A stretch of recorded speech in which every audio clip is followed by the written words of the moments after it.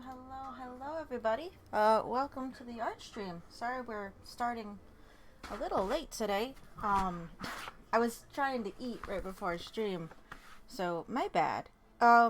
Today is the 28th of March. It's something on a stick day. They show a picture of a corn dog. I don't like corn dogs, so I'm not gonna eat corn dogs.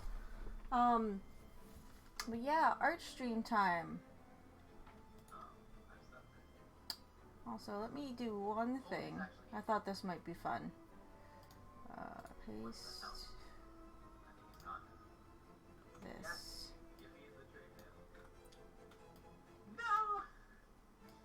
So today's gonna be loosey-goosey. Working on character design stuff here. I know I've been working on this like on and off, but that's the goal. I thought it might be fun though if I did this. If it works.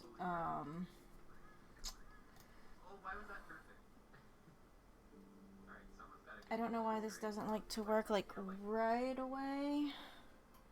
Let's just try unplugging it and plugging it back in. I literally thought about doing this like right before I hit go, because that's how I do. So that's why it's not set up. Hello, wake up.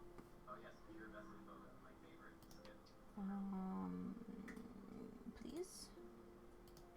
Please, this one. This one, please. If I do that, that is not what I want. I want this one. There we go. Okay. I'm gonna see my messy ass desk again if I do this, but what I'm going to do. So I pulled this up for a reason. I need to shrink this down. Okay, there we go. Shrink this down. Ooh. I did not. Okay. So, Streamlabs OBS is another program that if you hold shift, it messes with your fucking, what's the word? Aspect ratio of your thing, which makes life difficult if you don't want to do that. And I don't think I can adjust the size of this either, can I? I don't think I can. This camera that I'm using for the down shooter is like an extremely cheap camera. I can't do a lot with it.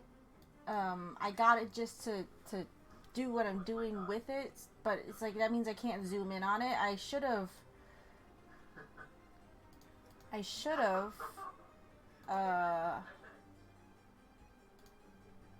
gotten one that I could zoom in with, but I did not. I got a $20 camera to do this with. What happens if I do that here? Oh, that'll mess up my display capture if I put it there. I don't want to do that. I can't crop that is what I'm trying to do. Well, let's just... Oops. No, I want... Well, that's just going to do that, and I'm not... No.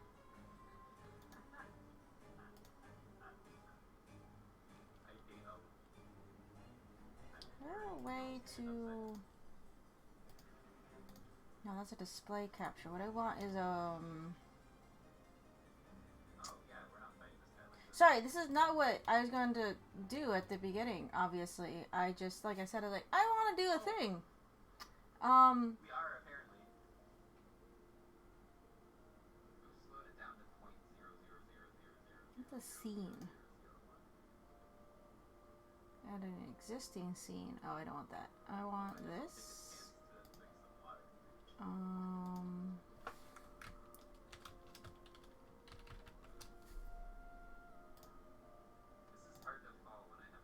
I want that. Now, can I like adjust? Yes. Oh, that just made it worse. That just okay. I'm sorry. I thought it would give me more options on what I'm trying to do. There's probably a way to do it. I'm just not setting it up properly.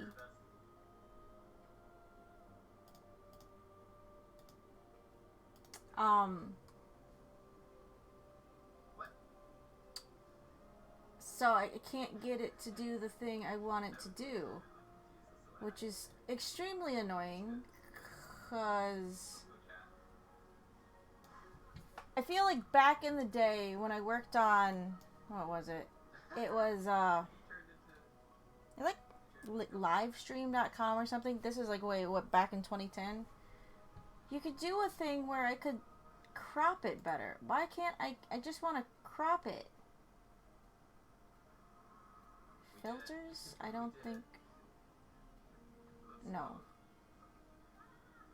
I'm a little bit curious what filters look like, but we're not messing with that right now. What I pulled up here, though, for funsies, just so you guys can see what I'm working off of. This is the reference sketch that I'm working off of. This is the original, on the side is the original reference sketch that I'm working off of. But you know, I guess unless I find a way to like crop it down or something, which I don't seem to have the ability to do from what I can see on here, I guess I'm not going to do it, which makes me a little sad. But we're just gonna get rid of that then. Get rid of this one. So, sorry, I thought that would work out way better than it did. For some reason, I know probably why, but my arm is hurting. And it's bad because it's my drawing arm. Just when I grip things. Ooh, that's actually quite uncomfortable. Anyway, yeah, that's what I was trying to do. I thought it'd be fun, but it doesn't want to work. Another thing that's bothering me on this is, one, it looks like I changed line thickness at some point. That's distracting. Is this arm is still too long, and it's bothering me. Every time I open it, it bothers me, so... I'm lazy. I don't want to redraw this hand, so we're just going to copy and paste that. I'm pretty sure I did this the last time we had this up. Yeah, look, the hand's not even there. I tried to fix it. I think I said forget it earlier, and I can't. It bothers me. I'm going to open it, see the arm looks off, and then freak out some more. I guess the body proportions in general are a little off, but, you know,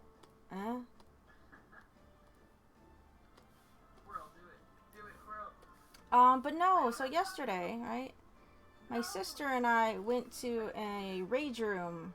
I mentioned this on Friday, and I think that's why my arm's hurting. It's just, you know, I'm swinging around. I was swinging around, like, heavier objects than I'm used to smash shit.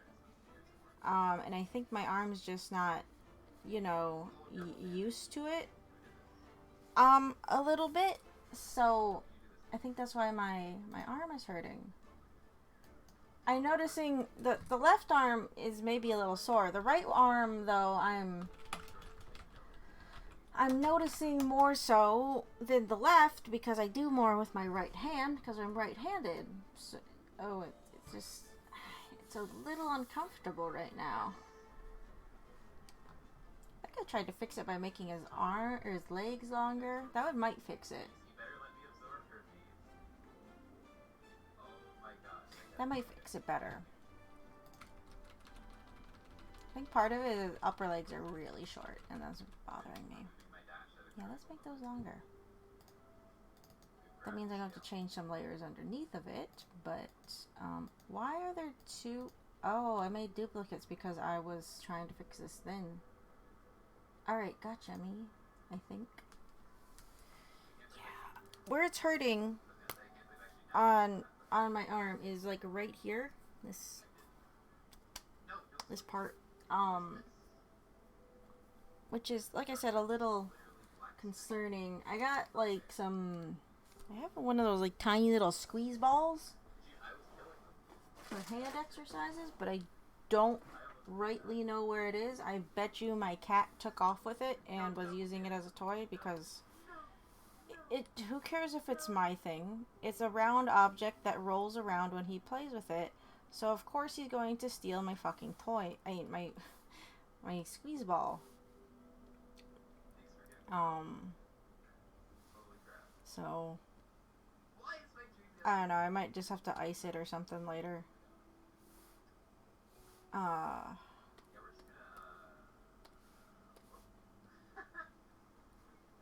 I was finishing up a different project earlier today. I was working on a painting project for somebody.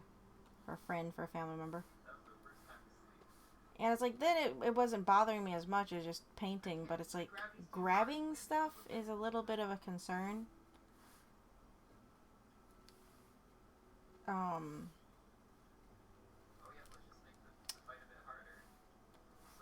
Okay, well, why is... Oh, wait, no. This should be the same color.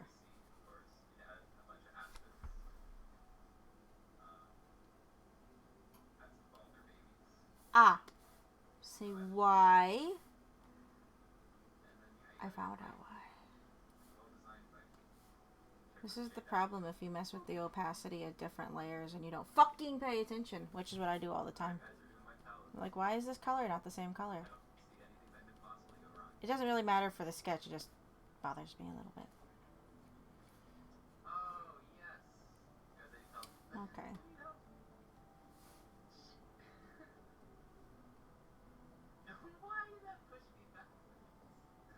It looks a bit better. I think I can live with that. But yeah, my arm's just a little sore right now. My sister brought over some barbecue from this barbecue truck that keeps appearing in my mom and dad's area. So that was yummy. She brought over Girl Scout cookies, and I forgot Girl Scout cookies were a thing somehow.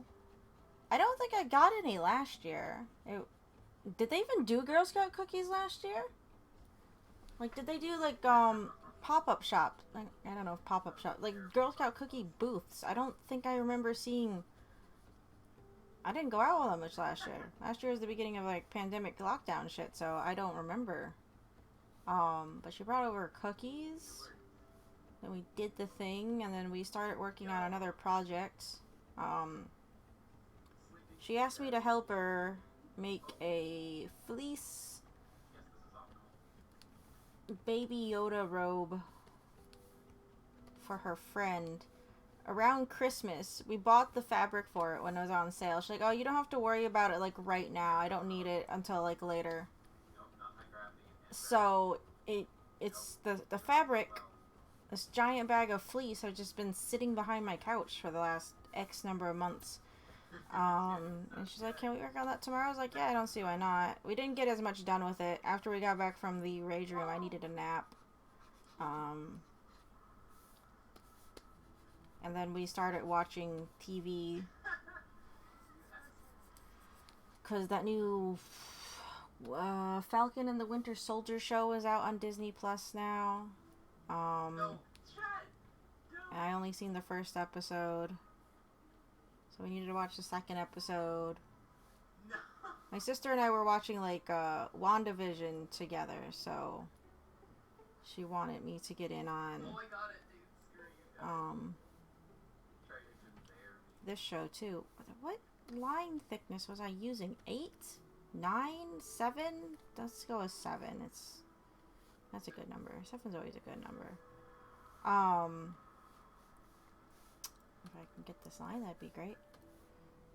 But yeah, so that was my day yesterday.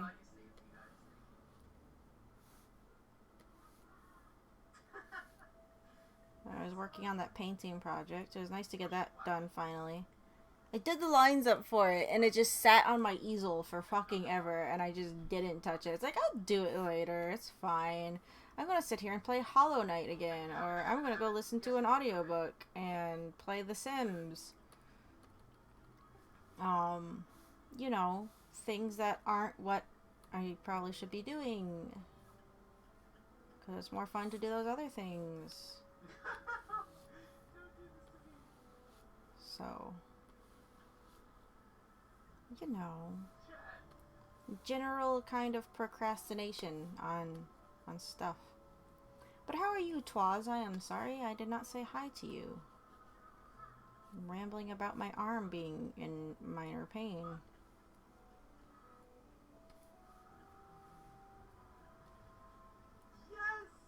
Oh wait, no, that's not. That's just happened. So why did that happen?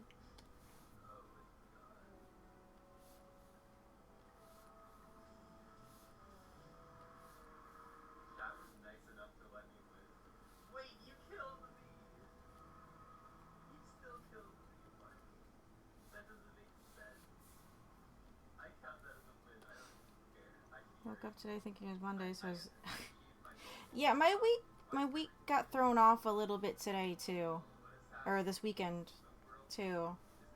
Um,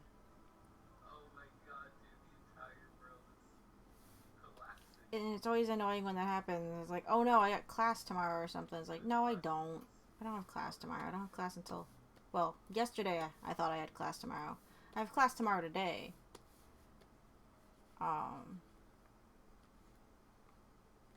There's been a few times I've woken up and was like, what day is it? Because it'll be like Tuesday or Thursday. I think it's Monday and Wednesday when I have class. And sometimes, you know, I'll get up late because my sleep schedule is a goddamn wreck. And I'll wake up in like a panic. I'm like, what day is it? I was like, oh, I shouldn't, I'm not teaching today. I'll wake up thinking, I should be talking to students, right? No.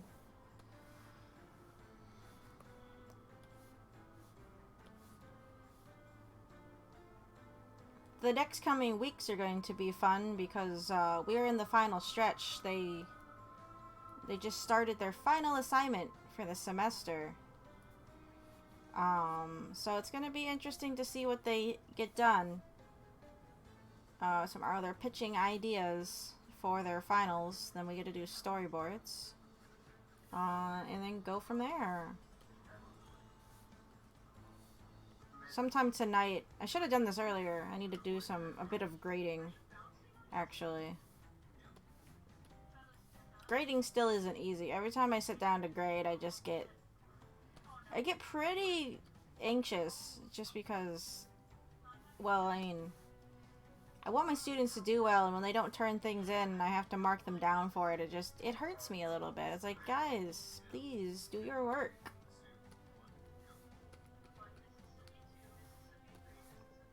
Especially this far into the semester. It's like you're coming in here, you're coming to class, I'm hoping, doing the work, and then you're just not turning it in. Why?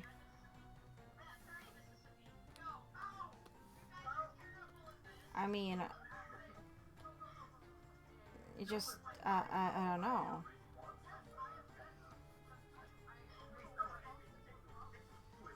Did I say how I caught one of my students, or I'm pretty sure I caught one of my students playing Animal Crossing during class? I heard Animal Crossing noises in the background because they didn't mute themselves. And I'm like, seriously? I know a thing just dropped recently. Didn't they just have like a big update? Because it's been like a year since it came out. Right? It's like, I get it. Big update. Bunny Day is happening. But it's like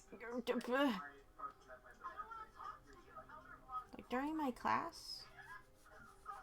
Animation is cool. You should want to listen to me talk about animation, dang it. You came in here. You signed up for this class. And then play Animal Crossing?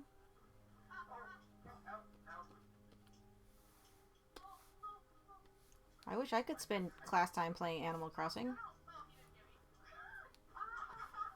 Or some other games. Like, I sit here play Sims.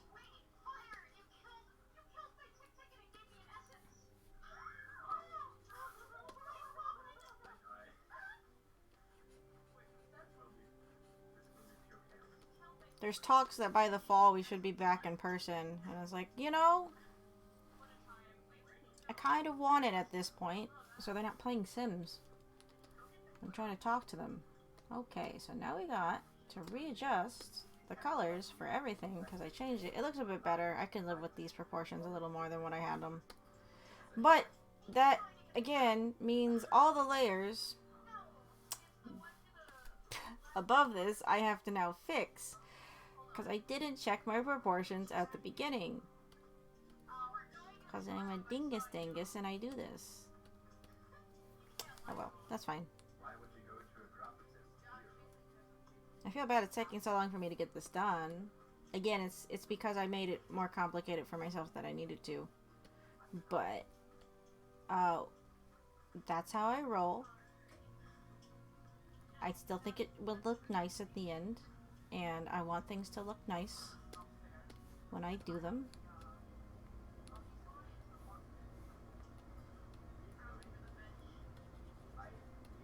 Because I do.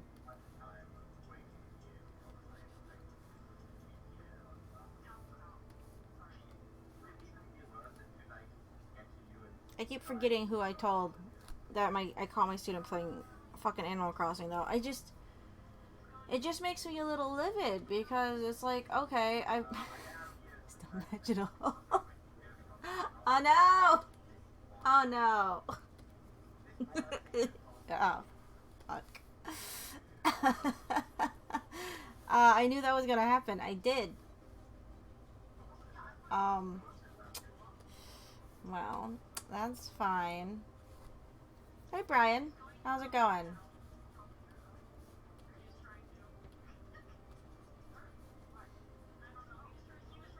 I am a fool. I have made a major mistake. That's alright. It just got cold in here. Why did it get cold? Oh. My sister was complaining it was hot in here, so she actually turned on my AC last night, and I don't think I turned it off. So the AC just popped on. That's fun. Kinda don't want that on right now. I should go turn it off. Today was... It wasn't as warm as yesterday. Yesterday it wasn't even super warm. Good, what's this about a student? Oh, Brian, I haven't told you yet.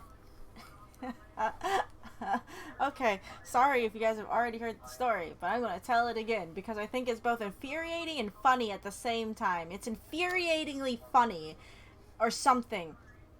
During critique on, when was it? Was it Wednesday or was it Monday? Whatever. During critiques on the weightlift during my class, I was sitting there and I heard some sounds in the background because someone forgot to mute themselves. And I could recognize them as Animal Crossing sounds. And I'm like, is someone playing Animal Crossing? It's like, because I hear items being picked up or equipped. No, I hear clothing or tools being equipped and fruit being picked up. And as soon as I said it, of course, that person realized they weren't muted because the sounds didn't stop because they muted themselves. But I am, 95% sure somebody was playing Animal Crossing during critique during my class the other day. So, a little annoyed because it's like I was already worried that they weren't paying attention to me.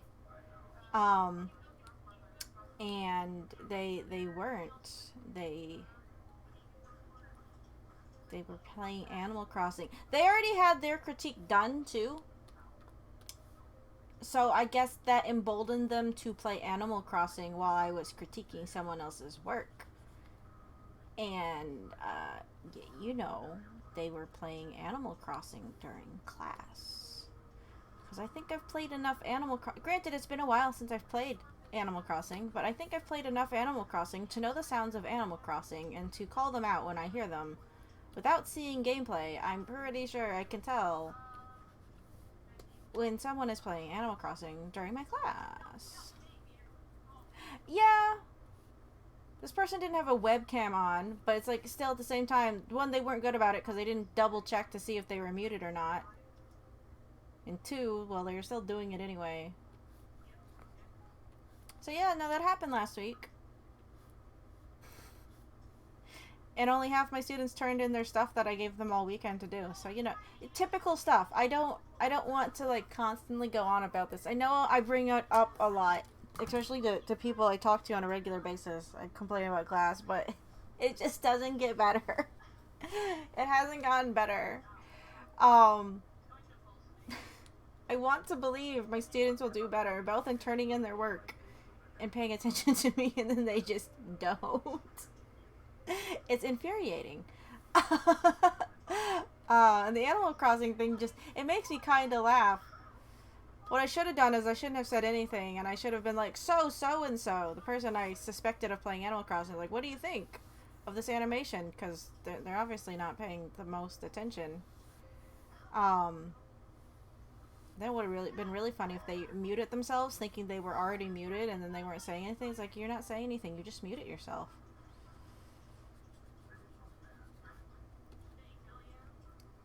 Again, if I could play games in class, it just makes me think, this is a different group of students, different age bracket and everything. It makes me think when I taught this after school program, and all the kids wanted to do was sit there and watch Dragon Ball Z videos on their phones. And of course they wanted to try and one-up me and pretend like I didn't know what the fuck Dragon Ball Z was. And I was like, honey, is Dragon Ball Z existed before you existed.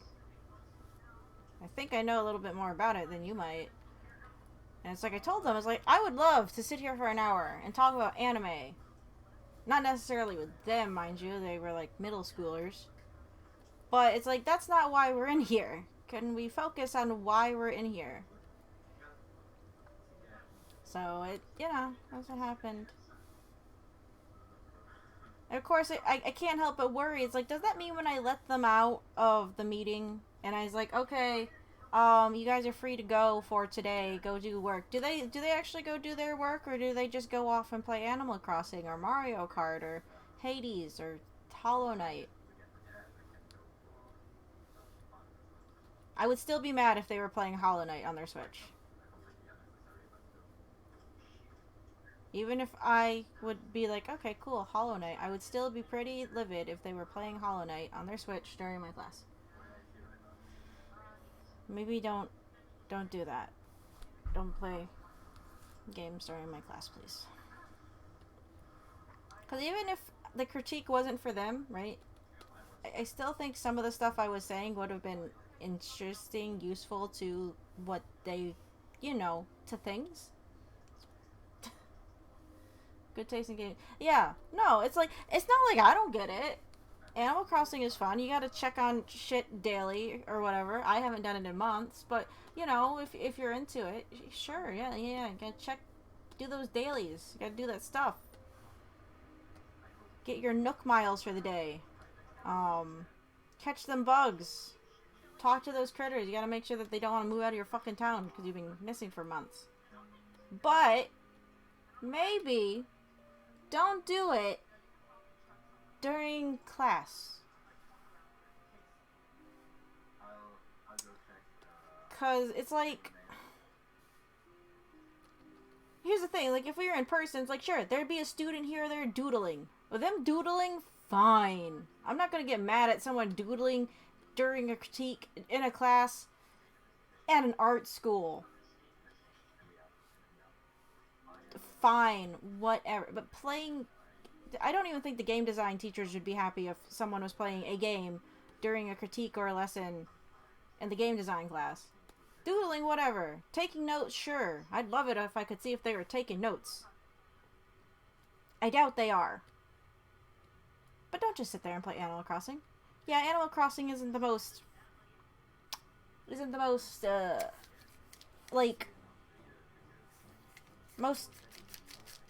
what's the word I'm thinking of? Help me here. It's not the most involved thing they could be playing, I guess, right? It's not like they're sitting there playing competitive Overwatch and yelling at their teammates for not doing their jobs during class. But still.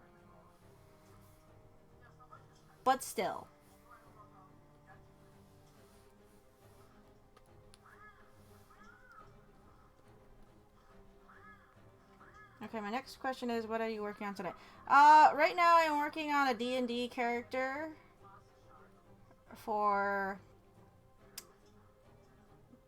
this is my boyfriend's current campaign D&D character.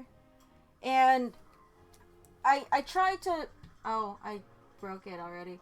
I tried to, pull up the original reference to it earlier so you could see what I was working off of.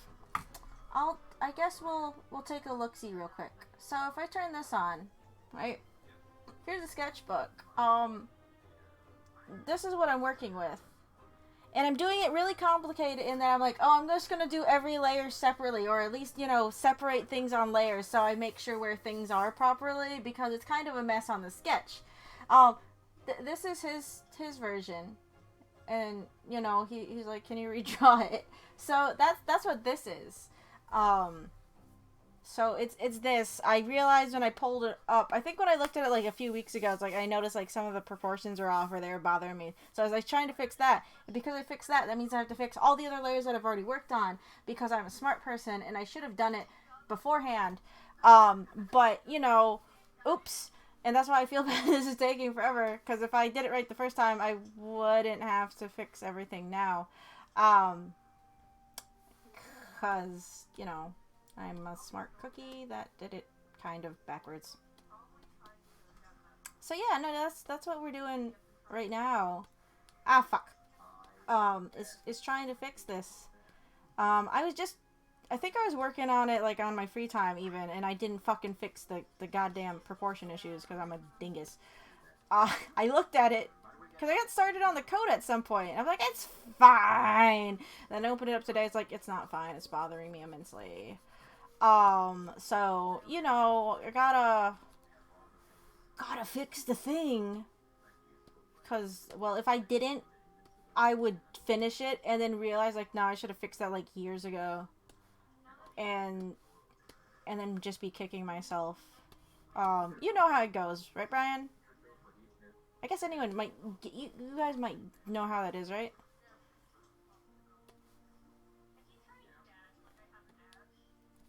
So, yeah. Say his last character, if you want to see it, I didn't do, oh wait, do I not have the colored version? Where is it? I did it on my other computer, didn't I? Say, the other version was this guy. I didn't do, like, a cleanup or anything for it, but I just multiplied the layer on top of the colors. I thought I did it on this computer. I think I did it on my other computer because I'm not seeing it on here. Well, that's annoying. It's somewhere. It's not in here.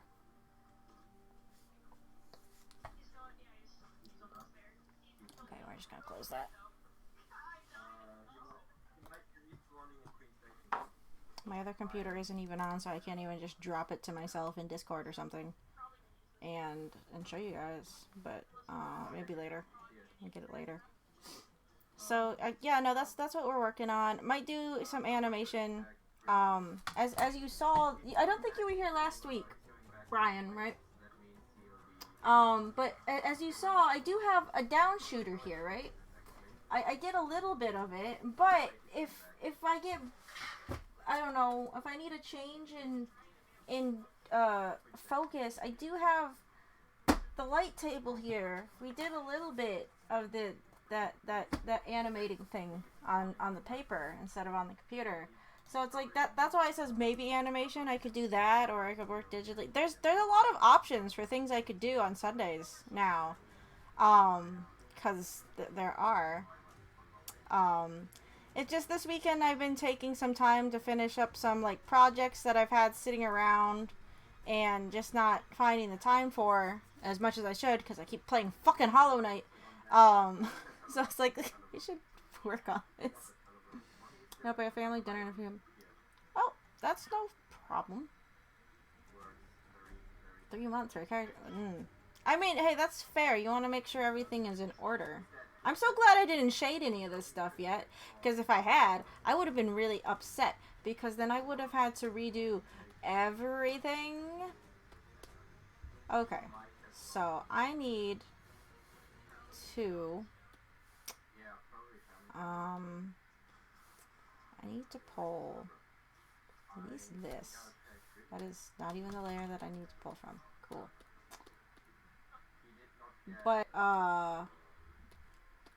But yeah, so, no, I don't know, it depends on, like I said, I want to make a little bit more progress on this, if at all possible, instead of, you know, not having it done.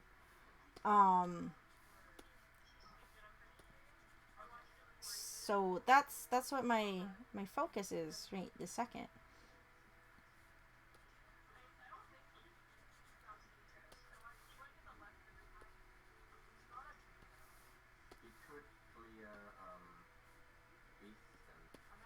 No, it's really bad when it comes to Hollow Knight. Again, I'm going through a kick. If you can hear it, I left my PlayStation 4 on in the living room.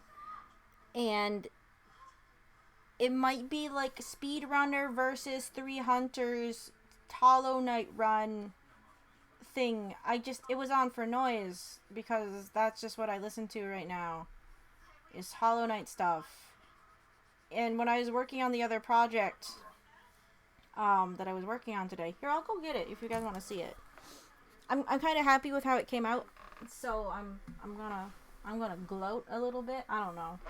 Hold on a second. Let me go get it.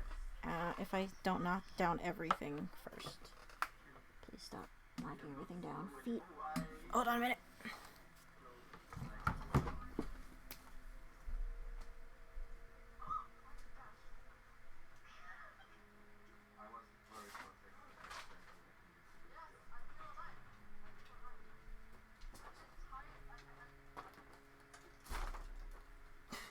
Just bring over the whole fucking easel.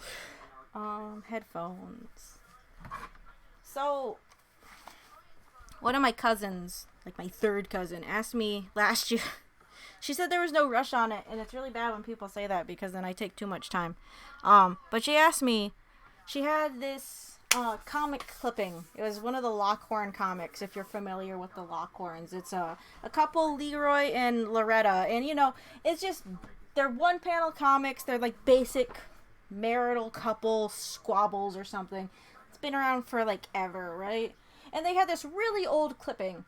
And she's like, can you like redo this for me? Like, she wanted me to digitize it and like maybe clean it up because it was in rough shape, this clipping. Like, you could tell that they've had it for like eons. The newspaper had gone brown and it was ripped and held together with tape.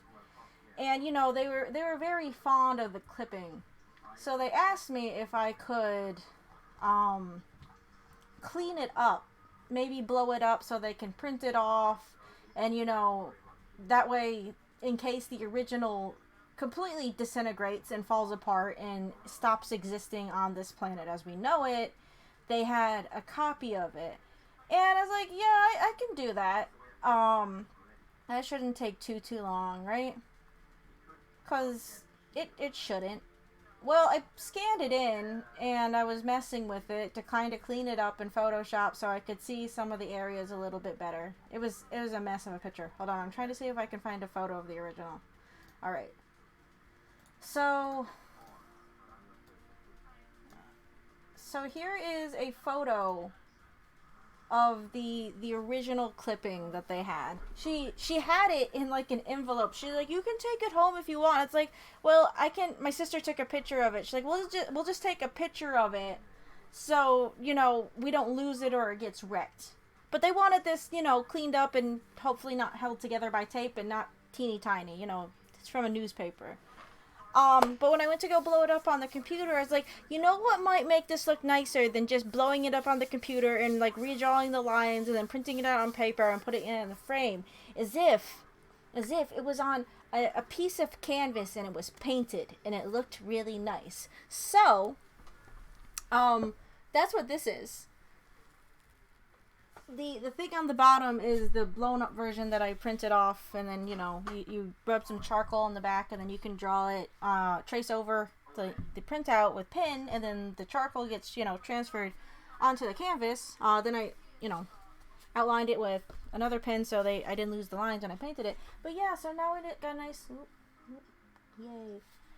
got a nice colored acrylic painting of it for them to hang up. Granted, I didn't draw it. I didn't come up with the idea. But I think it looks nice. So, you said more work. Me? Set up more work for myself? Me? Brian, never would I not do that.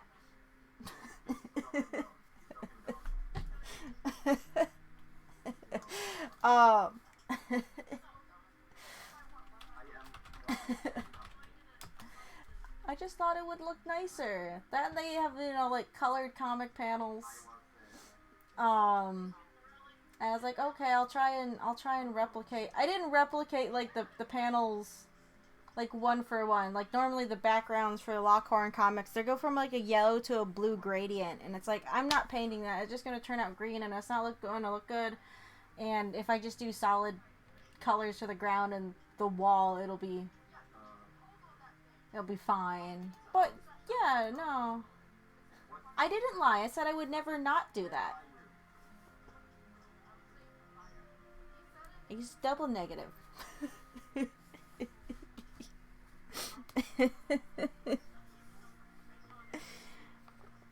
Oh, my arm.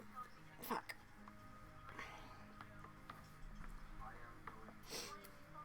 But, no, I just finished that up today. I got the letters all on it.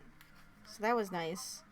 Like I said, I started, my sister and I started on that sewing project that she asked me to do. The other day I also finished up, I need to call the guy that's supposed to be doing the application of it for my mom, but my mom also asked me to do up a decal for her and my dad's RV. So I got that done earlier this weekend too. Again, I had just been putting it off. It's like between like work and other things, like I'll get to it eventually, Mom. And she's like, I really want it done before camping season starts back up, which is in a few weeks. So she's been hounding me a little bit more about it than normal. And tomorrow I need to make sure I call her vinyl decal guy. Because I'm actually a little bit bummed. So here, but we're gonna do another quick aside. Let's open up Clip Studio, because it'll make more sense if I'm in Clip Studio. So Clip Studio Paint actually has vector layer options, I've discovered. There's a bunch of different articles on using them, and they're actually quite useful. You get to see the logo design is, and I'll explain it here in a second. But it's nice. You can make a vector line art layer on Clip Studio. Which is what I did. I thought it'd be helpful, but there's apparently no way for me to export it to, like, Illustrator or anything, so I might have to, unfortunately, redo it or something later on. But the nice thing about the vector layers in Clip Studio is using this tool down here, the Correct Line tool, right? You can adjust the vector lines.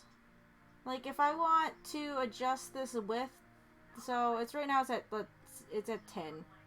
I think I shrunk something down, I don't remember. But it's like if I wanted, let's actually just go with 10 again.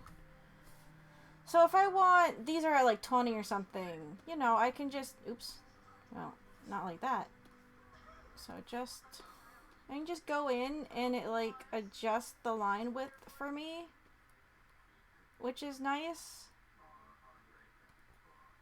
So it's like you can really play with just line weight with the vector tool in here. I don't use vector graphics all that often. If you don't know what the difference is between, you know, vector and raster graphics, don't worry about it.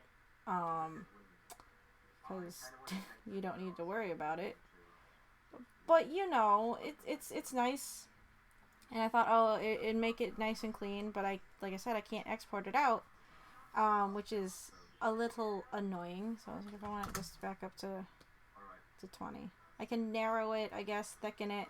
I guess some people for their line work, they'll, you know, you can vary the line weight if you need to.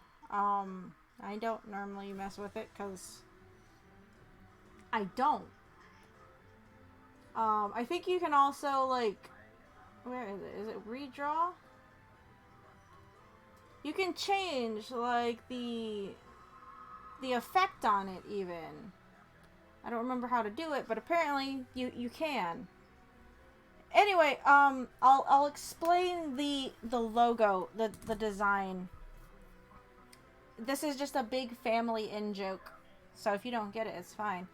My parents got an RV. My dad brought it home and backed it into the driveway. Even though it has a backup camera, and, you know, mirrors to see if you're close to things and you don't hit them. He didn't use the backup camera and ended up hitting the corner of the house. I'm kind of glad I don't live there anymore, because the corner of the house he hit would have been the corner that is my bedroom, and I would have been really upset.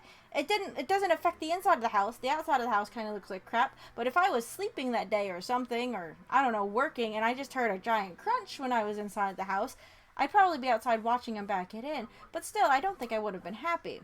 Anyway, my dad backed the RV into the house a little bit. I think he might have crushed, like, the drainage pipe and stuff, right? So, naturally, my mom and sister start calling him the bulldozer, because he, you know, backed the thing into the house.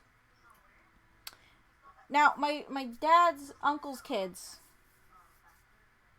really like to say what the what from The Amazing World of Gumball.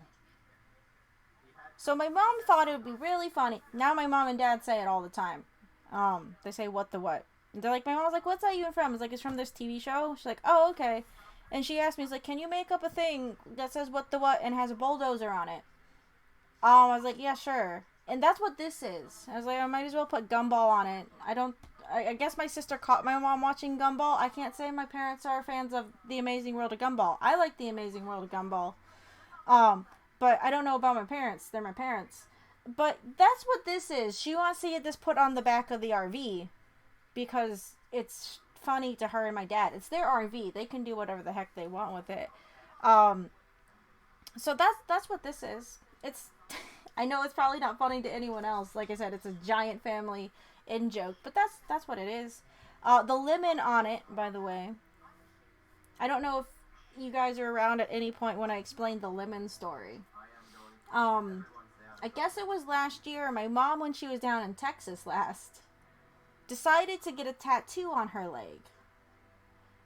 Forever ago, my friend Kevin got her this little seal, you know, a seal stamp, when he went to Hong Kong, because his family's from China, Hong Kong, that area, right? So he got her a stamp and said that it said Romero on it.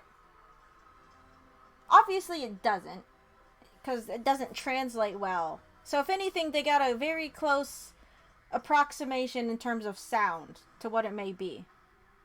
Right? That's what you can do. Yeah. But my mom, kind of going through white lady midlife crisis, that's what I'm going to call it, decided to get this random Chinese character. I guess it's not random, but she decided to, you know, get Chinese characters tattooed onto her body without fully double checking what the meaning was. Which I'm like, oh no, my mom did that thing. She got, like, pancakes in Japanese transcribed on her in permanent ink. Oh shit. Well, my sister and I were, like, talking about it, and she asked our friend who got her the seal, Kevin. We asked Kevin, we're like, hey, what does that mean, really? Because mom got it tattooed on herself. And he's like, what?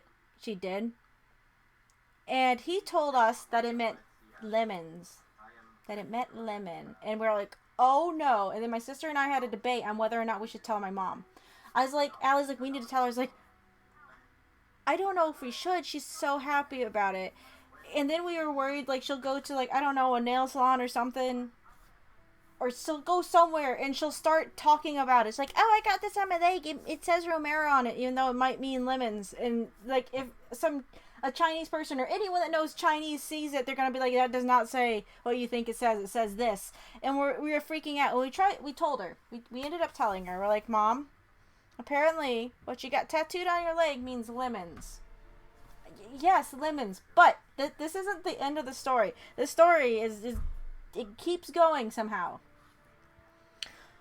So my sis, she got very mad. She's like, well, it means Romero to me. It's like, that's not how that works, but okay. You know, kind of, I'm going to say it, kind of white lady logic. My mom is a very kind of, she's not Karen levels, but, you know, white lady boomer is a good way to describe my mom, I suppose. So she was very upset about it, and then upset that Kevin told her. It's like, he didn't make you get the tattoo. You're the one that didn't double check to see what the tattoo said before you got it put on your leg, Mom. Well, my sister has another friend from China, but she's from, like, mainland China. I think Kevin's family's from Hong Kong. She's from, like, you know, a different part in China. So she asked her other friend, she's like, what does this say? She's like, I don't know. I'll have my mom look at it. Because she knows Chinese better or whatever. Because I guess my sister's friend, she's like, she doesn't really, I don't know. She likes it over here in America and I guess doesn't practice her Chinese as much or something. I don't know. And her mom said, it's like, no, it doesn't say lemons. It says something like beautiful mountain road. Like the different Chinese characters for beautiful mountain road. And like phonetically, it would sound similar to Romero. Those sounds. It's like Raymond Rowe or something like that, right? That's what it said. So it did not actually, in fact, say lemons. My mother, thank the maker, I guess, did not actually get just the Chinese word for lemons tattooed onto her leg. Doesn't mean we're not going to tease her about it, but she did not actually get lemons tattooed onto her leg. She was very mad, though, when she found out that Kevin lied to her. Because Kevin then admitted, he's like, no, it doesn't actually mean lemons. I was at, like, a cafe or a dessert shop, and I was trying to think of something silly to tell you, just because I thought it would be funny. You know, he could have said, like, strawberry or orange or something like that. And he just went with lemon. So now my sister and I, because we're kind of terrible children, we just kind of sneak lemons in places. My mom saw this design with the lemon on the bulldozer and she didn't say anything about it. So I guess she's fine with it. But, like, if you see me pop in a lemon somewhere, it's because I'm thinking of my mother. Because I'm thinking about my mother. My sister and I did up she did up a thing, a project. And she wanted a studio logo for it. This was last year during the pandemic. She was doing like a weird live action film thing like every weekend, right? She was kind of doing it on her own. I was doing other things, so I didn't do anything with it. Where is it? I know it's on this computer. The other computer. Pretty sure it is. Oh, here it is. So, I don't know the best way of sending this to myself, what it would be. Okay, it was Lin Mei Lu, I guess is what my mom got tattooed on her leg. Because my sister decided to call her studio Lin Lei Mu Studio. Because it was referencing my mom's tattoo. And the logo design is literally just a lemon that has one of those heart tattoos with the little ribbon on it, and it says mom on it. Because my sister's... Okay, it was kind of my idea. We're both terrible. We're both terrible children. That is the long and short of this story. Is my sister and I are terrible children. But yeah, that was the whole long story just for why there's a lemon on this bulldozer. and that's pretty much it. But yeah, my sister and I'm not gonna say what I did to that. My sister and I just, you know, we try to have fun with our mother. My aunt is more angry about it than my mom is. My dad thinks it's funny. But no, that's the kind of dumb shenanigans that went down in my family last year around this time. My mom is actually down in Texas right now, and I saw my sister and mom came over before she left, and my sister's like, oh, right, so we need to have a talk with you, Mom. And I didn't know what this was about. Allie didn't tell me that we needed to talk to my mother before she left. But she's like, okay, Mom, now when you go down to Texas, no more tattoos, okay? And me, in the spur of the moment, is like, yeah, don't go and get grape tattooed on your other leg. And I almost died of laughing, because I just thought it was really funny. My mom hit me for it. But, it's like, Mom, Don't do that thing called getting. I mean, she didn't even originally get fruit tattooed on any kind of fruit tattooed onto her body, but we're just gonna tease her a little bit about it. Because until Kevin came clean, we all thought she actually got the word lemons tattooed onto her leg. None of us knew Chinese. And nobody checked. I didn't know she was going to do it, so I wasn't going to go and check. She should have done that before she went to the tattoo place. Like, put this on my leg, please. That is kind of what Kevin does. He's one of those friends that we've just known for like years.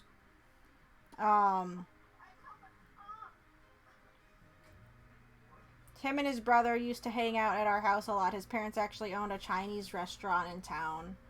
And so that meant, you know, they came to hang out at our place a lot because his parents were busy with work and it was fun.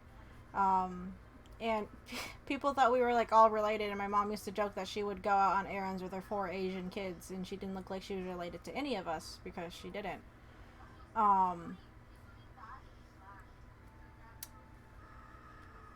But he's just, you know, one of those friends that was around.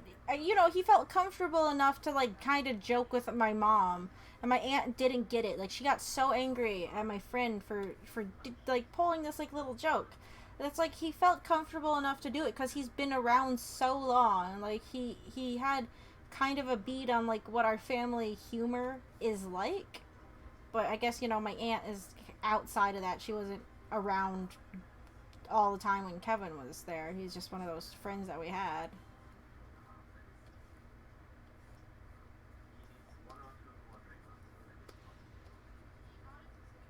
I mean, I get being a little bit upset. You think, oh, I got something tattooed onto my leg that it's not what I thought it was at all.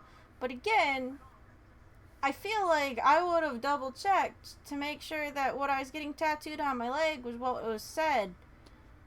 And my mom just didn't do that. It's like, Mom, why didn't you ask?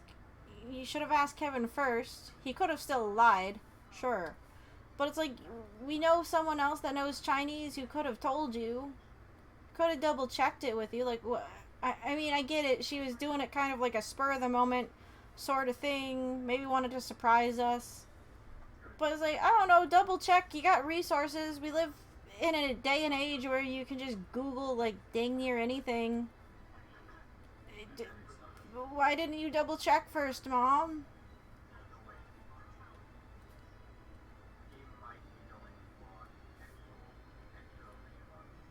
But anyway, why we even went on that tangent, I apologize for going off onto weird tangents that don't seem to link up at all, was I was just saying I finished up that design for my mother finally.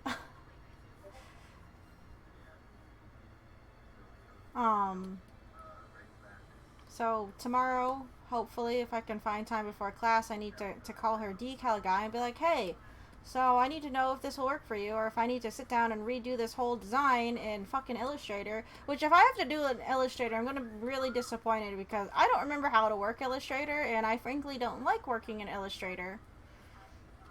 So it's like I'm going to have to find some way of getting that into, if he needs it in a vector format for however he prints out his vinyl decals, I'm going to have to, like, scramble to find a way of getting that fixed. Do not apologize for illegitimate. I just know, you know, to some people, they're like, that. Well, okay, I guess I'm just thinking about my aunt, and when we tried to tell her, you know, just that Kevin said this and then he was lying, she's still mad about it. She anytime she hears Kevin's name, she's like, I'm still mad at him. I don't want to talk to him. It's like, you never talked to him before this point anyway. What's the problem? She just kind of has a bee in her bonnet right now about it. Which I guess is a little unfortunate. Like I said, we were wondering how my dad would react, and my sister's like, he thinks it's really funny. We just can't bring it up in front of Mom. I guess my sister and I didn't know how my dad would react because he was normally, like, pretty strict. I mean, he's a loosey-goosey kind of guy. to people that aren't his children, I guess. You know, we saw a different side to our dad than everyone else did. Um, but no, apparently he thinks it's really funny. So it's like, alright. It's his name after all, I suppose.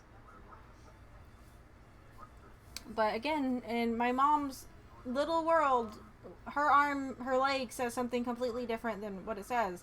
And we keep trying to tell her, it's like, it doesn't even say anything bad. Like, she's got caught up that it actually means lemons. When we told her, it's like, no, it doesn't. Sure, we tease her that it might. But it's like, Allie and I both know at the end of the day, it doesn't, actually.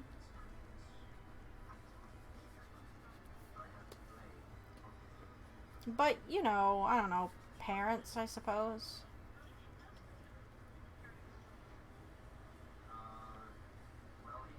Old people, I don't know. What is a stream without several tangents? Exactly. There is a time and place, I guess, for everything, and random tangents go here. Because we're just sitting here talking anyway while I doodle stuff, and it's fine.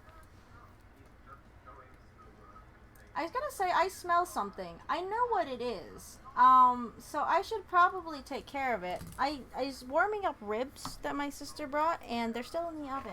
So I need to take those out of the oven. So, be right back.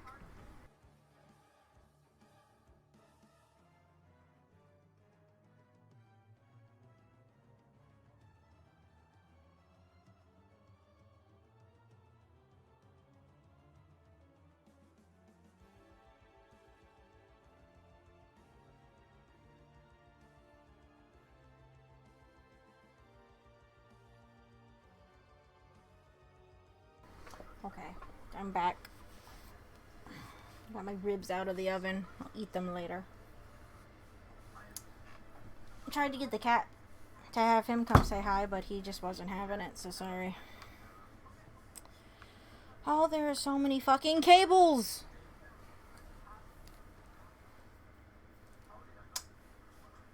Alrighty.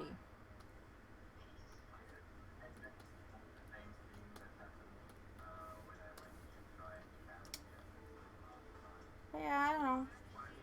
Been a little bit productive, like, it's not like I'm not productive other weeks.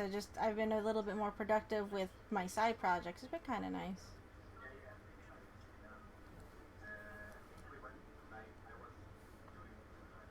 I'm just a master procrastinator, is part of my problem, though. Oh, hi, kitty.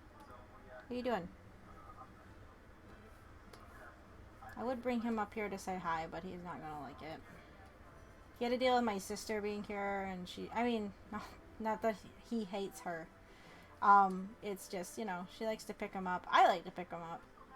And then he got mad at me because I had to lock him in the bedroom yesterday while I was when we were trying to do sewing projects because he was just getting into things. And then when I was painting, he likes to drink my paint water.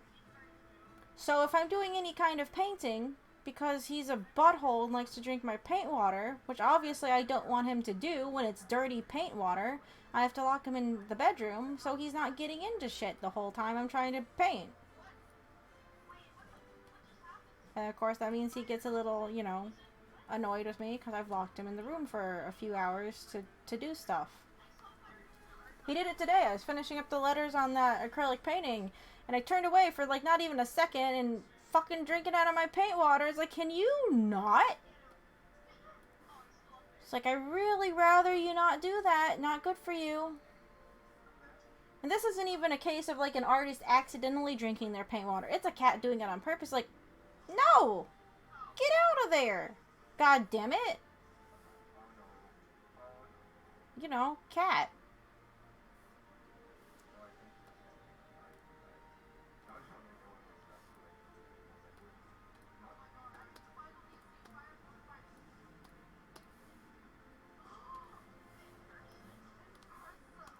Like, the water doesn't even look like it's a good color. I don't know why he would try drinking it.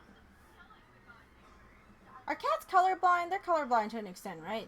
They see just a different range of colors, at least than dogs. Like, what do they not care? course, my cat just likes getting into cups anyway. I can't actually drink water or anything in a cup without a risk of him either knocking it over or drinking out of it. Every time I get milk out for, like, Oreos or any kind of cookie, if I turn away, he's going to be drinking out of it. It's like, can you not drink my cookie milk? That's for me. That's not for you. I'd rather you not be drinking my milk at all anyway. Like, you shouldn't have milk. People come over and they'll ask for, like, a glass of water or they'll go get a cup. And I was like, I wouldn't do that if I were you. And they're like, why? It's like, because my cat will knock that cup over without fail. My mom still does it, and she's like, the cat just knocked my water cup over. I was like, pretty sure I told you 5 minutes ago when you got that cup of water to maybe not use that cup. I have 2 water bottles that I use just on a daily basis. I mean, aside from just using them because I have them. So the cat isn't getting into them or dumping them on the ground.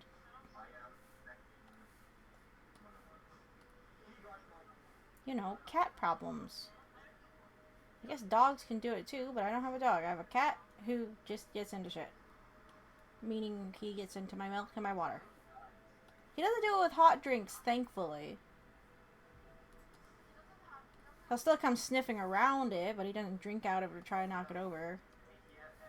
Still doesn't make me feel any safer about it. But, you know, cats.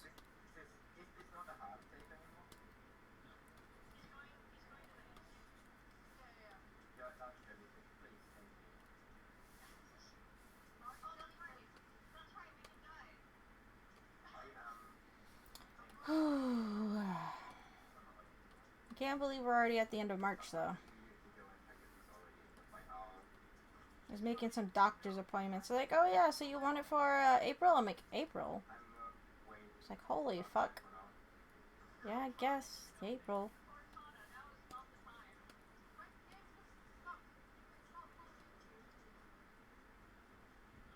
The end of April will mark my 3rd year here, actually, so I guess that's exciting.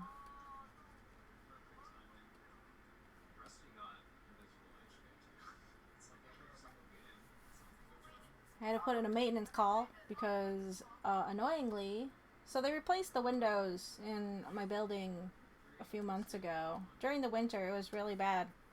I might have complained about it, that they, you know, they took out my window in the middle of the winter, and it was super cold. Because it was cold. Well, I went to go open up my window the other day. It was nice out. I wanted the window open. I can't open my bedroom window right now. They even wrote it on the window in, like, soap or something so they wouldn't forget. My bedroom window doesn't have a screen on it right now. So if I open it, it's just a hole to the outside. And it's like, well, that's not good. I can't leave this open because things could get in here or my cat could fall out of it. Because my cat likes to play around the window, especially if he knows, like, the window's open. He's going to want to sit in front of it and get fresh air or something.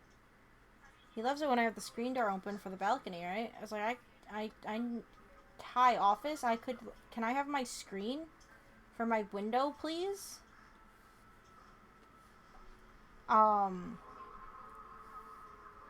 So hopefully they get it fixed. There was, like, an apartment at the front of the building that they managed to break 2 of the windows that they installed. And they wrote on them, oh, broken window, and they were, like, taped. Those got fixed. I'm like, okay, they got theirs fixed. Can you fix my thing so I have a screen, please? So I can open my window? I like having my windows open when the weather gets nice. I can't do that if there's no screen in my window. And I didn't think about it until now because the weather's been, well, cold.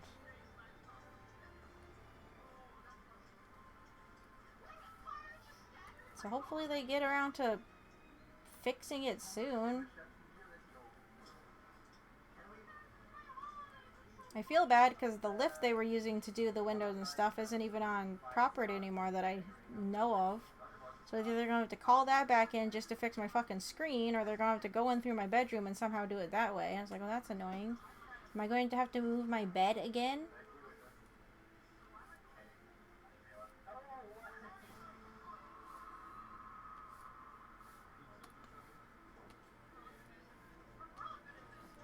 I took my ribs out. Smell. Well, I guess they're still gonna smell good. I don't know. Hey! Get off the printer! No, get down! You just turned. Why'd you turn the printer on? You don't need to be over there. Cat's trying to scan things now. Turn on the printer. You know, cat things, I guess. What are you doing, you nerd? Oh wait, he's over here. I want to say hi to Kitty. Come here. Come here, big boy. Ooh. Guys, look, I found a cat. He turned on the printer. Do you want to say hi? No, you never want to say hi. You just want to turn on my printer and pretend you didn't turn on the printer. Well, you did. You turned on the printer.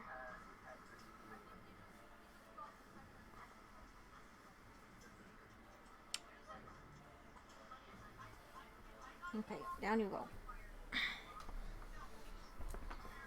Turning on my damn printer. Like he owns the damn thing. He does not. It's my printer.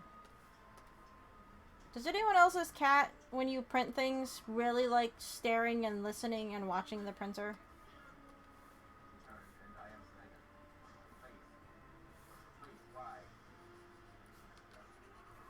Because my cat has a very weird thing for my printer, and I'm not... It's a weird... I don't know. I just realized that I didn't unlock the opacity. There we go. Yeah, and she gets startled each time the paper shoots forward. My cat tries to, you know, get the paper as it's being fed in, and then he tries to get it when it comes out, and then if I want my paper to look nice, it doesn't look nice because he's crumpled it, because he's swatted at it, and I'm like, dude, that's my fucking, my paper. I didn't even spell coat right on this layer. Okay, well, I think we fixed everything. I might need to lengthen the coat. But I think we fixed everything that I had broken by making his legs longer. Cool. We need to fix the length of this coat, though. It should be longer. That shouldn't have taken that long to fix. It was just because I had to go off on a bazillion tangents. And I apologize for my tangents. Some of the stories are just fun to retell, though, because my sister is over, and I can't tell her these stories because she's already heard these stories, or she is part of those stories, like the lemon one. Kitty, get away from the printer. I'm not even printing anything right now. He just likes the noise I think it also makes when it turns on. He's like, oh, if that's making that noise, that means it's going to shoot things out for me to play. No, that's not what that means. He thinks that's what that means. It's not.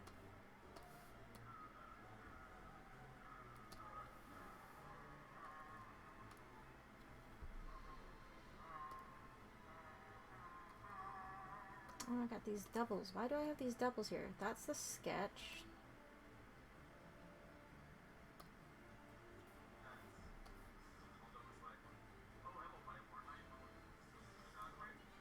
I have a turtle that likes to watch TV and did at one point stop and watch a printer. Oh. I mean, I guess it's like a different noise than what they're used to, I suppose. I just wish that I didn't have to risk my papers getting ruined because my cat decided to play with the printer when I printed them off, because it's a little annoying. There's a few times during Japanese classes, like I would print off stuff.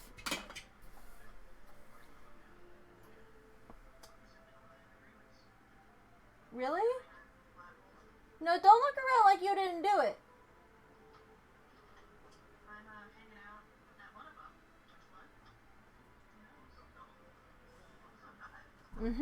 Alright. What did I say? Oh. You know, I'd print stuff off for Japanese class, and I want my paper to not look like shit, right? And the cat would get up there and ruin my paper. I don't want my homework to look like I put it through a fucking laundry mangle or something.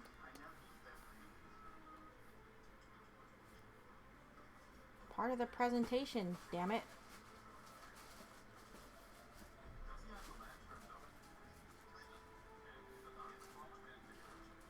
Cats don't understand that kind of thing, though.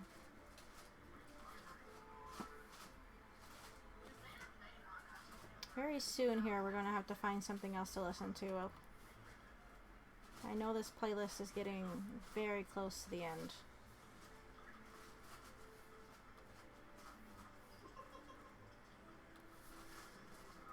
I could always restart it, but change it up a little bit.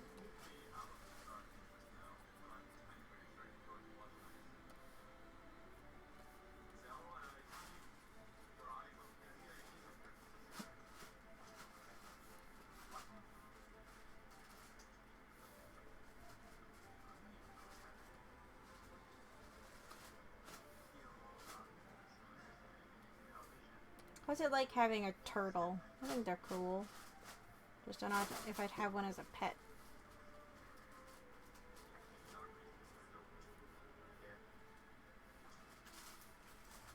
A while ago I was reading about people and keeping snails. Like, snails are great, I just don't like snails, but I think it's because I don't like slugs, and they just make me think of the same thing.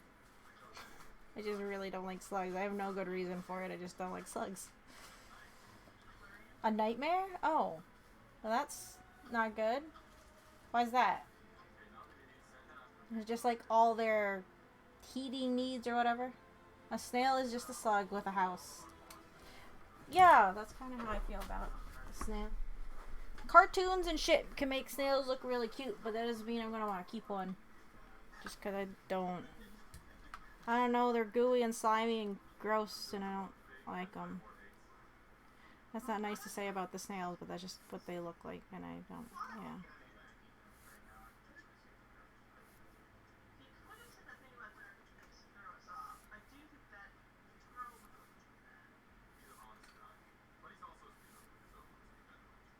I hated it after it rained and you just see slugs everywhere. I don't like worms, I don't like slugs.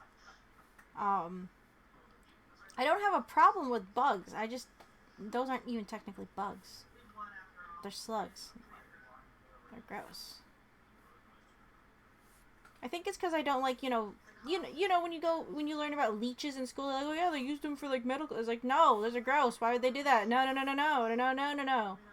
Like, similar thing. It's like, I don't like any of these things that are long and slimy and gross. I hate them. An irrational hate for slugs and leeches. I think it's because I don't like flatworms. Flatworms creep me the fuck out. Talk about, like, microbiology, and you gotta talk about flatworms. I hate flatworms. I think it's because they look like they have derpy little eyes, and I hate them. I don't know why. They just make me uncomfortable. I don't like flatworms. This is the time of the day that I lay it down on you guys to let you know how much I don't like flatworms.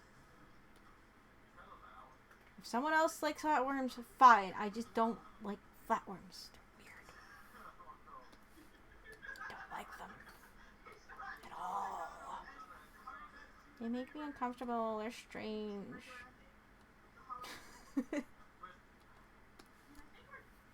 No, don't look up flatworms.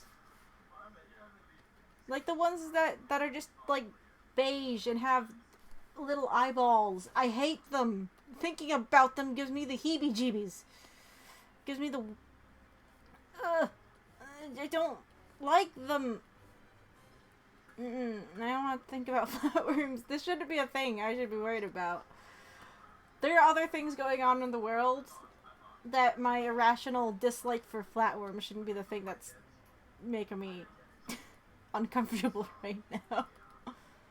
I just don't like them.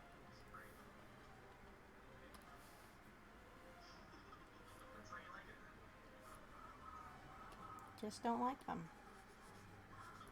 I love it, but it's been a whole ordeal the last couple of weeks. Last Sunday, my turtle tank sprung a leak, and I had a huge mess to deal with it now when I got home. Oh, damn. Is it mainly just, like, their housing needs that make turtles difficult? Or is it,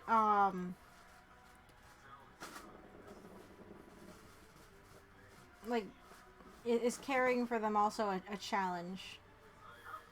I know a while ago when I was looking into pets, I considered, like, a chameleon, actually. But it's like, I didn't think I had the space for all the stuff I would need for it.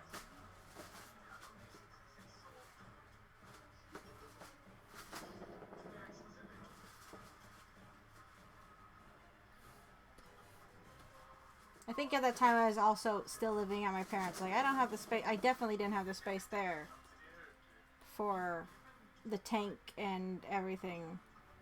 Not in my room. At my parents' house. Too small. Way too small. Yeah, their housing needs are a pain, and cleaning up the tank is a whole thing. Ah, I gotcha. Like with my hedgehog, it's like, yeah, I had to clean out the cage from, you know, on occasion, but I don't think it was really the biggest of deals. It was more of an ordeal with a hedgehog to give him a bath. My hedgehog didn't like baths. You see all those cute videos of like hedgehogs enjoying their baths and just, you know, floating around. Yeah, my hedgehog wasn't into that shit.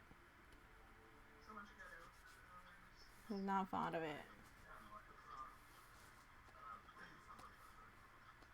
He liked to be a dirty little boy, and I was like, but why? I just want you to be a little bit clean.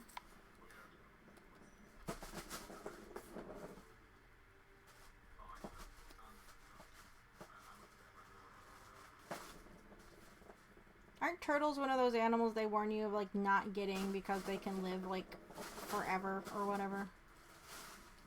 Like birds, everyone's like, don't get a macaw or something. It's like, because it'll outlive you, and that's not fair to the bird.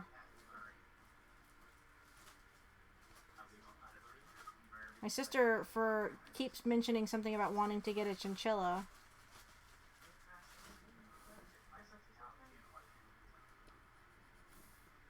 My sister's never home, though.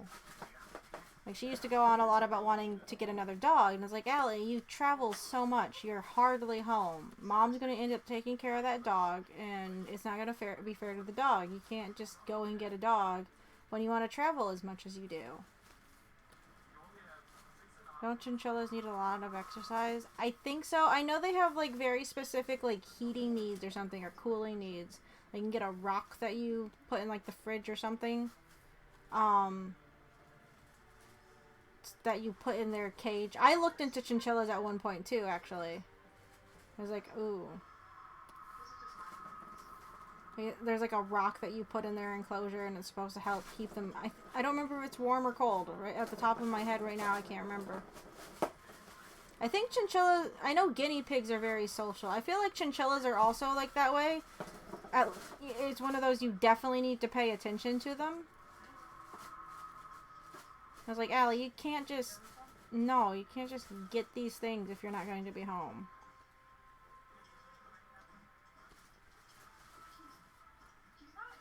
My sister's one of those people, though, that she'll see people with, like, a new puppy and be like, oh, I want a puppy. And then she spends time with the dog. She's like, dogs are so much work. It's like, yeah.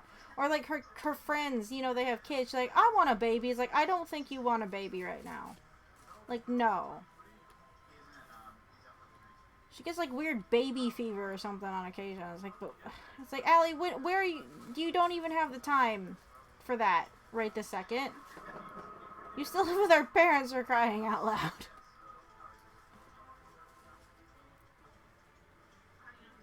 I'm losing the layers that my things are on again. Pretty sure most of the stream sometimes when I'm doing art is like, where is this layer? I've had Eddie, that's the turtle's name, since I was 7. I'm now 33. Oh, wow. Yes, aren't turtles very, sturdy?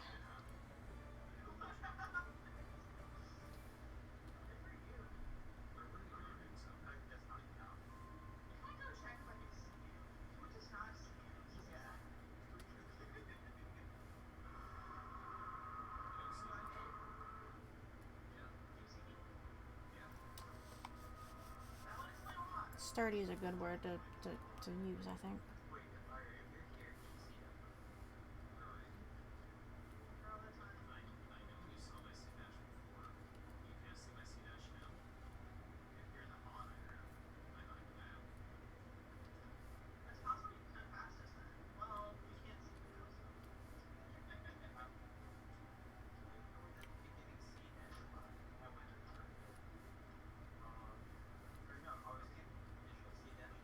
I know there's a point there, it's like I considered getting a bird, but I had a cousin up in Canada that had a bird, and she's like, oh, they're just a mess. Or, like, at least my aunt up there was like, they're just a mess. Of course, from the sounds of it, she's the one that had to take care of it, not her kid that wanted the bird.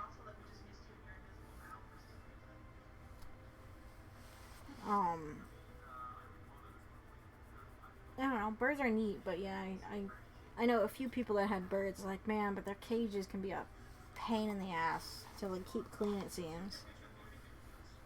My sister, too, she's like, no, you can't get a bird. She's like, I guess she watched one of her friend's birds at one point, and she lost track of it, and she's like, I think I sat on it once, like, it was on the chair, and I didn't see it. I'm like, I'm sorry, you what? My sister makes me nervous around animals that aren't cats or dogs, or, like, small animals. Because I know when we were, like, kids, she would watch her friend's hamster from time to time. And I think one time the hamster got out of its cage and got lost in our house for a while. And the friend wasn't even worried. She's like, oh, it does that all the time at my house, too. I'm like, why are you so nonchalant about your pet being lost in our house?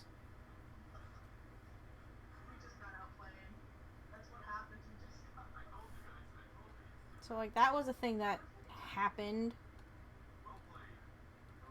So now he's like, oh, I want this animal. It's like, are you gonna get that one lost in the house too? Because I don't think that's a good thing to do. Oh, the playlist ended. What do I want to listen to? I don't fucking know. I didn't think that far ahead.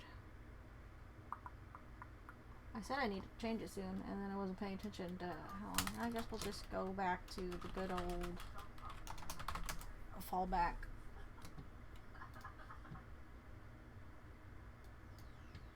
Yeah.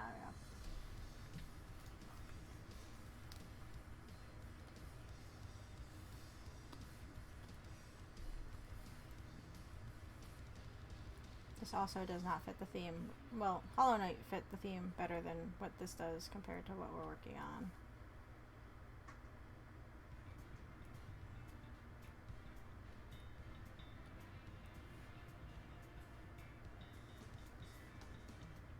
My mom keeps talking about getting a cat too. I think it's because she actually kind of misses my cat being around the house.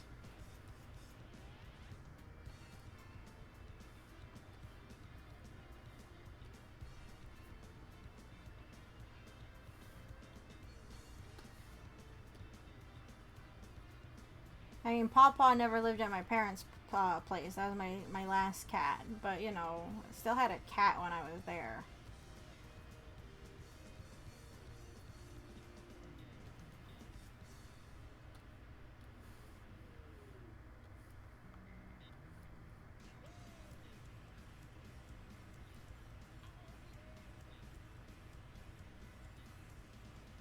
I think there was a point in time I was also thinking about getting a snake, because I think snakes are cool, but again, it's like when it comes to like reptiles and they're just enclosures, like I don't know if I could handle it, so I decided against most all reptiles.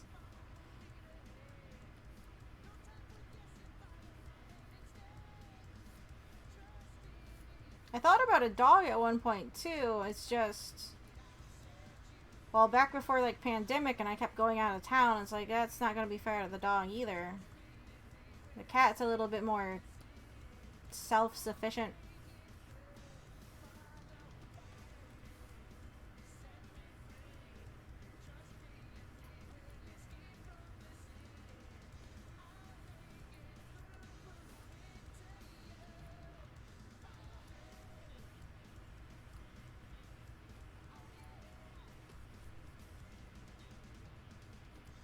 My mom's asked me a few times, like, oh, when do you think you're going to be ready to get another hedgehog? And I was like, I don't know. Like, I liked having a hedgehog, it's just what happened with Ozzy with, like, all his health complications. Like, I didn't know if I wanted to go through that again. At least not for, like, a while, I suppose. Like, even chancing it.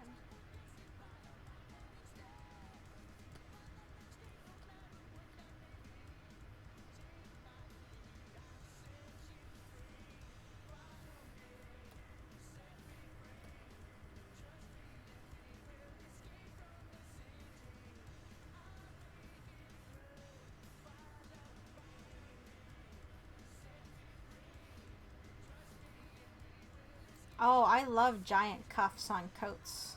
I like long coats. I like ones with giant cuffs, collars, buttons. You know, Kingdom Hearts coats.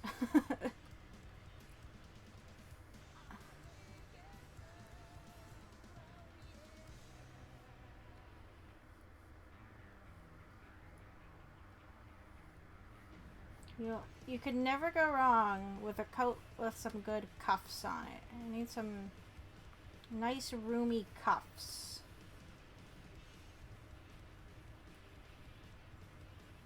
Just kind of like a rule.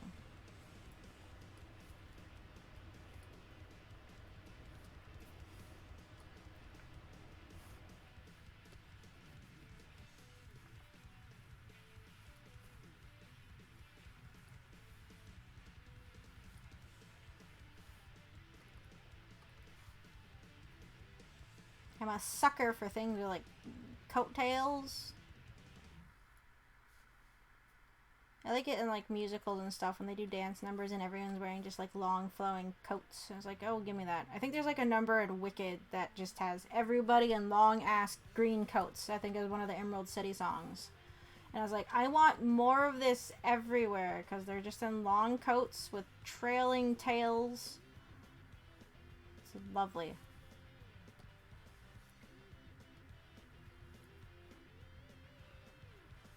Can I get this line to do the thing I wanted to? Well, apparently I can't. Not one stroke.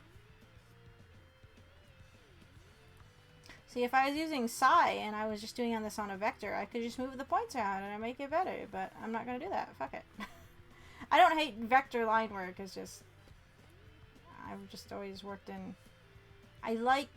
Did I say Psi? I mean Clip Studio Paint. This is Psi. So I like my line work in Psi. And I'm too stubborn to change. I don't know if I liked what I added there.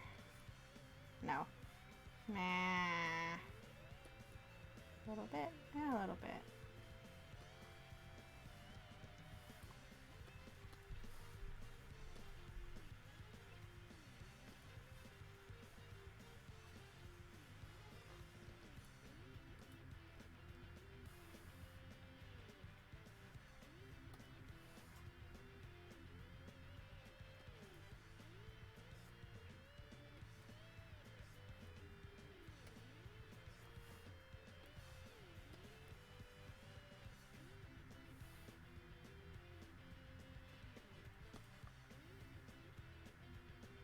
Oh, so why did it get so quiet in the other half of the house?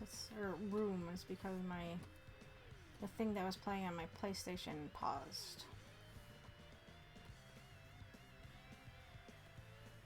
Sometimes I like having things on in the background so it sounds like there's more than just me here. I know that the cat's here, but I don't know where he's gone off to. How's the weather been in everybody's area? It's been raining here quite a lot. I actually had a problem the other day. I don't know if it was because of the rain or what, but my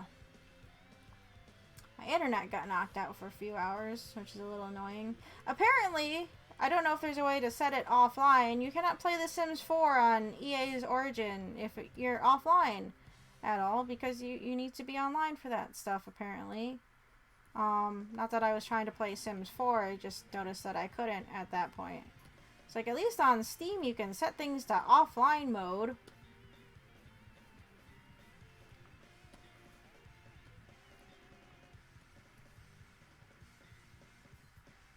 Something's not lining up here.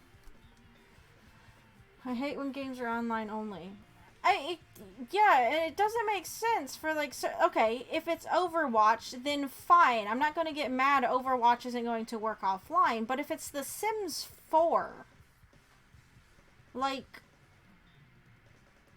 why does The Sims need to be online? And if you're wondering why I'm playing The Sims 4 instead of The Sims 3, that's just what I bought years ago when I wanted to play The Sims.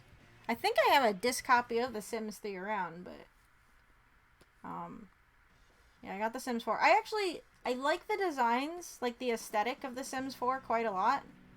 it is just a shame that they don't give you more customization options. I know I am not a new person to say this, but it is kind of a shame. I don't play The Sims all that often, though, for it to really matter. I go in spurts. Then I was just watching, you know, videos of people messing around in The Sims, and I'm like, I want to play The Sims now. I've actually been, like, in the mood to play Stardew Valley, because I was watching videos of someone dicking around in Stardew Valley.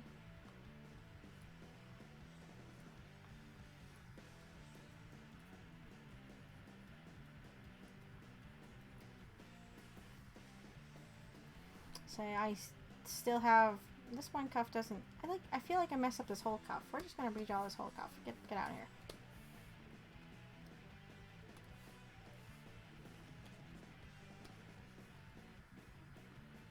I had a friend growing up, and all she would do in The Sims is she would make a lot that has basically just only a pool on it. And she would make families and send them there, and then, you know, put them in the pool, take away the ladders, and wait for them to die. And then she was just making a graveyard with all the tombstones that she accumulated from all the drowned Sims. That was it. That was all she did. Every time when I went over, she was like, oh, you want to see the progress on the graveyard? I was like, I suppose so, yeah, why not?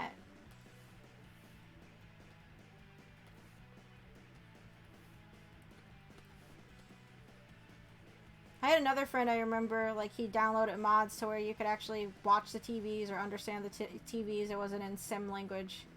And his mom was super into Animal Crossing. Like, they had a guidebook, and she was one of those people that would try and get everything in the catalog, and so in the guidebook she had, like, everything marked off.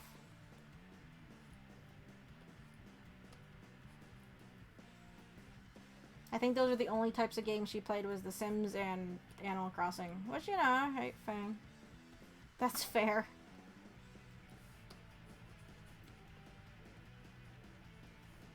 I keep talking about Animal Crossing, and I keep thinking, like, man, I should check in on my town, but I'm almost afraid to, because it has been so long. I think the last time I checked in was right before Halloween, because I felt bad I wasn't buying candy for the Halloween event.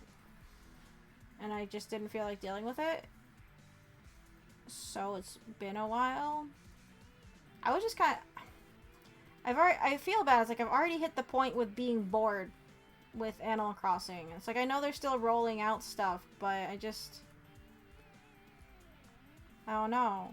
It's a bummer because on New Leaf, I played New Leaf so much on my DS. I don't know if it was just because I could take it with me and do stuff on the go or what. I can still do that with the Switch. But, I just haven't been in the mood to play Animal Crossing. Maybe I need an online class in which I can ignore by playing Animal Crossing to be in the mood to play Animal Crossing. I'm gonna keep joking about it. Again, it makes me mad, but I also find it somehow funny. I don't know if funny is the right word.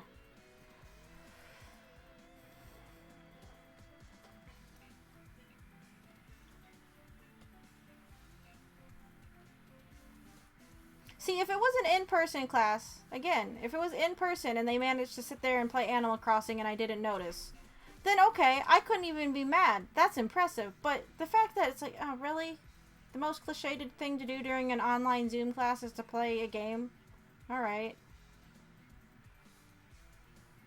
That's original.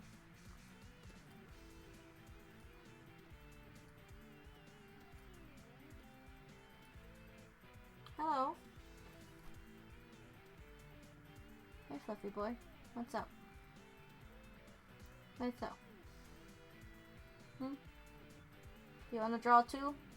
You don't know how to draw. All you know how to do is drink paint water when you're not supposed to drink paint water.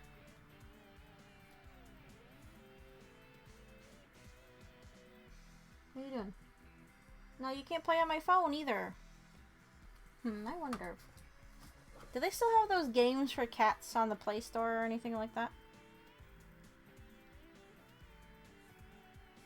Games for cats. Cat Alone and Cat Alone 2. Let's do fish for cats. Oh, he's gone away. Alright, never mind.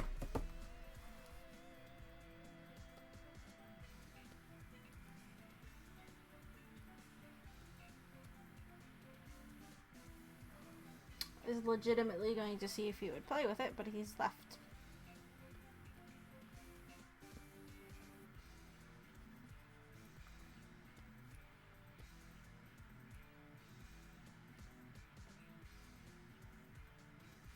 It's the perspective. I'm getting caught up on the perspective of this cuff, and I'm just having troubles.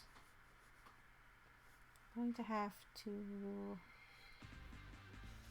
copy a layer in here because that sleeve is going to get...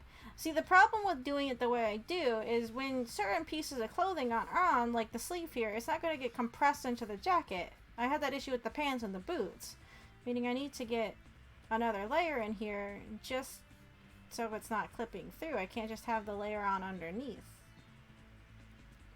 That's why I said I made this way harder on myself than I needed to. Which is just what I do. It shouldn't be a surprise that this has happened.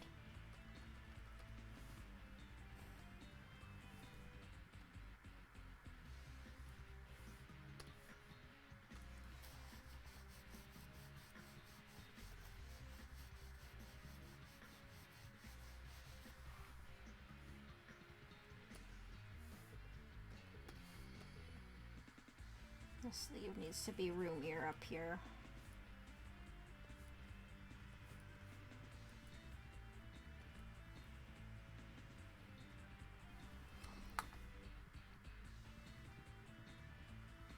Are we still connected? Well, my music's still playing. We have to be.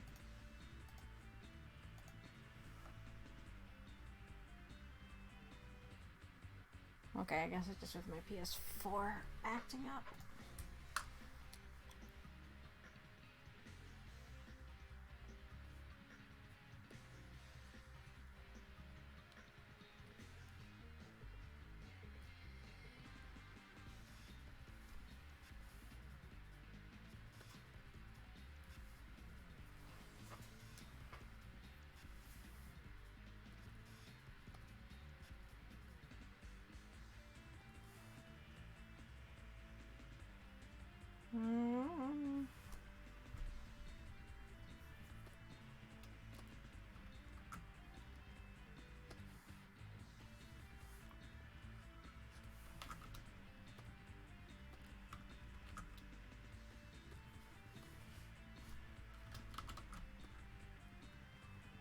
Actually, that's not done yet.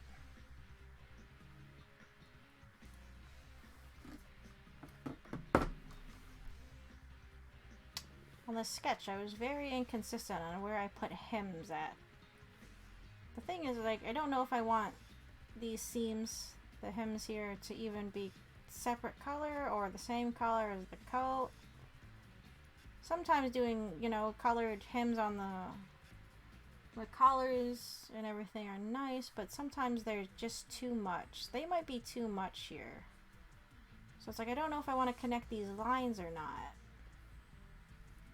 Because if I'm not going to color them in, I don't need them connected. If they're connected, it might just be too busy. I'm not going to color them in. I don't know what I'm going to do for colors with this yet. Got a rough idea on color scheme, but I'm just not in, it's one of those things that I need to play with.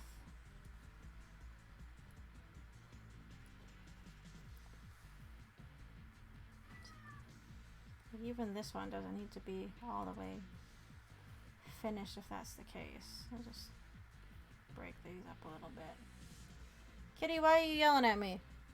Where are you? I don't know where he is. He's just yelling at me from a different part of the apartment, you know.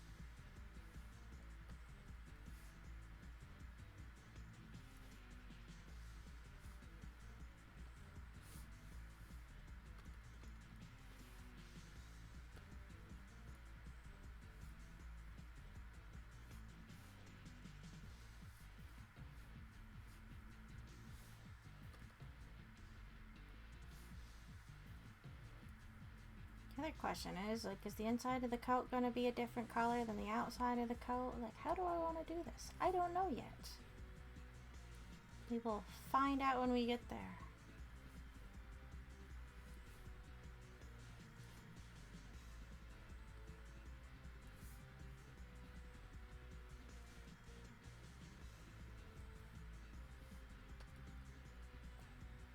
I don't know why I'm messing too much with this inside hemline though, because I'm pretty sure most of it's going to get erased here in a few minutes.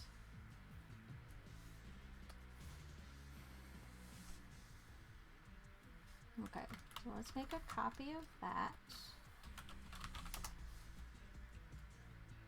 I don't know why I labeled that copy. I didn't label anything else copy at all. Okay. Kitty! Where are you?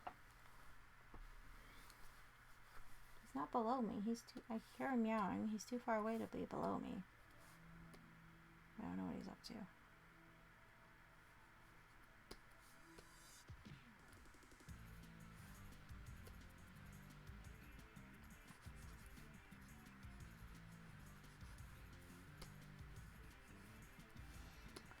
Whew.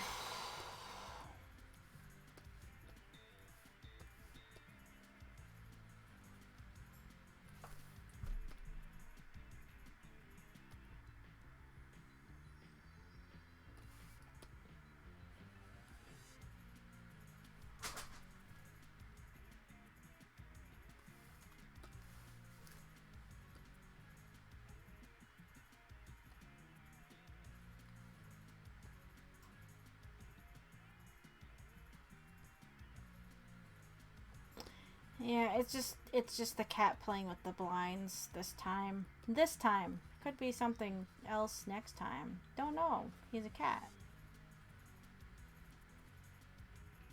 You know. But yes, mysterious clatter noise indeed. You get a lot of those, really. And I'm a fool and I don't go and check every single one. There's just a point where you can't, or you'll be checking for mysterious clatter noises all day.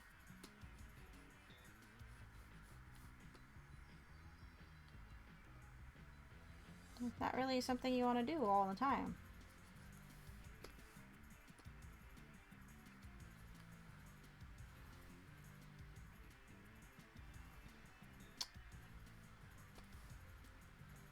Let me get away with just doing this. Let's see.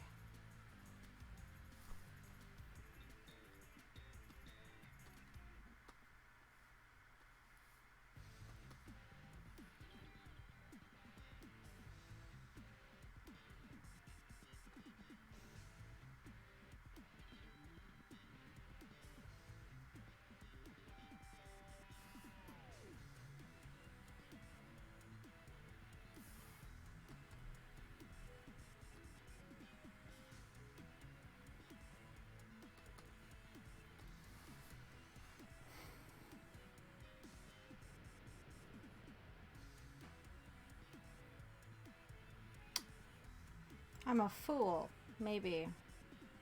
Can you tell? Can I tell? I feel like a part of me can. No? I think it's fine. I'm gonna hope it's fine. I didn't redraw those boots. We resized them. And I don't like resizing things in this program necessarily, because sometimes the line quality next to a fresh line I'll draw will look different, and it bothers me. It's not bothering me right this second. Like, if you look at this line compared to that, I'm sure it's fine. I don't know if it's fine or not. It'll bother me later, and I'll just end up redrawing those boots like a week down the line or something. I'll look at it, I'll open it, and be like, nope, I need to fix it. I'm gonna pretend it's fine right now. That's probably a really bad idea, but we're gonna pretend. If you can't tell and you don't know what the heck I'm talking about, don't worry about it. If you can, You can tell. Maybe say something so I'm not going crazy and I'm wondering about it for the next 2.5 weeks or something. I don't know. It looks fine. I think it's fine. It's probably fine. Is it fine? I don't know. We'll find out later. It's okay. Again, if you don't know what the hell I'm talking about, don't worry about it. This is just a thing that happens every time I work on a project. I'm like, did I mess it up again? Probably. Maybe. To a degree that no one else notices.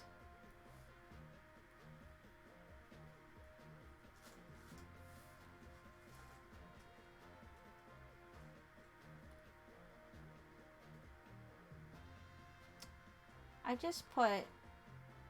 Yeah, so I just put a line on here that's not on the previous layer. And yes, that is a problem.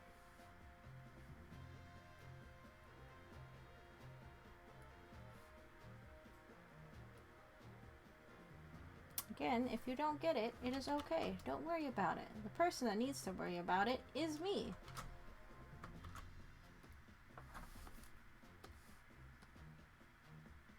Because I decided to do this in a weird way that just makes it a heck of a lot more difficult on myself than it probably needs to be. Why? Because that's what I do.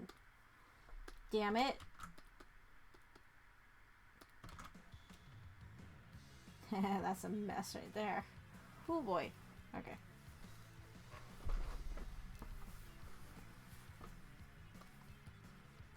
This is like one of those points where I wish it was like a 3D model. And then I could just, you know, I don't know, make this easier, turn off the layers and actually, I don't know. It still probably would be a pain if it was in 3D. Some part of me in the back of my brain makes me want to think it would be easier, but it probably wouldn't be. It would have its own issues.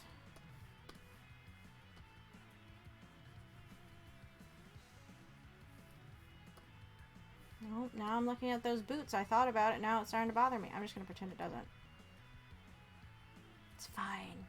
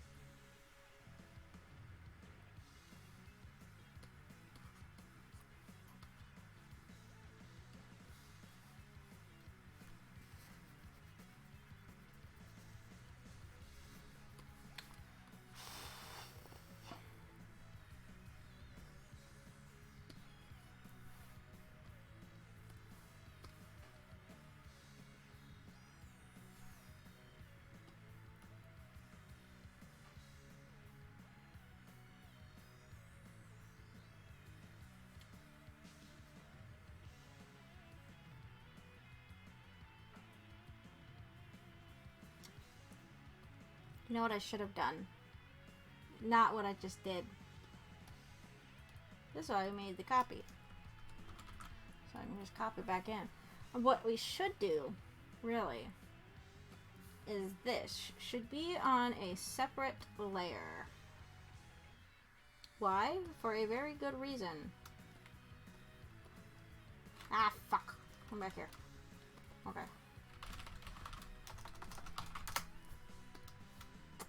So, if I just put that there.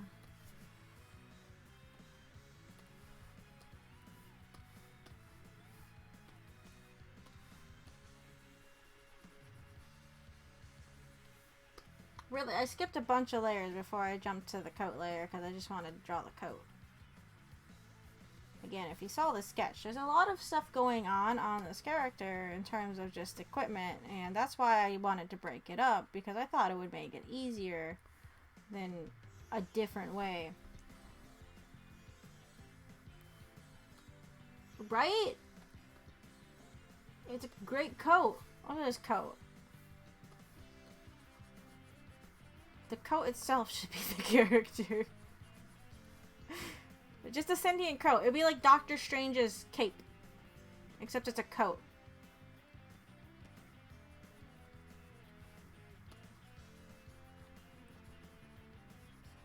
Sentient cloth items like Doctor Strange's coat or carpet from Aladdin are my aesthetic. I don't know.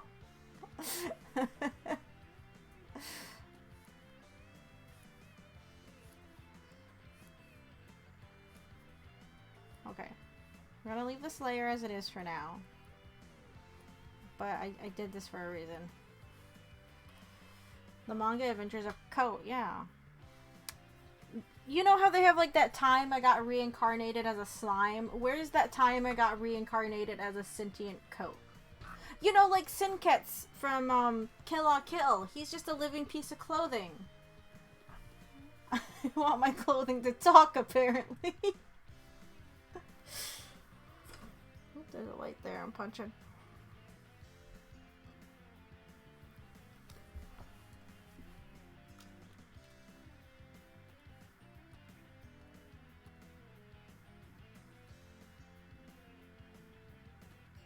Okay, so if I need these lines here. Again, this is probably like the messiest way I could have done what I'm doing, but I'm doing it this. I'm not changing it. It's one of those I'm going to have to deal with it as I go along kind of deals.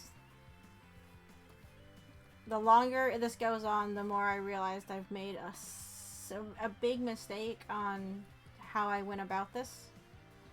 But it'll be fine. It should be fine. With a little work and effort put into it, I can get this to work out pretty well, I want to believe.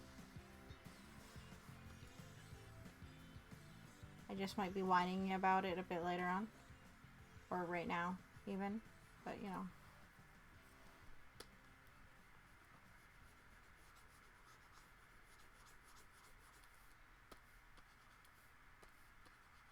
What happens if it's like a D&D mimic, but instead of looking like a chest, they look like a coat, and they're not actually hostile? They're just, you know, again, sentient and are a coat? I don't know. I don't know what I'm saying anymore.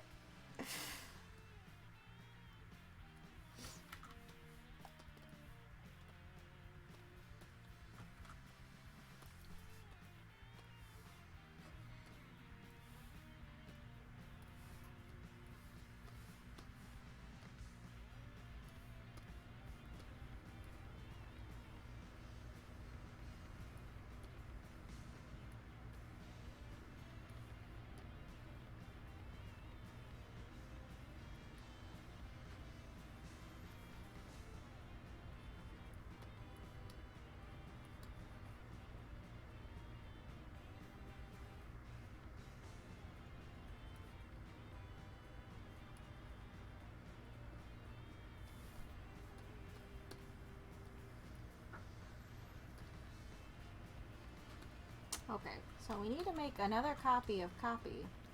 So I have that there.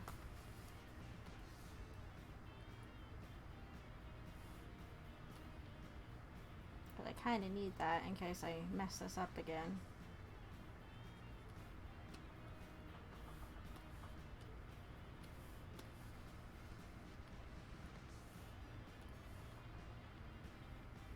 The more you describe this fictional coat story, the more I want to write a comic about it. I'm tired of things like ghosts and skeletons and shit. I want sentient coats, god damn it.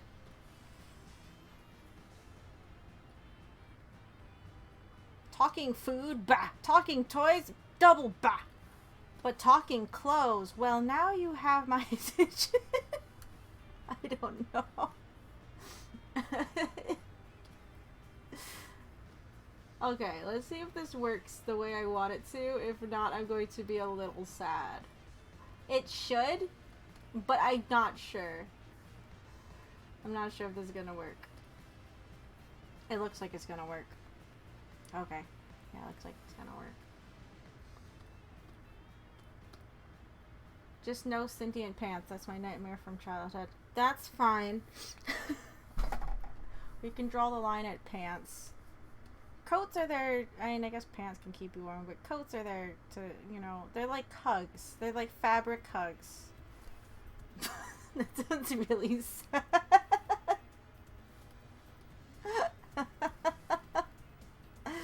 Oh boy.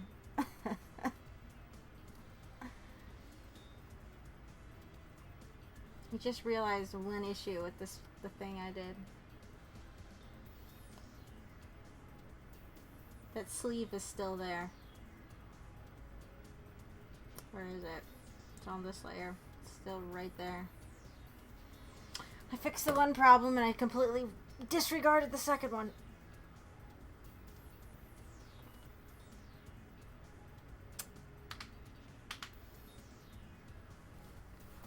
Shit! Well, I'll figure that out in a second. But this is why I separated the coattails, because then I can just color these in and back here, and then it won't be in the way of everything else. Sentient pants could be the...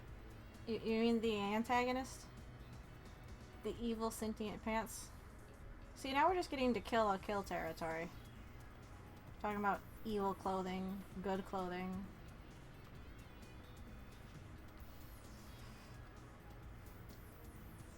Not that I have any problems going into kill territory. I rather like kill. But that's I don't know.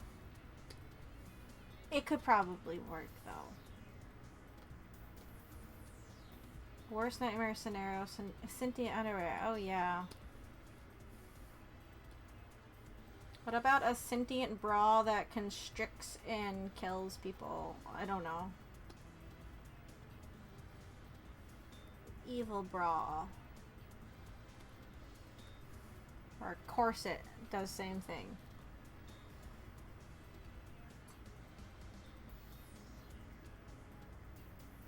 You mean most? Yeah, especially if they're like underwire or something like that. Oh, okay. Here's those other layers I was talking about.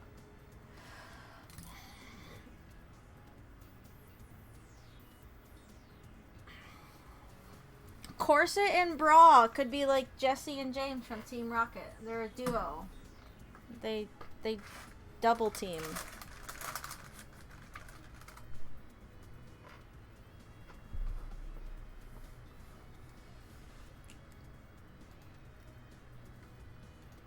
That would make sense, right? Corset and bra sounds like some... It's like panty and stocking. They're just naming conventions from panty and stocking. That's all we're doing now.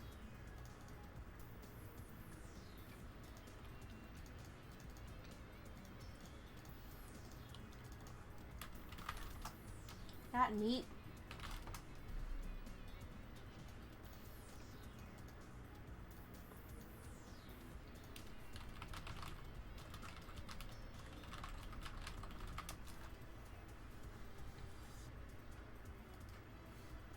These cookies don't taste like I remember them. They're the, I knew them under a different name. They're the Samoas, the coconut ones. What did I used to know them under? Shit, I don't remember what they used to be called.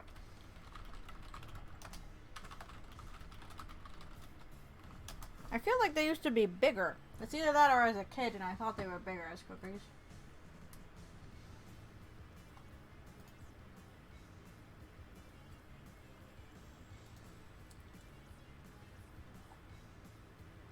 I mean, they taste okay.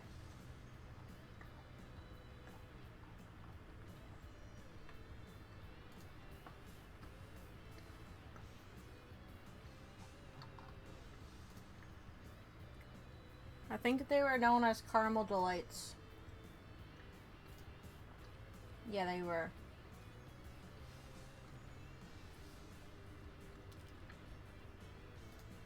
Do you guys have a favorite Girl Scout cookie?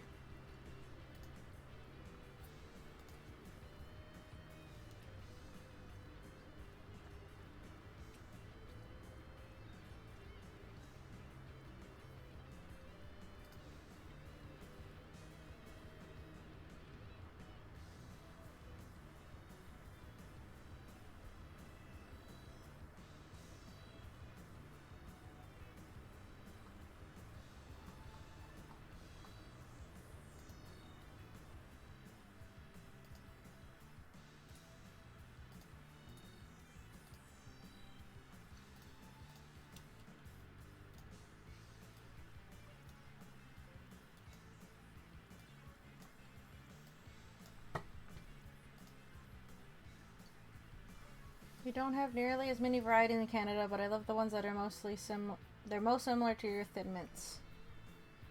Tagalongs. Who would... See, I just finished off a box of peanut butter patties. See, when I was selling Girl Scout cookies, tagalongs are known as peanut butter patties. I don't call them tagalongs. Never have, never will. It's like Samoas. These are coconut delight or caramel delights. These used to be a lot bigger, I swear to God. I do have a box of Thin Mints here. My sister bought these. Thin Mints are okay. I have to be kind of in the mood for them though. I think the one lemon cookie that they had recently was actually quite good. Which one was it? I'm gonna look it up. Not the lemonade. I think it was the Savannah Smiles.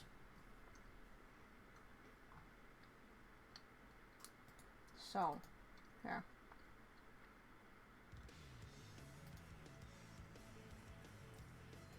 From what I heard, you're gonna look at this image real quick.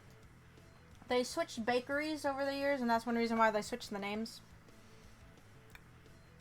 Say, these ones are actually quite good. The Savannah Smiles. These two I've never had. These two I don't think I ever had. Maybe Thanks a Lots.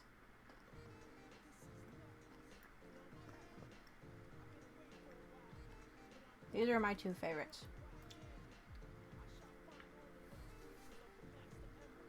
But yeah, peanut butter patties I wouldn't. Oh, they're dangerous. What? Did you hit enter too soon? Don't even have the chocolate and vanilla sandwich cookies. Oh. No, I don't think let's see. Girl Scout cookies around the world. Let's do that.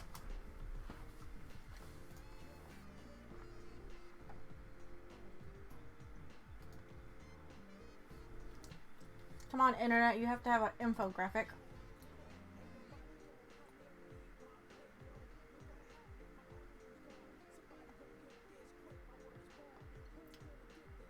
Really? They don't have like an infographic? Do they have a website? They have favorite Girl Scout cookie by state. I don't care about that.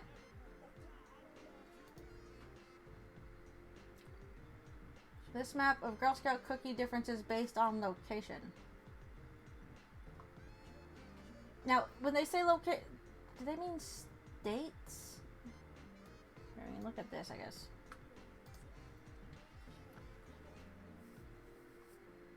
Oh, Girl Guide to see, I see.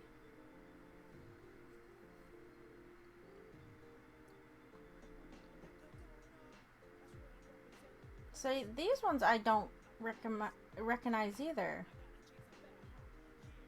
More cookie than caramel. Oh, well these at least show the difference between the two. That's interesting.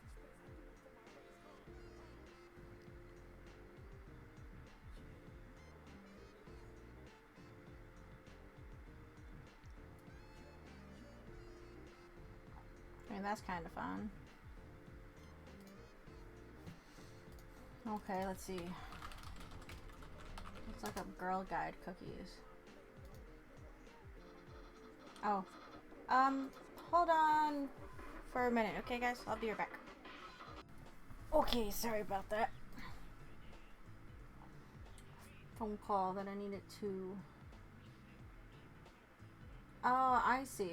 Sorry, I'm still looking at Girl Guide cookies. So, what's a good picture? Not that one.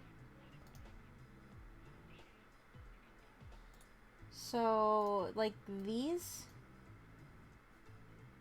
These look like Thin Mints. Are these? No. Those are just Girl Scout ones. I'm sorry. Those, they look different. They're smaller. This one, right? These? Maybe?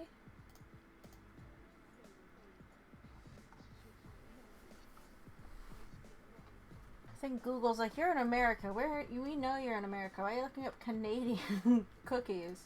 Because I can.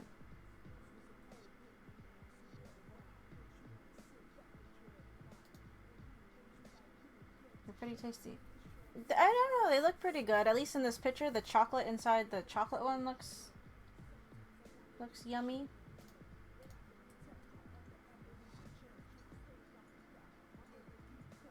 But I do like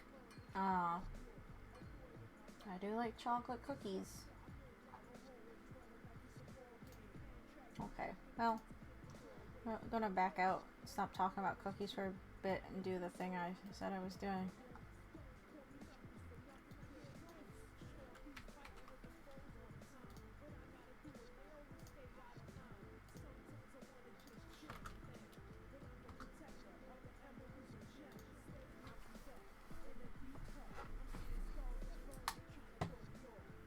I guess I kind of forget, like, different countries have kind of their Girl Scout thing, meaning they'll have different cookies. Girl Scout cookies are just so ingrained in me. I hated cookie season, though. Selling cookies is just annoying. I don't know, I don't like bothering people, so setting up a table and be like, do you want to buy some Girl Scout cookies? Was just, it was like the worst. I hated doing it. I don't miss it. I was so glad when I got to the point where it's like I was so like too old or older where it's like I didn't want to do it, didn't have to do it, so I didn't do it. Just wasn't you know, it wasn't fun. Then they try and get you into it. They're like, oh, you can get a fancy patch if you sell so many boxes of cookies on your order forms. And it's like,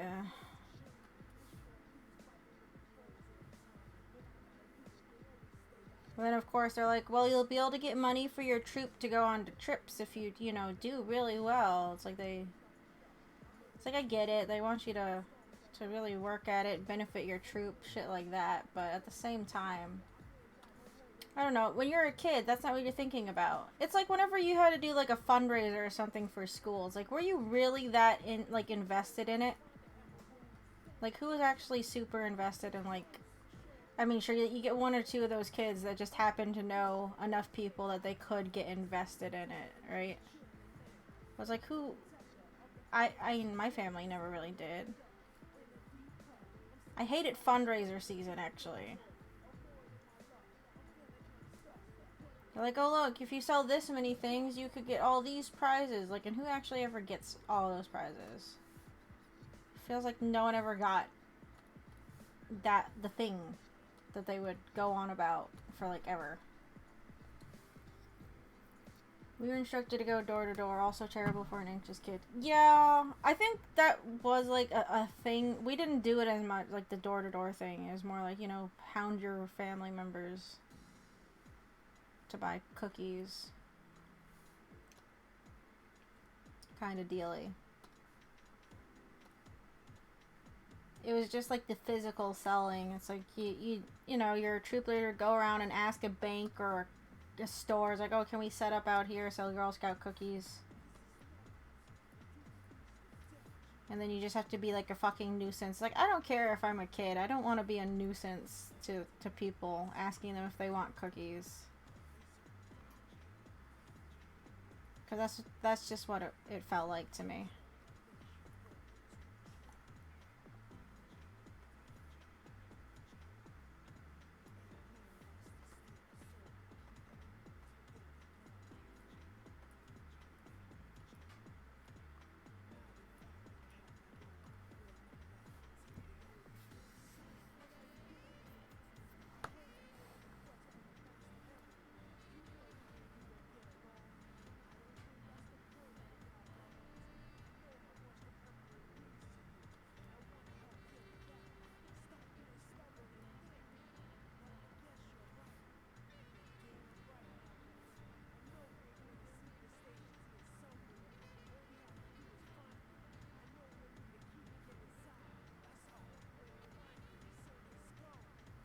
I like how this song for Death Chamber just has like a discussion between Sonic and Knuckles in it.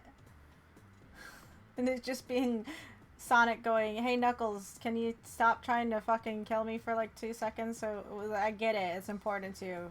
I want to help. That was that whole conversation. You don't listen to like that conversation, like those lyrics, like at all when you were playing this level. You heard Death Chamber, and you're thinking, "God damn it, this fucking level is too fucking big." Oh shit, there's another goddamn ghost.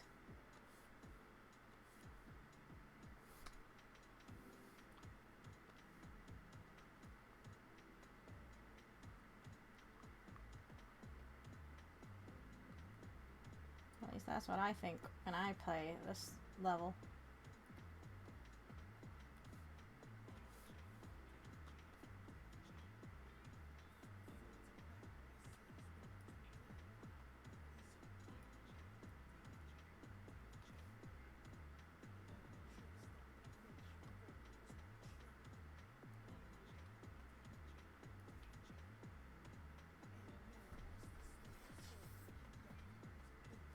In which game? This is from Sonic Adventure 2.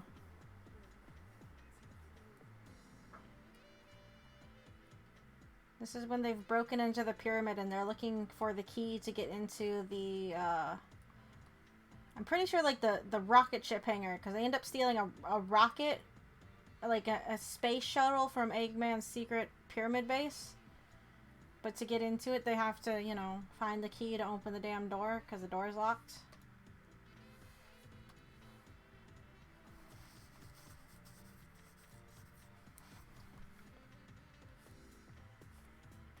I never did go and play SA2 after we were done with Sonic Colors.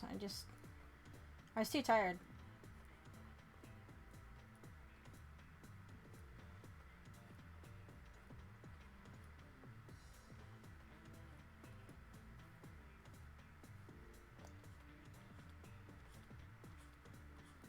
I don't think Sonic Colors is terrible, mind you. I really don't. It's just... There's parts in it just a bit frustrating. Again, I think it's mainly the collectibles. They do. Again, I won't say all of them. But after playing through most of them at this point, yeah, I understand why people say, "There's no good Sonic." There's maybe 2 good 3D Sonic games. I'll say 2.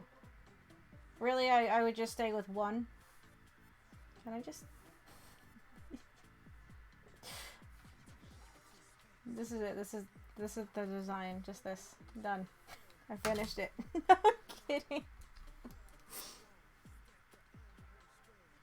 Just erase the waistband. No, actually, keep that. Then we can put a sword in there. This. We don't need everything else that drew on it.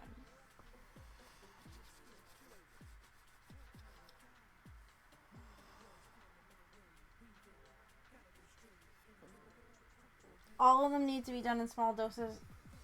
No, I can't argue that for SA2. But maybe it's... I know that's because I'm biased.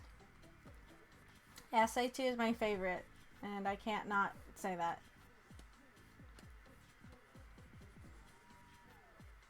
Even the stages people hate in that game, I don't mind. Like, at all. Like, this one right here. This is Meteor Herd. Most people don't like Meteor Herd. Meteor Herd is annoying. But I am totally fine with Meteor Herd.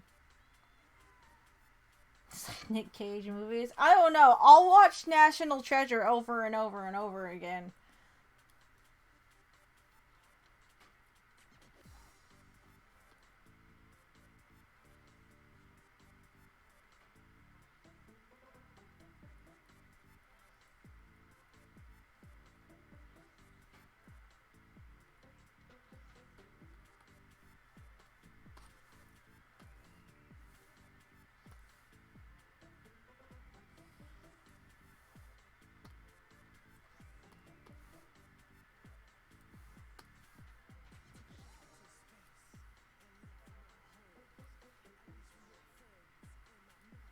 Again, like when it comes to SA2, it's like, sure, SA1 had it.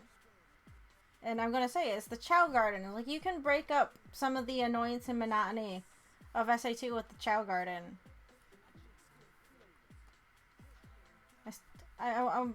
Granted, I didn't play too much with the Chow Garden in SA1, but it's like, you know, it was a nice enough of a breather from the main game that you could play. And then you could go play easier levels if you wanted to get rings and shit for Chow Garden crap.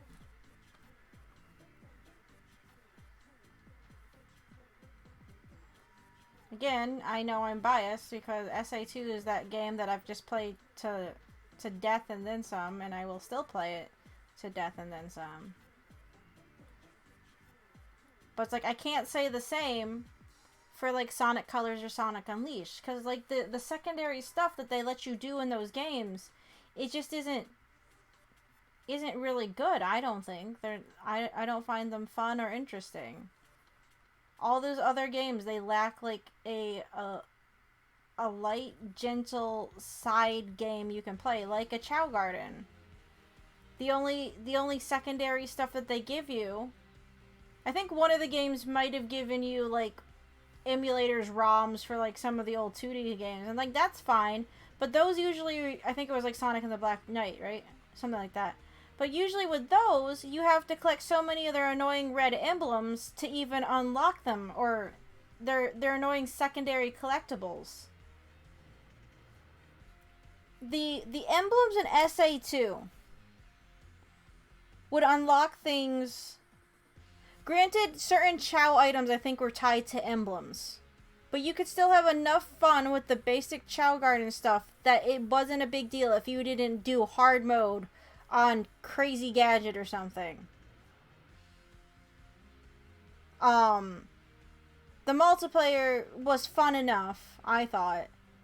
The kart racing is fine, but it's like some of them we didn't look into the multiplayer on like Black Knight or Secret Rings, but it's like I had no interest in it because those just utilize motion controls, and that just ruined everything. It's like I don't want to deal with motion controls, but it's like the multiplayer wasn't fun in those other games. Their side games are like non-existent. There's nothing for you to do except get collectibles to maybe unlock old Sonic ROMs, which is fine, but it's like you could just go boot up Sonic Gems or Sonic Mega Collection if you want to play Sonic 01 on like your GameCube or something. You don't need to unlock ROMs of them in...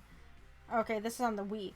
No, you could still play Sonic in the Secret, or in Gems Collection or whatever on Wii, right?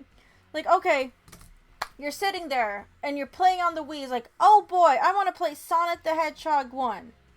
I could go get a bazillion annoying collectibles in Sonic and the Black Knight or something to play it, or I can just put in Sonic Mega Collection and play it.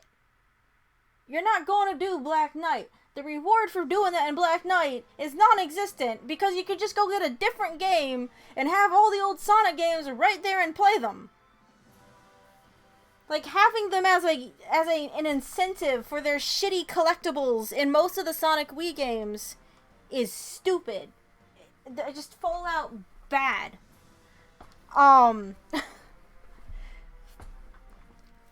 SA2, and I know I'm biased, and I've said this before, was a good mix of main game stuff, different game modes, and then you still had an interesting like side game that you could spend hours with.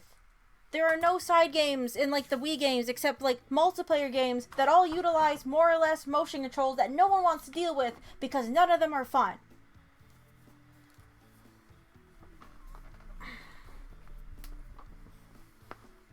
I'm talking about his 4,000 other movies. If you have a go-to Nick Cage movie, then by all means go for it.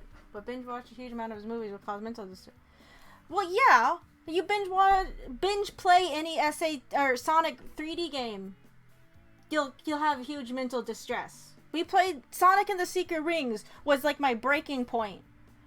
I tend to be, I like to think, a relatively patient person, and that game was constantly testing my patience. Constantly. SA2 is like my national treasure or something. If we're comparing Sonic games to Nick Cage movies, I guess. Or the Croods. He's fine in the Croods. He gets to make noises and that's his character and it's fine. No one cares. And I like the character designs in the Croods, right? I wish they would do a huge remake of the SA series like Square Enix did for FF7. If they remade SA1 and SA2 with updated graphics, I would be fine with it. I don't really want them to necessarily touch the gameplay. Because the thing I'm afraid of is them taking, like, the homing... I get it. People don't like the homing attack in SA2. I didn't think it was bad. Maybe I'm just, again, used to it. But the homing attack that they introduced, like, later on, I don't think they did it in Sonic Heroes yet. Or maybe Shadow didn't have it either. But it's like the stupid crosshair homing attack that you can only do if there's an enemy on screen in Sonic Colors is annoying. In Sonic Adventure, I think you could do it in Sonic Heroes, really. Like, you could use the homing attack to get a boost of speed. Yeah, he had Spin Dash, too. But you could also do it, like, it was good for jumping over certain areas. In Sonic Colors, you get that dumb double jump. I'm like, this is... okay. I don't remember... See, we need to go back and play Sonic Heroes at some point, because I don't actually remember Sonic Heroes all that well. Sonic Heroes, to be honest, I have my qualms with Sonic Heroes. I feel like they just made everybody so weak because they insisted on the team system. That means unless you're upgraded, I know I've said this before, but it's like unless you're fully upgraded, it takes 3 hits to kill even basic enemies. Earlier games, you blow through them once and you're good and you're golden and you go. Continue on as normal. The other game, no. Sonic Heroes, they kill your momentum because it's like, oh, now I gotta sit here and hit this enemy 3 times just to do anything. Which is dumb and annoying. IMO. I don't think it was a good setup.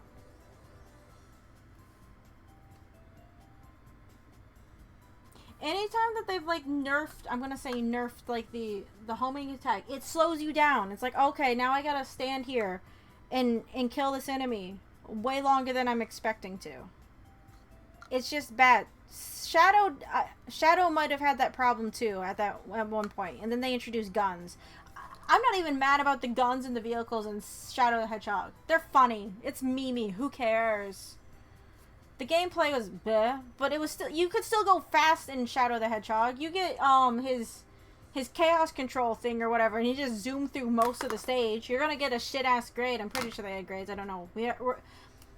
After we get through like Sonic Wii games, which we're basically done with, and then maybe Sonic Wii U games, is I want to go back to play the ones on the GameCube. Maybe PS2. It depends on if I can get the GameCube working with the capture card. That's why we were going to play games on the Wii, because I thought it would work better. Then the Wii didn't want to cooperate, and that's why I went to Wii U, because it has an HDMI thing, and I didn't have to get a whole bunch of stuff. I keep seeing that you need to get, like, all these upscalers or whatever for a CRT. And I have a CRT at my parents' house, but it's like, I don't know where the fuck I'm going to put it. That's just going to take up a whole chunk of space if I want to play on a GameCube. I know there's, like...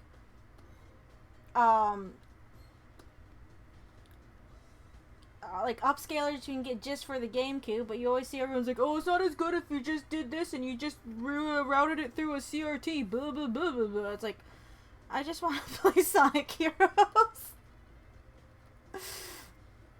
Some of the hoops you have to jump through to get certain games to work is just the biggest pain in the ass. And I know people, like, there's a few people worried, or a lot of people worried right now. It's like, what, PS3's stores going down soon? So, like, any games that are digital only, and if you don't have them on a system, are going to be just lost to the sands of time. Say get through that game together, and as long as the bugs and glitches didn't prevent someone from completing a level, they marked as okay. Sonic Unleashed or Sonic Heroes?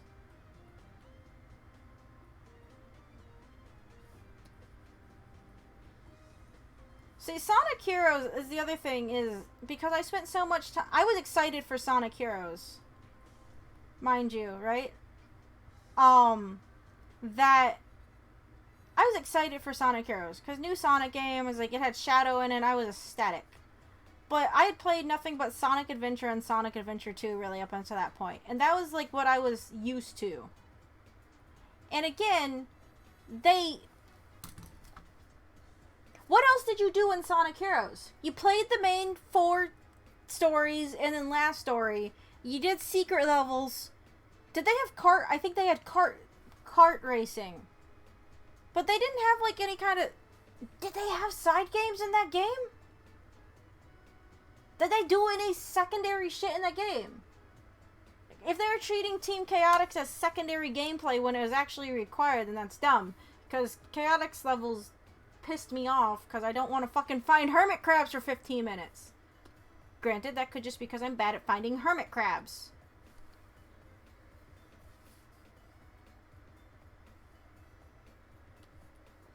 It's like, I played a decent amount of Sonic Heroes when it came out.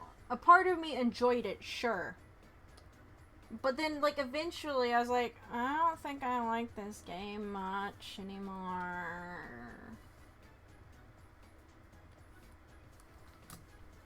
I know we end at 11, but can we just go watch... I know I want to save this for when we play Sonic Heroes, but can we just go watch some Sonic Heroes cutscenes? Or at least one cutscene, because they're all dumb.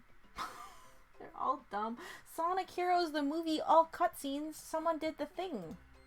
We're gonna watch just a few of them.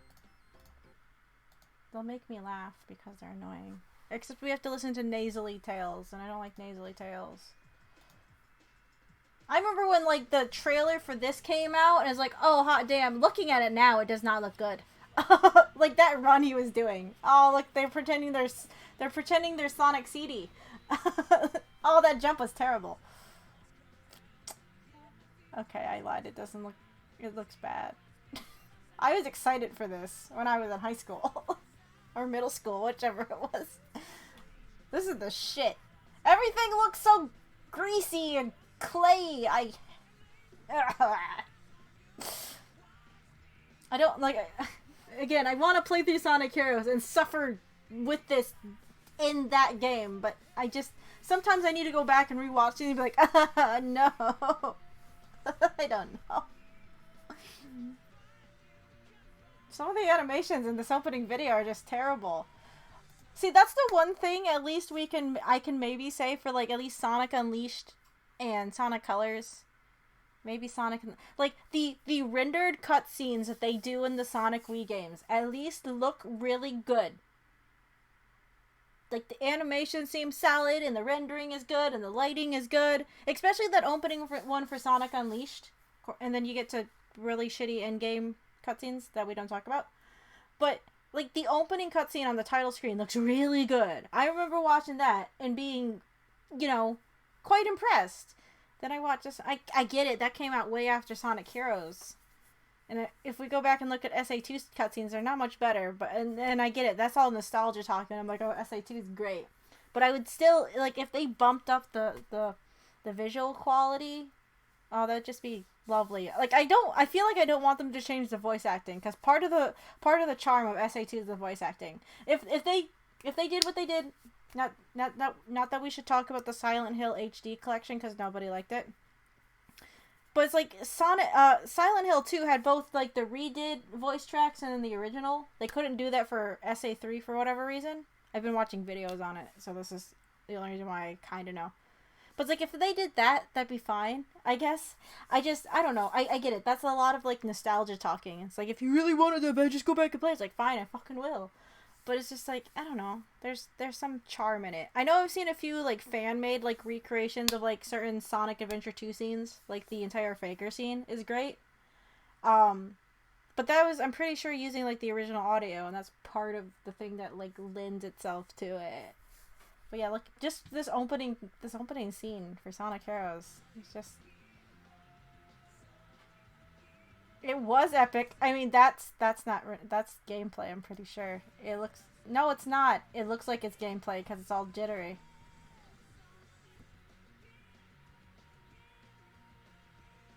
Did they have this giant-ass spoiler in the... I guess that's not a spoiler if you don't comment on.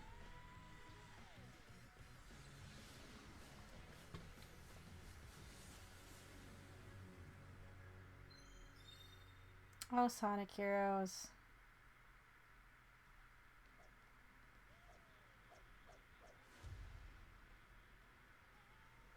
Hey, maybe this cutscene wasn't bad?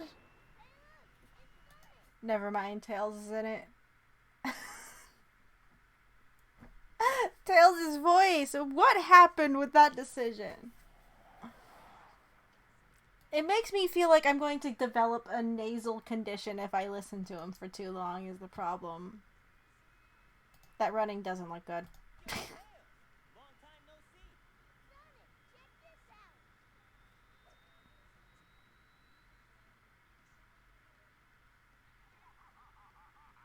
The fact that he has Harry Potter levels of talking parchment with pictures that move is impressive, I suppose.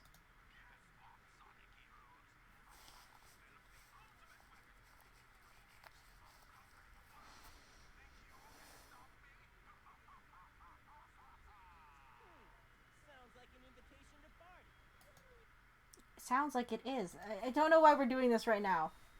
The actor who originally did the voice of Sonic in SA2 and SA... Oh. You mean the voice of Tails hit puberty? I mean, that's fine. It's like, again, as soon as, like, Sonic X became a big thing, they swapped everyone over to that voice cast. But it's like, I don't know why they... Was this the best person they could find for Tails that day? Because, like, Knuckles is different, and I don't hate it. Tails, though, is just... Again, you listen to him too. I like how they just abandoned the tornado. I hope there's autopilot. If not, it just smashed into a rock. Who cares?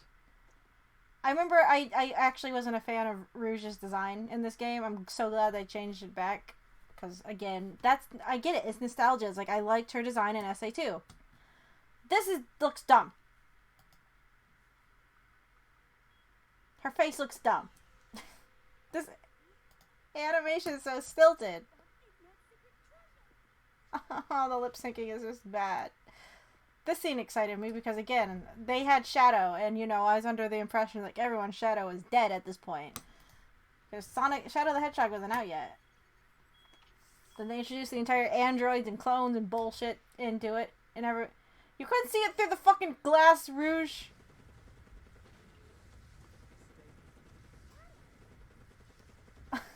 I'm getting some kind of, like, I don't know, nostalgia PTSD from this.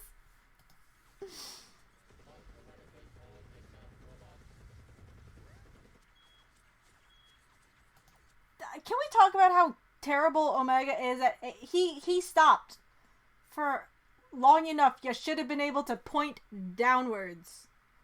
Come on. What are you shooting at? He's in front of you. You're looking at the ceiling, my guy. Omega.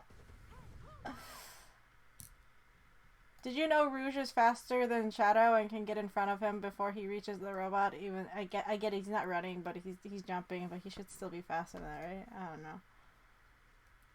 God, I hate her outfit. It's so dumb. It is the worst outfit. I'm so glad they got rid of it. Get it out of my face. Maybe that's another reason I don't want to play Sonic Heroes. I don't want to look at this god-awful outfit. Do you?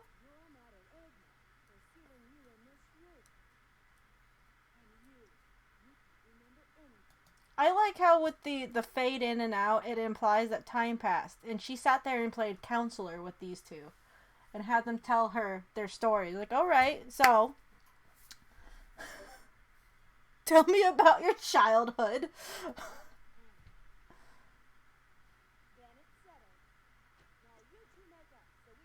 Was it a stretchy arm? She's Luffy. Watch her arm. Just a stretchy arm, and he's also just made out of rubber too, because he's just bouncing around like it doesn't mean anything. What is with her arms?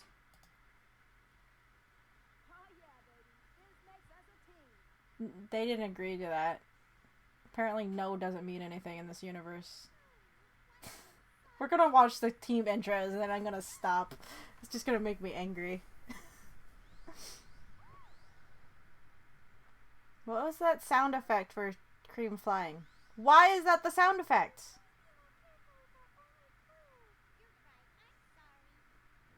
Can we please talk about any of the animation in this? It just doesn't, none of it looks good.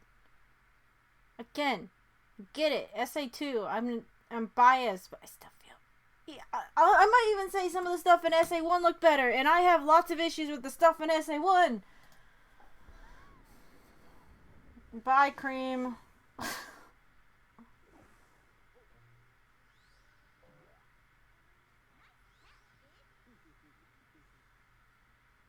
Is John St. John still voicing Big in this game?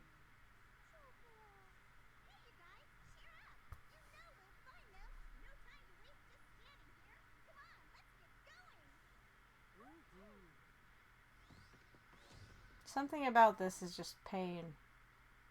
I just feel nothing but pain.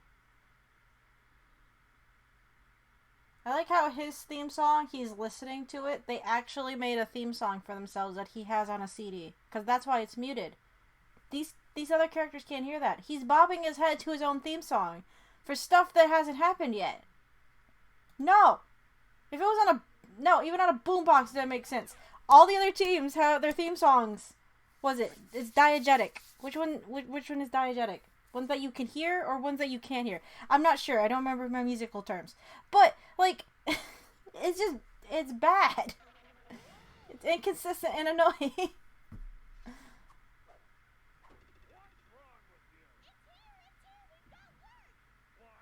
I'm not saying Vector wasn't awesome. I never read the comics. But I'm just saying here, his headphone thing doesn't make sense.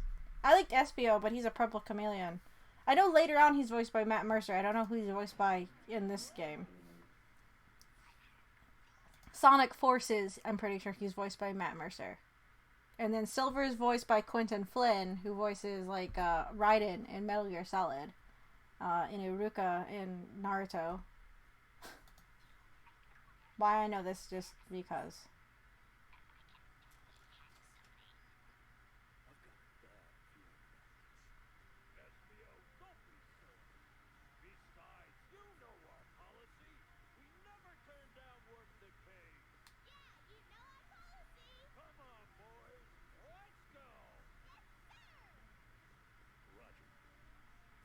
You're not gonna argue that anymore. Oh.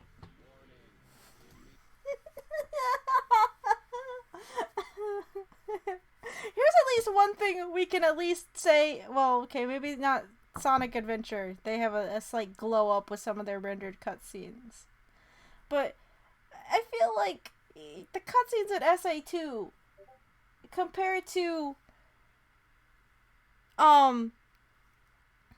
like their in-game cutscenes, they're at least consistent, that they're not super jarring when you see the difference between one and another. Unlike this, we went from those rendered cutscenes and now we get to look at these. I mean, every other game that we've seen, like Sonic 06 does it, Sonic Colors kind of does it. No, well, their cutscenes are barely a thing. Sonic and the Secret Rings and Sonic and the Black Knight just use images because they're the storybook collection. Gotta use storybook images. Sonic Unleashed, yeah. You know, we need to see his hand twirl for as long as we do.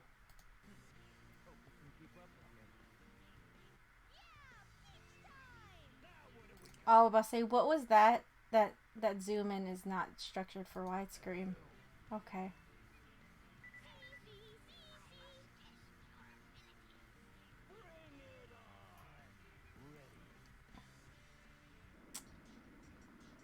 I get it, they're doing cutscenes, but some of this jumping around is...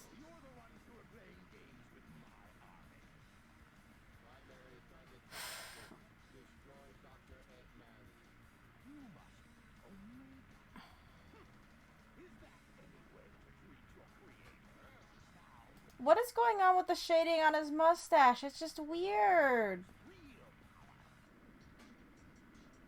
No.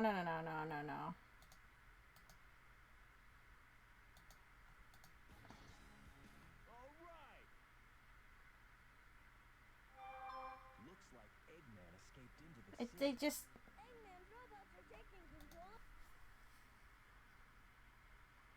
Every time I hear Tails, it kills me a little inside.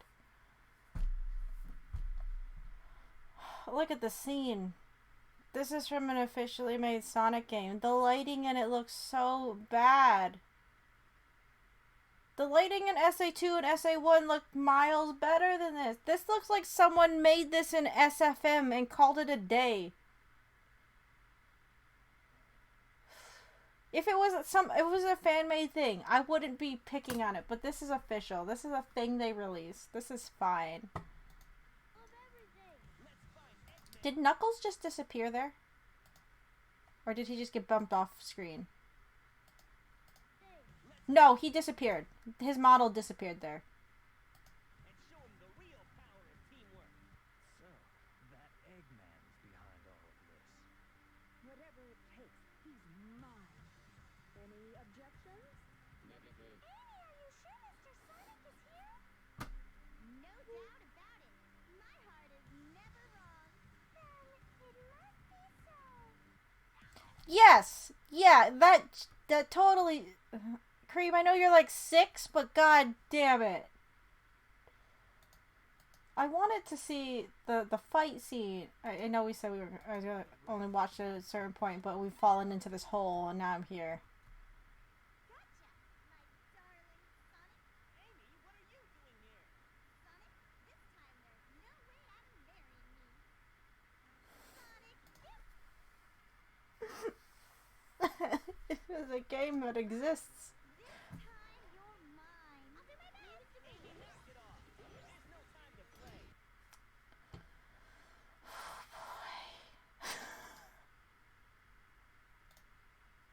Oh boy, boy, boy.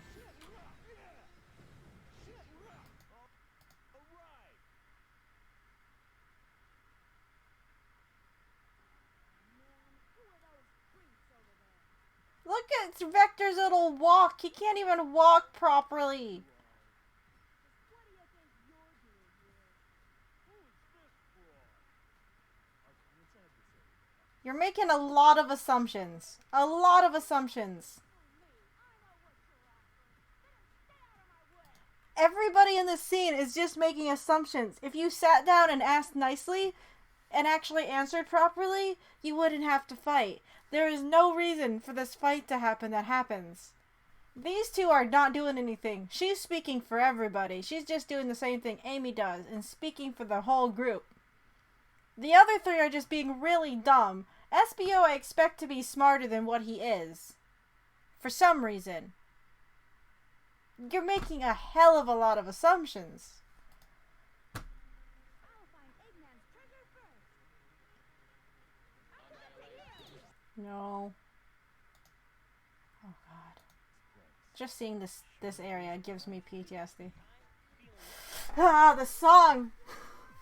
Shut up, Tails! Please! I wonder. Never mind, those guys were definitely up to no good. I wonder if we beat up the wrong people. I don't care though. No sense of responsibility from this bat. Hey guys, wait for me! I like how Shadow just doesn't say anything. You don't? Amy. You shouldn't be letting Cream say these blatant bullshit nonsense anythings. He does this every time.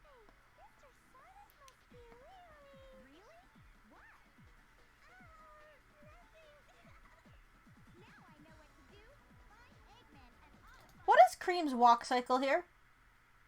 Is it just because her feet are that big? Why is she holding her foot back behind her that long? It's weird. Fancy play. Where there's light, there's shadow. Shut up, SBO. SBO is just giving off like Reaper vibes, or he's because Shadow doesn't want to say anything this game. It seems SBO is just he's heading up the level of edge that we don't. I don't know if we need that. Tell me, Doctor. What was I doing? Asleep on that base? Sleeping, What about my memory? obviously. Your memory? What memory? You have no past to remember. What is that line even? I believe our time is up. I'll see you again soon. All these non-answers. You guys again? Dr. Eggman! Him again. Thank you, Big. Thank you for contributing to the conversation, Big.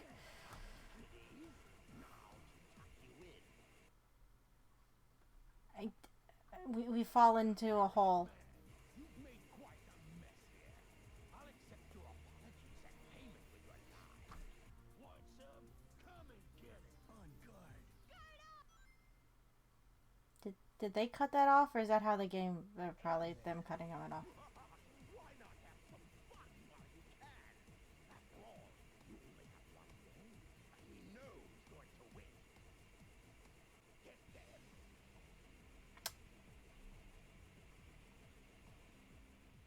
Come on, Eggman. Want a flag? Watching these cutscenes, this is like eating, I don't know, an off-brand kind of anything. Like the bad off-brand kind. Hey, Twan. No problem. Sorry we got completely sidetracked. It's just... oh boy. Yeah, we're gonna have to sit down and play this and just add the frustrations of the levels existing too. Because...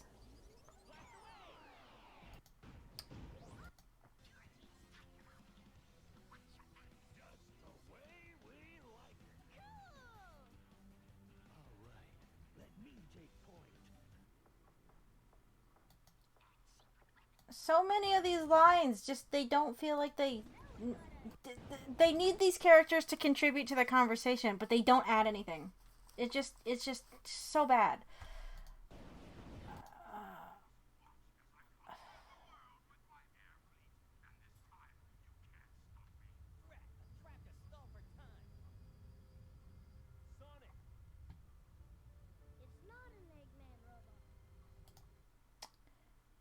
This is one of those games too where they also insisted on putting the mouths on the side of the faces. Can we talk about what is going on here though? Why is it so high up? You have all this space! That just looks painful.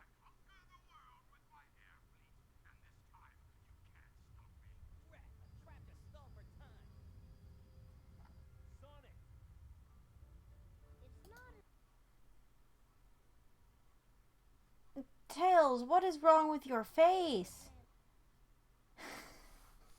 You can see how the center of the lips wants to be under the... it just... no! Things don't work like that. Everything about this mouth shape is weird. Just... why?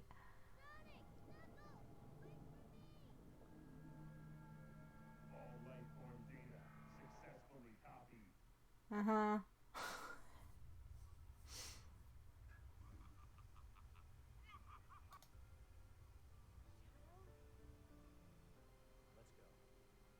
Why does it feel also like some of the voice acting just doesn't match the faces they've animated on any of these either? I don't know what was going on with her mouth either.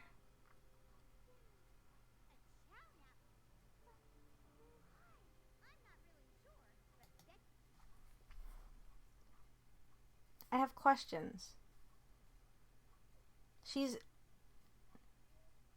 They had the piece of paper. Was it Sonic? Metal Sonic took Sonic's form to steal Chocola and Froggy. Amy really thought Sonic would have done that? I know we're skipping around here, but... why are you surprised? Amy, you've been running into Eggman this whole time just as much as Sonic and everybody else.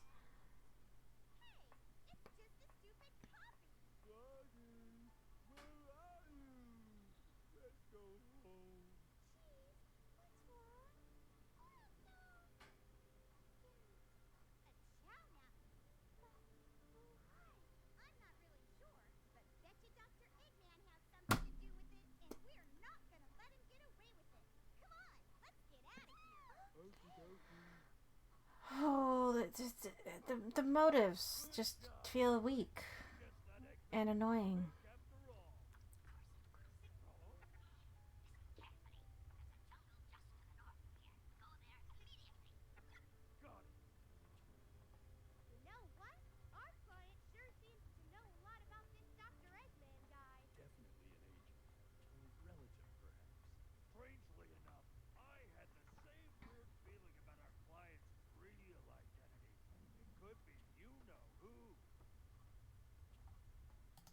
Is SBO by any chance any smarter in the comic? Talk about being stubborn and full of surprises. Long time no see, boy. Too bad you had to come all this way for nothing. We'll take it from here. What'd you say? Sensors locked on Eggman. Non-compliant intruders will be destroyed. Didn't you know? We have a date with Eggman, too. Is that so? Well, it'll be a date to die for.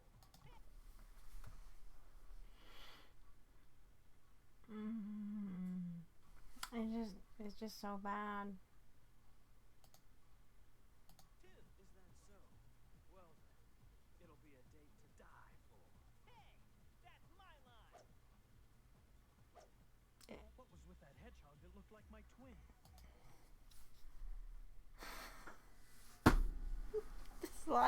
The line. You're not. Are you talking about Sonic? Are you also that dumb? Everybody's dumb in this game.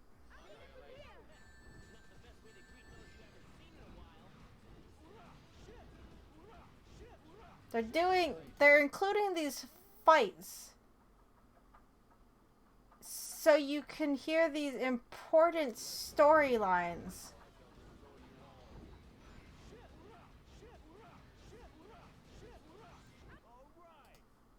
That one important storyline. You just get to listen to Knuckles say shit for half a minute.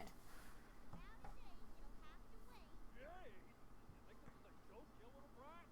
Now handle that shot nicely. I bet you're the one who took chocolate chow. What? You got right to keep that place. Yeah, time to rock and roll. There's gotta be a major misunderstanding here. But we can't back down now. There's a misunderstanding, but we can't back down, so we're just gonna beat people up. Okay, no more. No, I'm done. I can't. I have a friend that defends Sonic Heroes, and that's fine, but oof, boy, some part of me wants to say they tried, but I can't in good conscience actually agree that they tried. It doesn't feel like they tried. It's not good. It's not good. Okay, well, I got distracted. We didn't get any more of this done. I guess I'll do like one last thing. Instead of getting frustrated by fucking Sonic Heroes. My frustration with Sonic Heroes is nothing that's like new.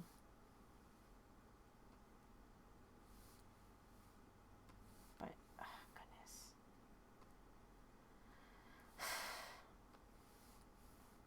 How did we even get into that? We were talking about Sonic something. Oh, I don't remember. How did we get into it?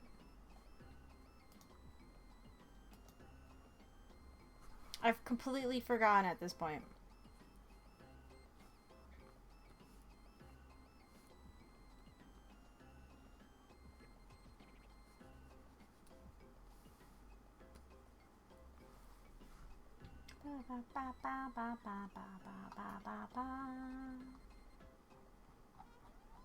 I mean, I know we were talking about the Sonic Wii games just not being good.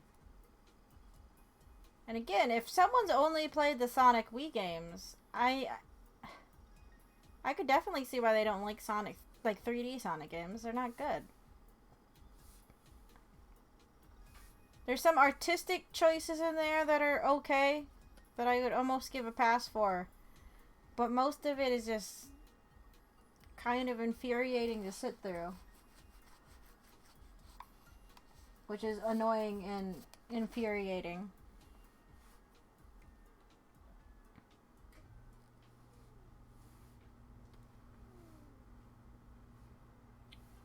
I want to say a part of me wants to like them, but I just can't. Like, not even because they're Sonic games. I mean, that's not a good reason to like them anyway. Oh, just because it's X game. If it's a bad game, it's a bad game. Again, some interesting concepts across them, but it's like that doesn't make a whole game good if it has one redeeming one kind of redeeming thing. I've been kind of keeping up with like reviews for that new Yuji Naka game that came out. Is Balan Wonderworld. That just released on Friday. Yeah, on Friday. And I guess people weren't even feeling it with the demo. Like, things were just kind of bad from the get-go. And then they had issues, like, right after launch with, like, the ending fight kind of having, like, flashing lights that could cause seizures. And they're like, oh, we'll do a day one patch, and they didn't even do the day one patch. Or they did a day one patch, but it didn't patch out the light show issue.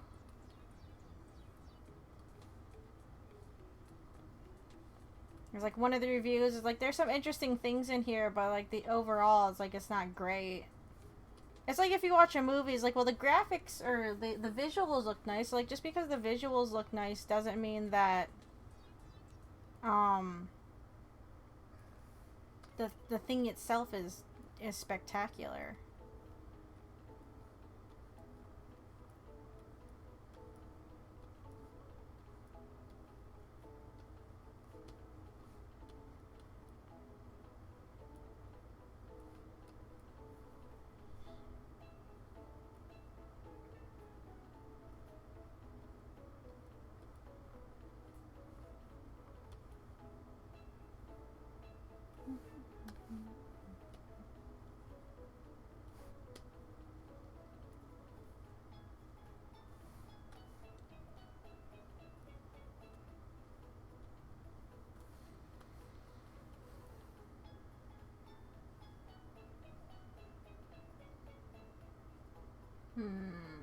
I technically put this on this belt, but it should be on the one further back, it looks like.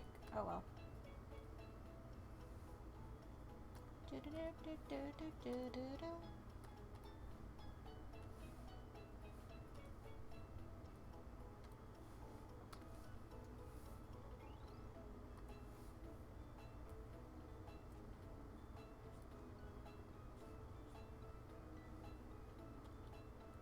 I'm gonna try and finish up this layer, is what I'm going for, and then I'll probably call it for the night. I got some other things I gotta attend to anyway.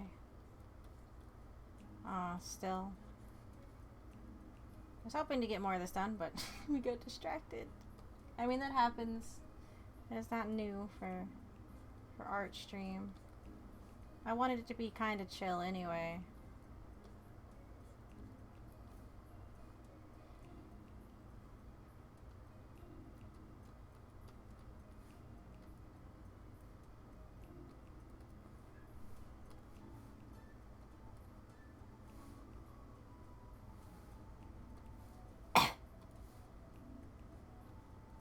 Get something to drink too. Choking on nothing again.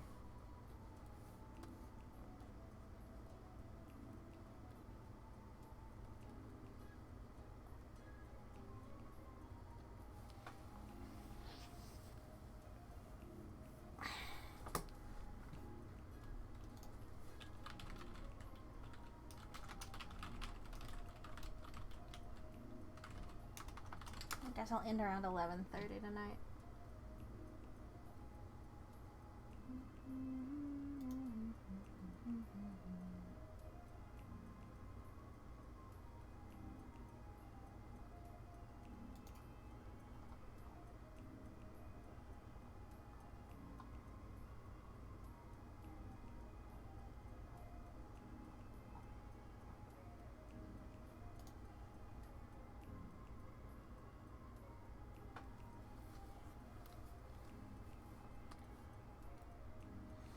Maybe next week we will get to a little bit of animation time.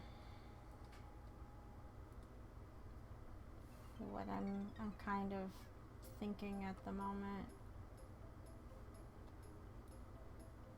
I just combine those two things and they're not. I guess it's fine. I'm gonna put these in a folder.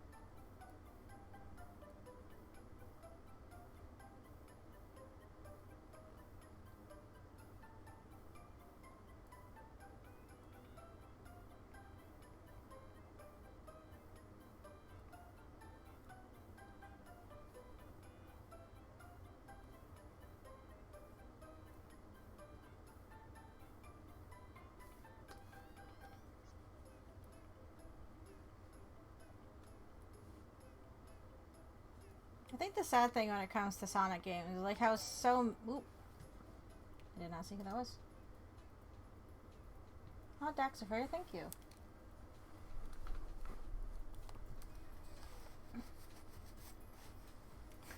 That scared me because I was not looking at OBS when it went off.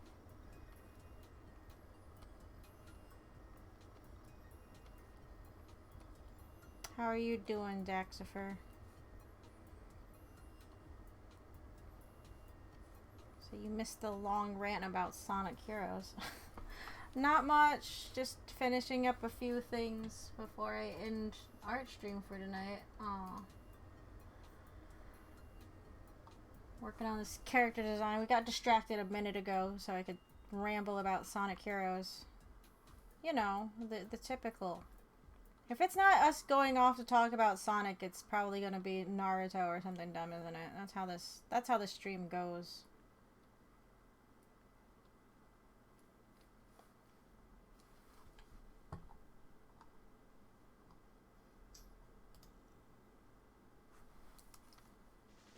Do I want the rounded top or do I want it to be... I don't know how I want to top off the sword.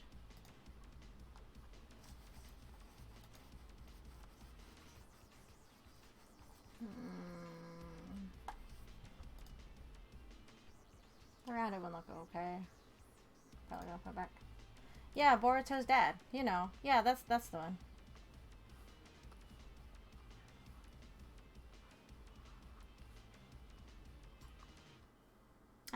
Again, I'm still not keeping up with the anime for Boruto, but I do keep up with the manga. The manga I don't find like completely egregious. Again, because I don't think they insist on going into like never-ending filler territory. And there's been some interesting... I think they might be getting to like manga point, but it's like they've been having some interesting things going on in the manga. Kakashi's still not in it though, so a part of me still wonders why I still really watch it or read it.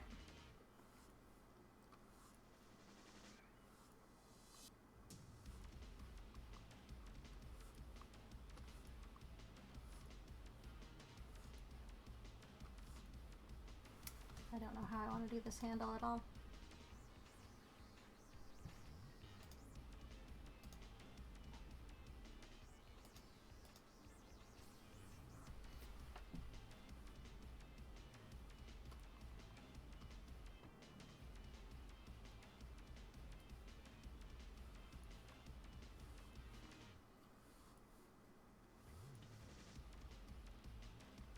Yeah, they've had some kind of interesting things going on in the manga.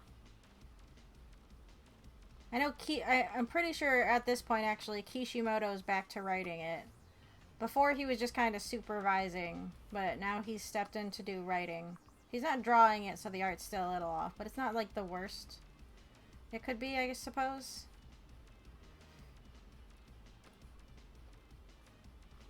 So any decisions that are being made story-wise, it's Kishimoto stepping in. He probably has time now, considering his samurai manga got killed.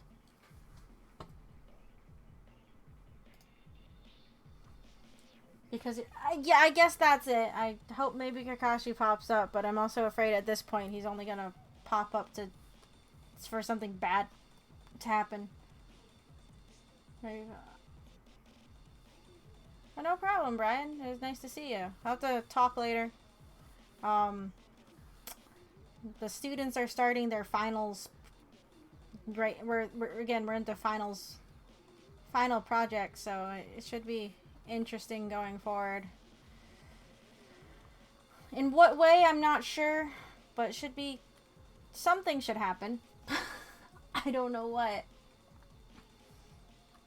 The biggest thing I'm worried about, I guess, is them just not turning stuff in. But at this point, it's like if they're not, then they're... I don't know what else to do.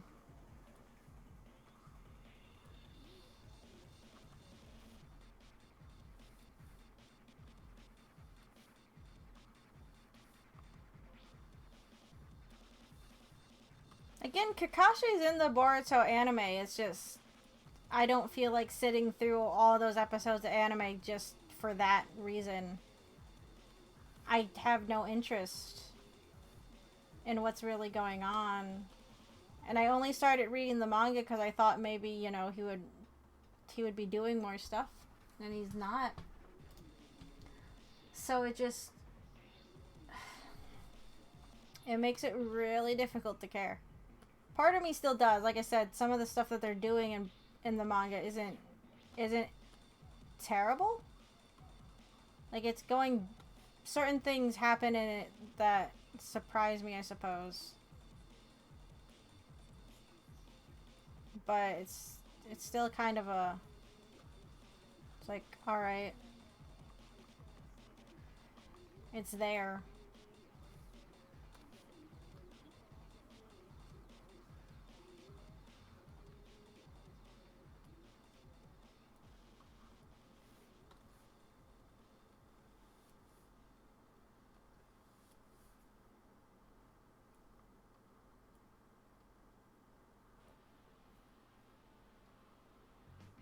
I guess I'm just reading it at this point because, like, I've already gotten this far.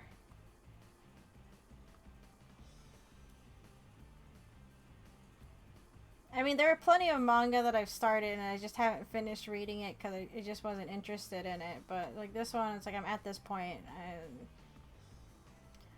part of me feels, I guess, a little obligated. And again, it's not as bad as I thought it might be. The anime, just because they insist on going into filler mode and doing all this extra stuff. And apparently there's some good stuff in it. I just don't have the time.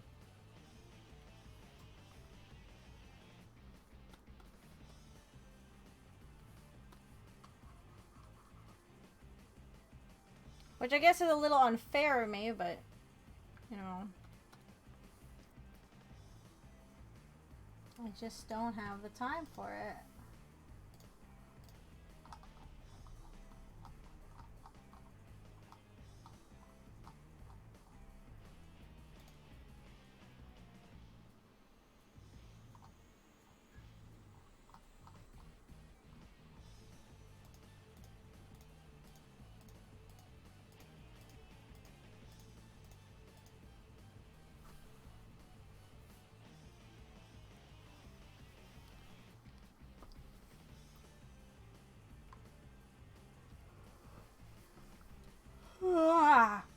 Goodness, golly me. Oh, oops. That's why I needed that layer on to make sure. Oopsie, I need to fix that.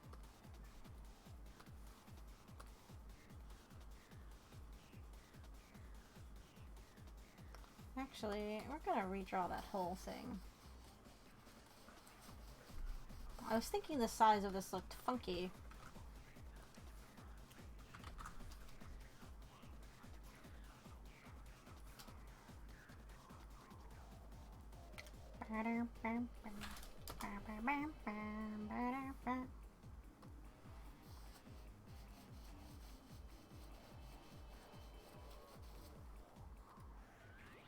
Poop. That didn't look half bad either. Oh well.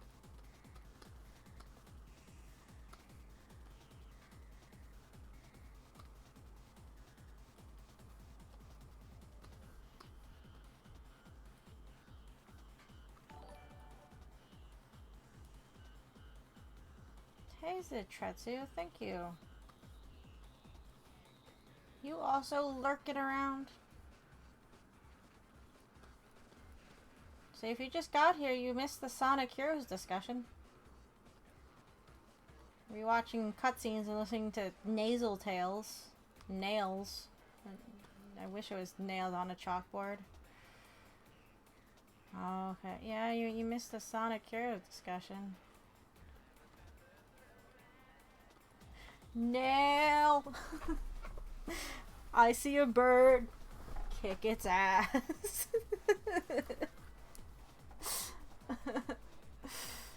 No, we can't sully the good name of Nail by calling Tails that, but I mean, it also fits. Tails wishes he was as cool as Nail.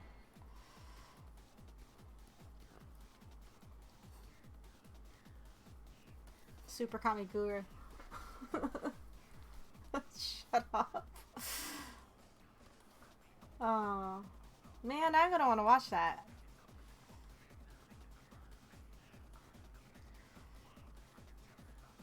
Is it a little bit sad? It's like I see that they still post stuff, the Team 4-Star group, but it's all like game things that I don't care about.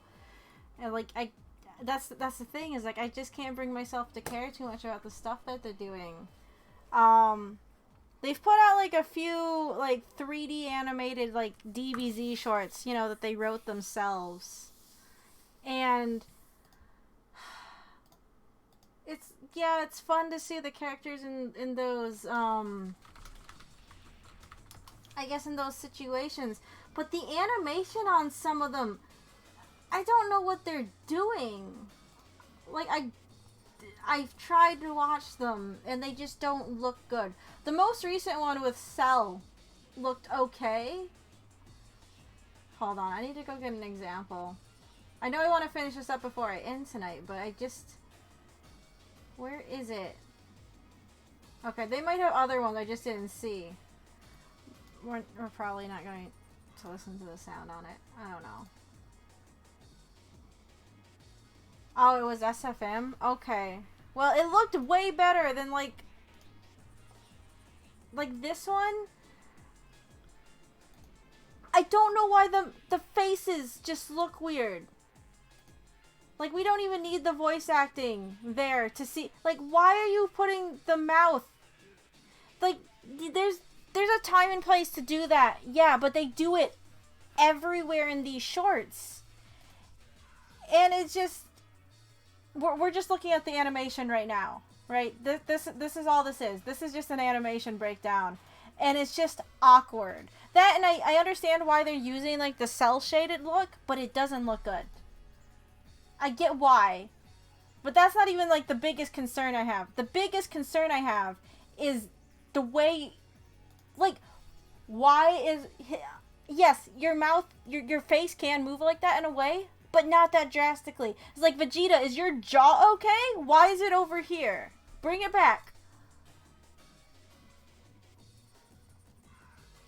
It's distracting. It's like, I want to like these to an extent, but sometimes you probably saw it there, the shading breaks.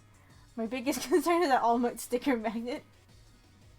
It's all the punches to the... Yes! That's fair. And he's asking for more punches here. He wants Gohan to fight him because he's technically, you know, the strongest. And Gohan's like, leave me the fuck alone. That's just it. That's the whole short. It's just Vegeta being annoying because Goku's not around for him to do stuff with. But it's like, my biggest issue is just, I'll sit down and watch these and I see the mouths and I'm like, what is going on? I don't know what these models are that they're using. That, and of course, because of like the clothing, this shirt is for some reason floating 2 inches above Gohan's shoulder. Pairs of what? The mouths.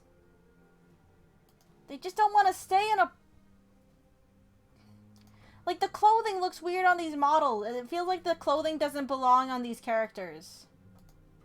Like, yeah, okay, Vegeta can be beefy, but do you need this much space? Just kind of... It's just not good.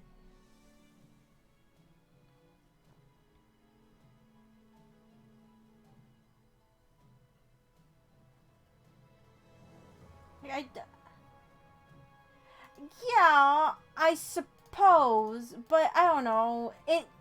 It sticks out more, I guess, in 3D.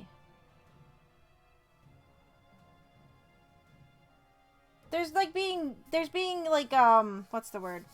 Faithful to it, but it's like, if you could fix that thing a little bit.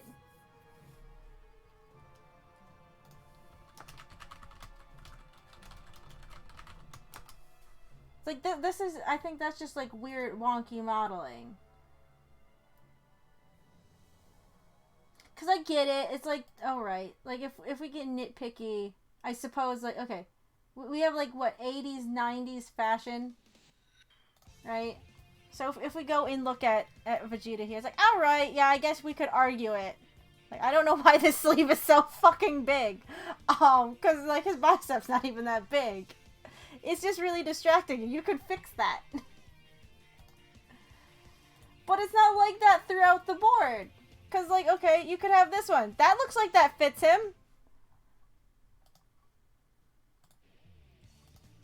Does this shirt have shoulder pads in it or something? Vegeta doesn't need a shirt with shoulder pads in it. What is going on with the shoulders here?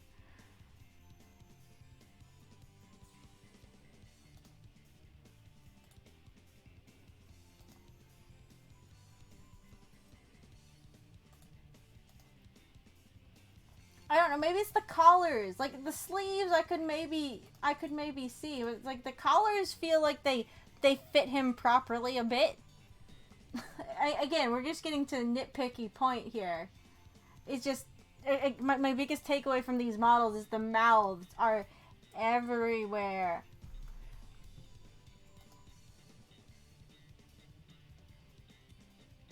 Like the mouth movements just drive me crazy. And it's like, what, they do these on occasion and then they just do like, I don't know, game stuff? What bothers me here, now this is just a shot composition thing, right? He's looking over here. Piccolo's back here. He's addressing Piccolo. He's in front of Piccolo. I don't know where he's facing. Cause see, look here. You see his neck? This is his collarbone. His shoulder should be like about here. Like if I drew over this, I don't know why his shoulder. It's like he has shoulder pads in there, or like full power Frieza shoulder shit going on, and he's just normal Vegeta right now. See, this is his neckline. That should follow through down this arm. Even if he had, like, I don't feel like these should be that as big or something. I don't know. It doesn't.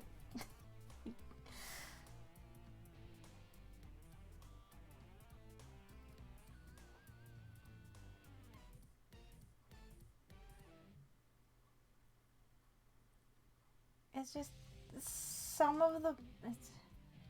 Yeah, I tried to raise my arms like that. It hurts.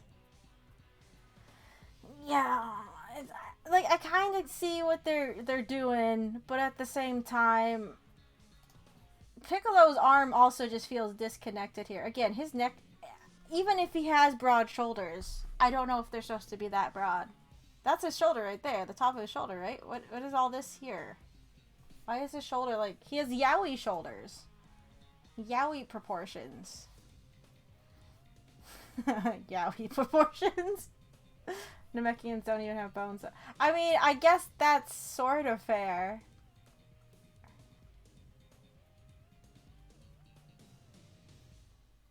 I don't know. I just don't really like these models. Maybe it's the shading. There's just a lot of things wrong with it. It bothers me a little bit. Please, come on. You can't argue this. What is going on with his shirt here? His neck is going down into the shirt. I don't know what this is. He's the hunchback.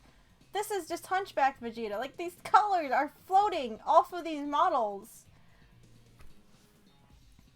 They're floating off of these models.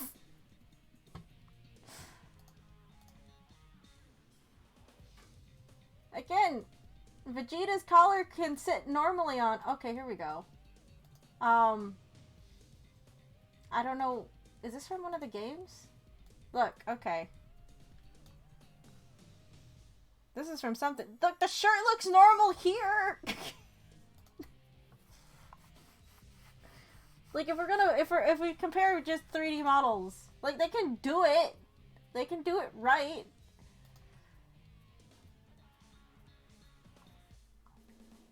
Vegeta can look normal in a normal shirt. What game is this from? Is this from Kakarot? I didn't play Kakarot. But he can look at normal in a shirt. Then we see this and it's like, what is going on with your shirt, guy? When they blink, are these models even able... No, stop. Are these models even able to blink? What are they... I guess they are. They're just shaded funny. It feels like someone photoshopped this in. I know I'm just being mean at this point. Because really, my biggest gripe is just the mouth movements. Most of the time.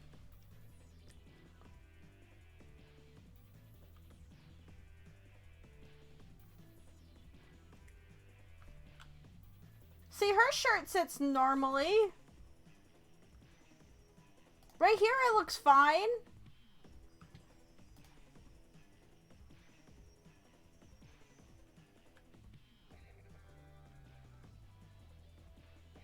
I'm just saying, whoever made these models or where they got these models from, they're just a little bit weird. His shirt is still floating.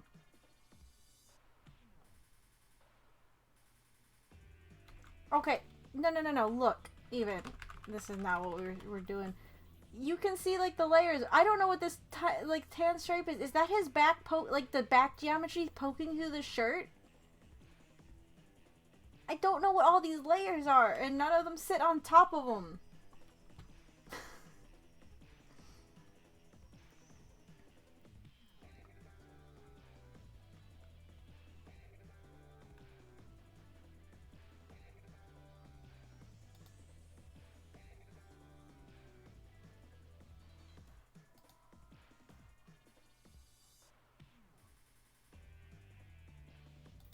What did they do to, like, I don't know, make these?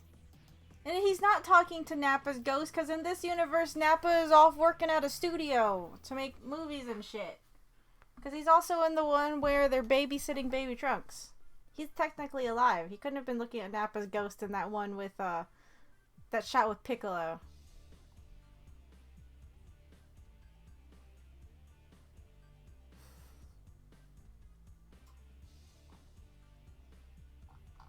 But yeah, and then the one with Cell and Hell looked fine, but you said it was, like, done differently. The models don't look as bad, or the mouth movements aren't as annoying.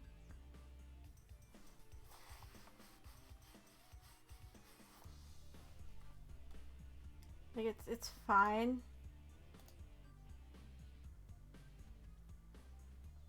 Like, this one I didn't mind. It was kind of funny. Shading, I mean, the shading you can kind of tell is like SFM levels because they didn't put a lot of, too much work into it. I'm not trying to, like, pick on him for that, but it's like, you see this? It's like, where are the lights? Also animated by Devil Art. Oh, okay. No, the animations and stuff are fine. I'm just saying, like, the lighting was like, meh. And they at least found decent enough models that it's not okay, except for when Cell's doing this. Cell's face should probably never make this expression. This just feels foreign. Look at it. Just soak it in. Cell, are you okay? Obviously he's not. He's not like what he's hearing. But his eyebrow ridge, I don't think it's supposed to deform in that way, and it looks very uncomfortable. I'd rather not soak it in. Just because I've seen a lot of shitty walk cycles recently. These few steps he took weren't very good, but you know, that's a minor nitpick. Very, very minor. Like I said, this one I didn't mind. But we were talking about it because, like, I don't know. I haven't been interested in watching most Team 4-star stuff. Watching their like, when they do what Dragon Ball December and they do, like, top 10 lists, it's like, those are fine, but I haven't watched them in a while. Like, do those even change? Have they started getting into Super territory with those lists? I don't watch Super. I haven't watched, well, I've only seen parts of Super. You don't want to see an extremely concerned Cell? He's a living being, too, that has feelings and emotions, Itretsu. They're perfectly valid, even though he murdered a bunch of people and drank them like they were high seas.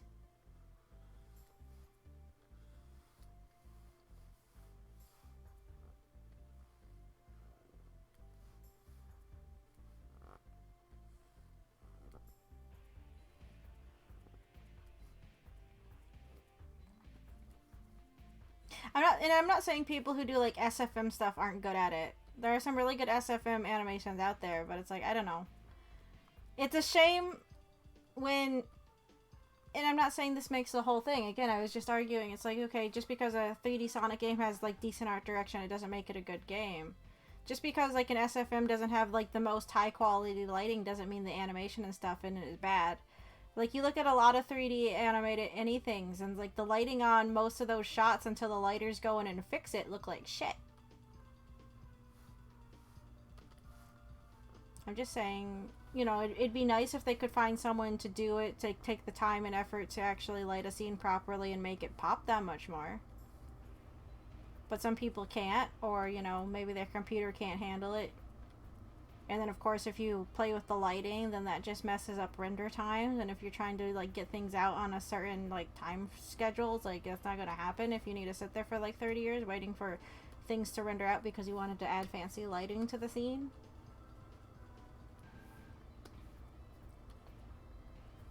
I wish I could work in SFM. I mean, I wish I could animate in 3D, like, better. My knowledge of it is severely limited and lacking, and I don't put any practice into it because I don't like doing it. And I know why. It's like, I just don't like doing it. And I'm not good at it. It's like, I'm not going to get good at it because I don't practice it. Part of the problem. And it's like, I know that. But I still don't practice it because I don't like doing it. Which is annoying. It's just, it's a whole spiral thing of nothing getting done.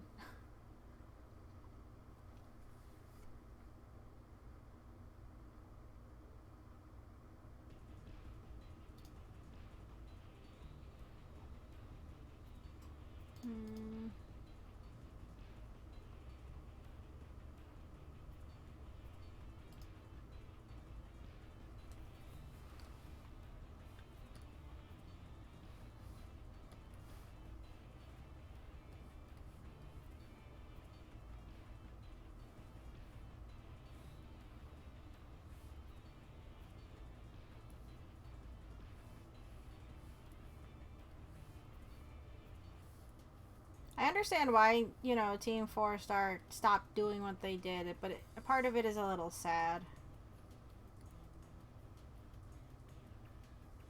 I thought things were getting a little bit better for them when it came to, like, I don't know, not necessarily like copyright or licensing, but I thought things were okay. Of course, I guess we don't get to see, like, the behind the scenes for all that shit. Doesn't Little Karibo still get away with, like, a Yu-Gi-Oh! Bridge? I haven't caught up in that in, like, years. I don't know what he does nowadays. To be honest, I kind of just go back and rewatch old stuff I've noticed.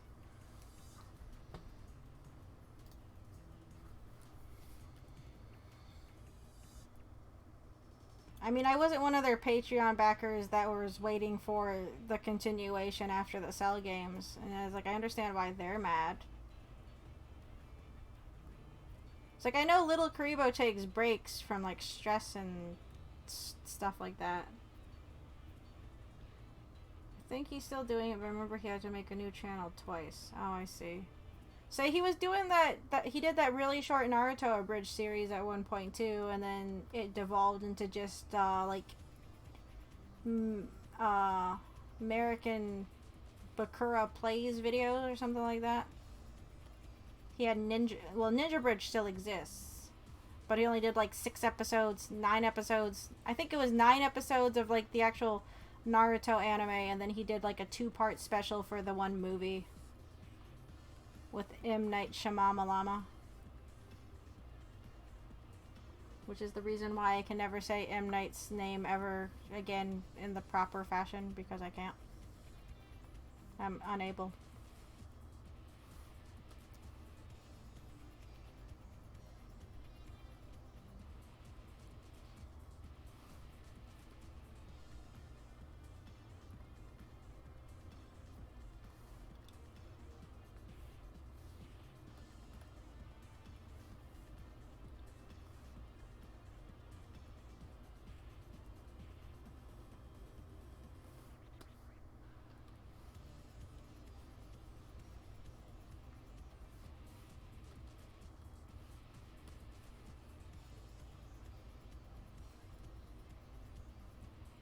is kind of a shame, though, that it's a pain in the ass.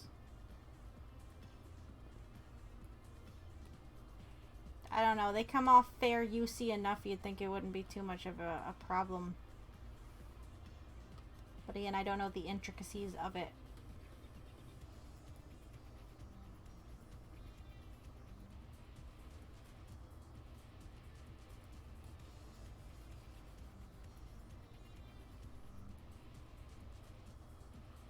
The fucking AC just turned on again.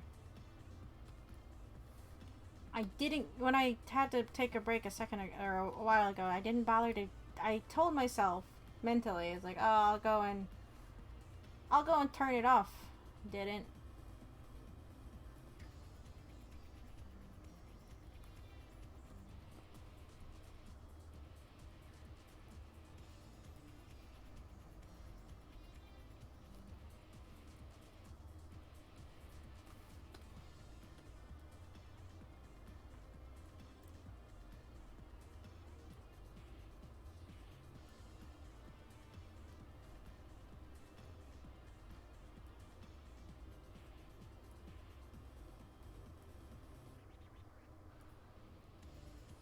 They often, oh.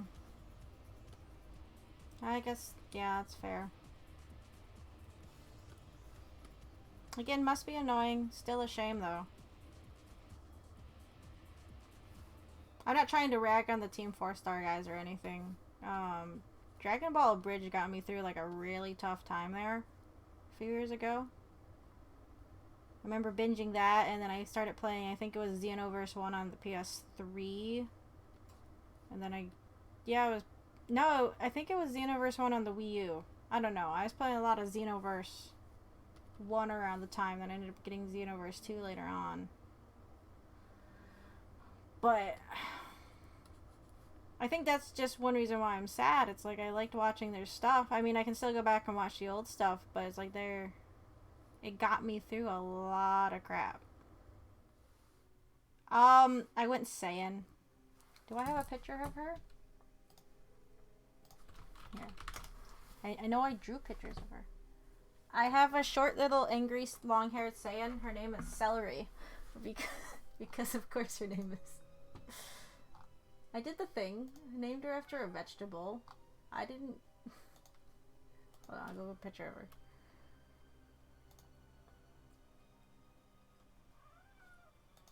My cat's yelling at me. Of course, I guess the thing is, when is he not yelling at me? Him yelling at me is kind of his job as my cat. It's been a while since I've drawn her. I don't know how far back I'm going to have to go to find a picture of her. Maybe on my... maybe I put it on my Tumblr. Going through my Twitter is a pain in the ass. Twitter. Archive. By tag. Tag's not going to help. Is there a search? I don't remember how to fucking use Tumblr. Did they change Tumblr? Probably did.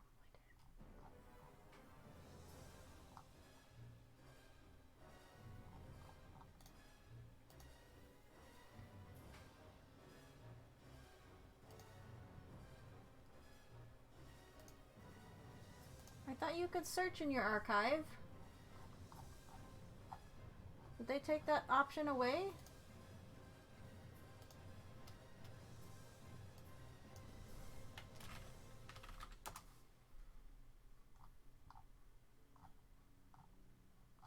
Okay, here I found her. No, I had Celery. She wore green. I had green Scouter because it's celery. She basically just uses, like, what I think it's Gohan's long hair. But yeah, celery. I just like celery. Oh, these are, I was trying to figure out color schemes. I didn't know if I wanted colored gloves or not. Yeah. No, she's actually, like, one of my favorite things. Just because she kind of has the Vegeta problem with she's really short. So she might have a slight Napoleon complex because of it. I made a Frieza clan member named Celsius because I couldn't think of a good ice pun. No, that's fair. That's totally fair. That's the thing. It's like when you make like certain characters, at least with me, it's like you make certain characters, you want them to kind of like follow the themes. It's like, okay, so if I make a Saiyan, I need to come up with a vegetable. Which vegetable do I want? I think in like one of my sketchbooks, there's probably like I remember writing them down. I was trying to come up with names. I think I actually there was another name that I had. I want to say it was for Lima Bean, maybe. And I was like, oh, okay, I'll just make her a brother. And that never happened. There was a point.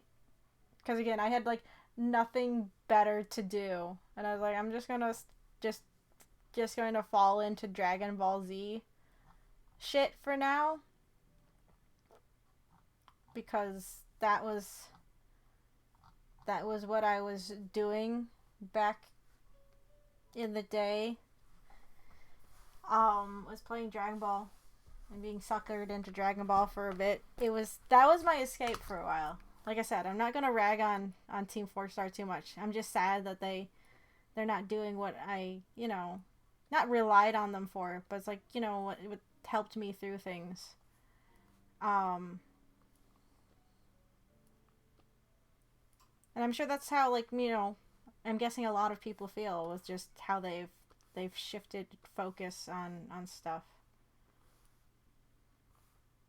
Just recently rewatched Super. I still haven't gotten... Again, I know I don't need to technically watch seasons 1 and 2, but I've only seen season 1. And it's bringing myself to watch season 2 when I've already seen the movies that go with season 1 and 2. I just don't like skipping things. Because I don't like skipping things.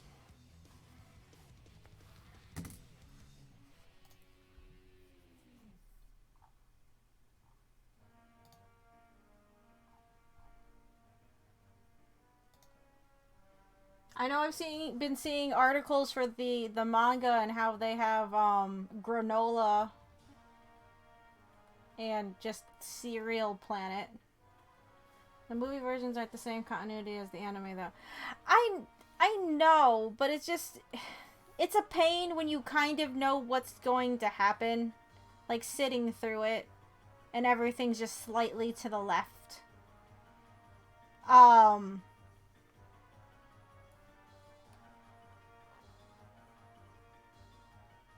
I don't know, like, it really makes the fights between, let's say, like, Goku and Beerus, they last so fucking long. Because, they got a monologue, and you gotta see Goku get a second wind at least 5 times. So, it's like, that's the thing, it's like, it feels a little bit like a slog. Like, I want to watch it. I do. It's just when I think about it, it's like, It's just a mental hurdle I've been having trouble getting over with in the last bit of time. The last bit of time being fucking years, because I just haven't touched it since I watched season 1. It's like, I don't feel like doing this right now. Less of a slog. Then I started watching that, right? I don't know how far I got, but I ended... I lost my place. I don't know where I was.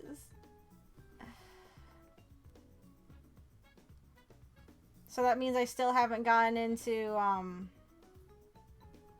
Yashahime. I saw that they revealed who the girl's mom is, though. And I'm surprised that I didn't see more of an uproar on the internet about it, because I know so many people are like, don't you dare, and they did the thing. But then I didn't hear anyone complaining that they did the... There's probably people complaining, I just wasn't looking as hard for it. Because it's like it was going to happen one way or another.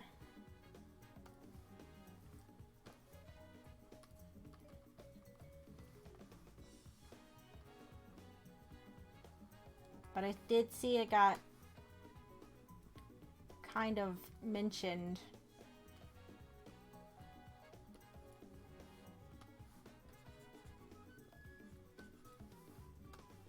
I love you, Inuyasha. I never watched all of it all the way through a few times over the years, but it's difficult to binge.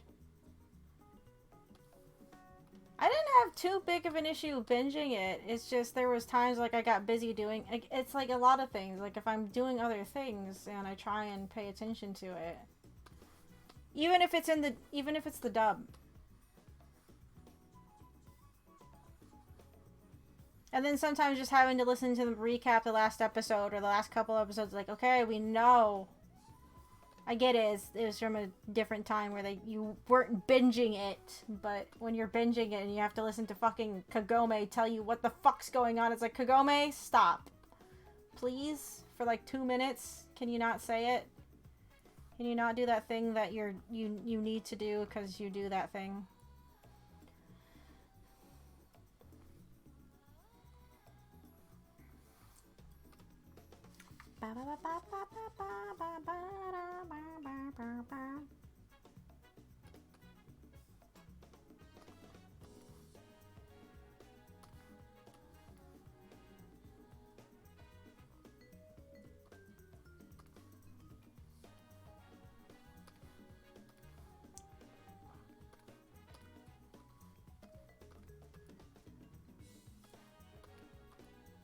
Now I've kind of lost my spot at this point, and instead I keep rewatching King of the Hill, because that's just my go-to for watching things is King of the Hill.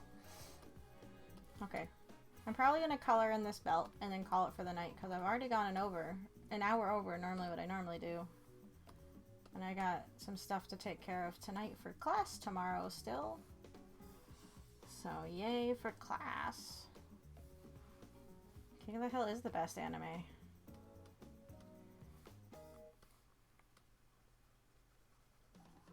I don't know, King of the Hill is just kind of, it's another one of those, like, I guess, comfort food things. It's one of those things I'm familiar with, I don't have to pay too much attention to it, and it's funny.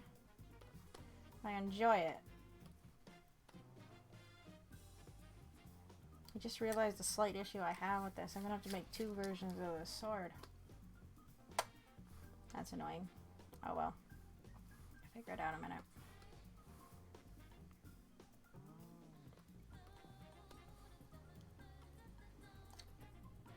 Well, I guess his hand's up. It doesn't matter if I make 2 versions or not.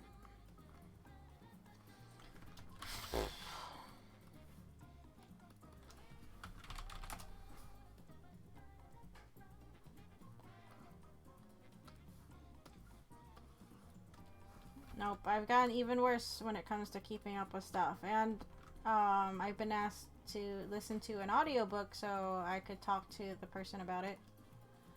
And I keep watching Hollow Knight videos instead. Or watching King of the Hill. It's like in the audiobook I just have to sit there and listen. I don't even have to read anything or look at anything. I just have to listen.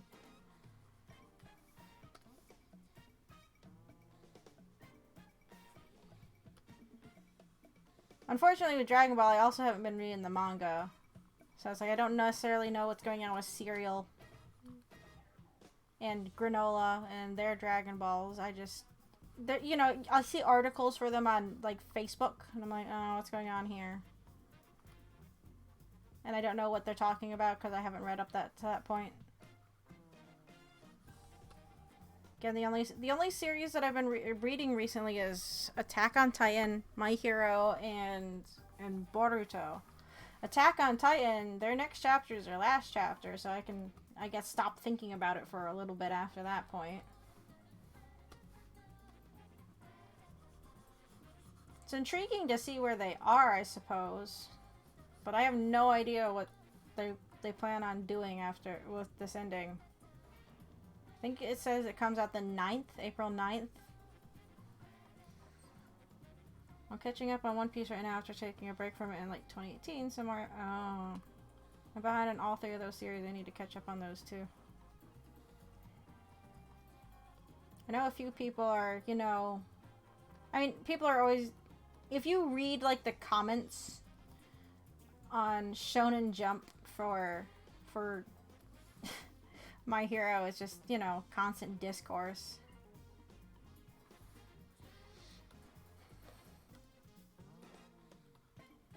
I don't have, like, a strong opinion either way, I've realized, with, like, what they're doing in My Hero. I mean, I have fun reading it, and that's kind of, like, where I sit when it comes to that particular series.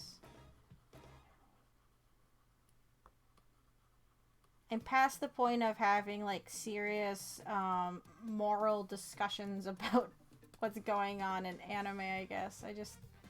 I'll watch it. That's it. Comment sections are almost never worth a reason, even where there isn't discourse. I mean, yes, that is very fair. I mean, okay, yes, sometimes I'll go in and just to see what they might be mad about this time. I think I do it so I don't get blindsided by something really stupid. Like, why are you mad about it this time? It's more like... It's like when I was looking up,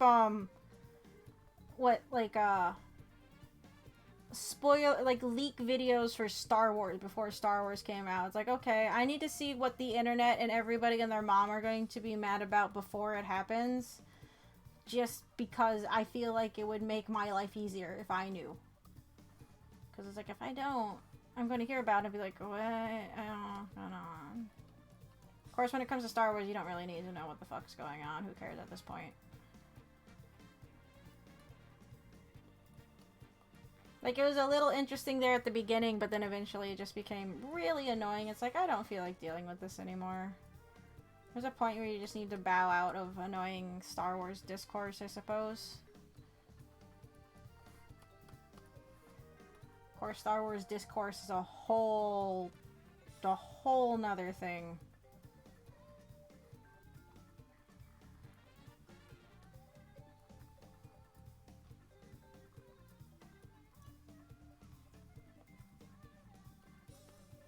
It's scary, if anything. Obnoxious?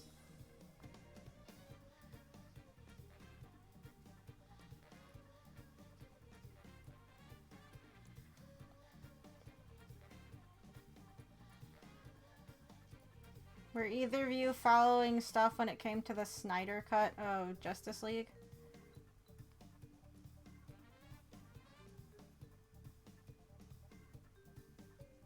Again, I've just been seeing what the critics, all the internet critics think of it, because I just find that whole bucket of worms to be interesting.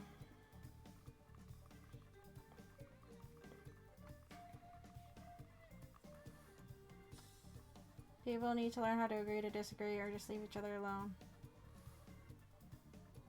That's fair. I don't pay attention. That is also fair.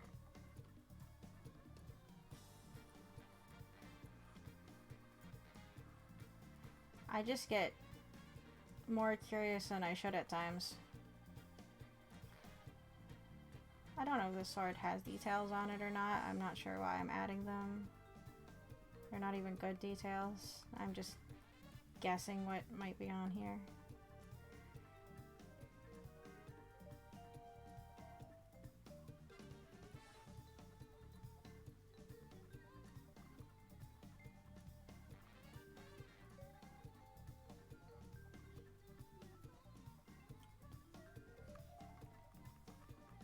You know what? I lied. I'm not gonna do that.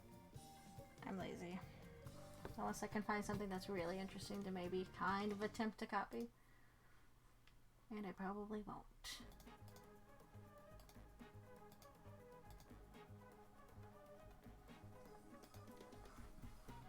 I've only ever been interested in... See, that's the thing. It's like, even though the Snyder Cut's out, I'm probably never going to watch it because I never watched the original version, because I don't care about, like, the DC cinematic universe at all. And Red Letter Media got their video, and I was like, okay, well, that's all I kind of cared about, because I pay attention to kind of what they say. That's it. The Batman movies the Nolan verse. I was a really big fan of the Nolan films, so.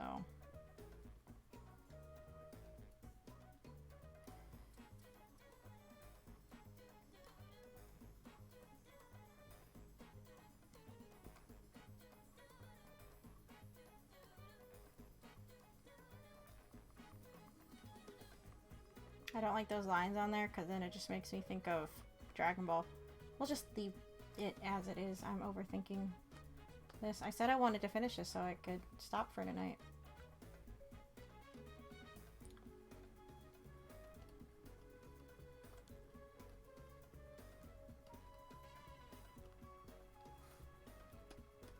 I was told to use a lot of reds in this character design. I'm not used to using so many reds.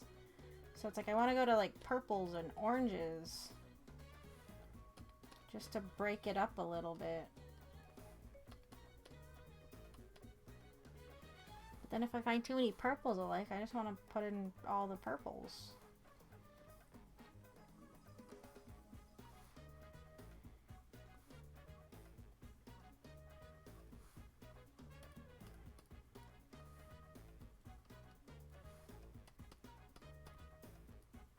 That's more like a blue.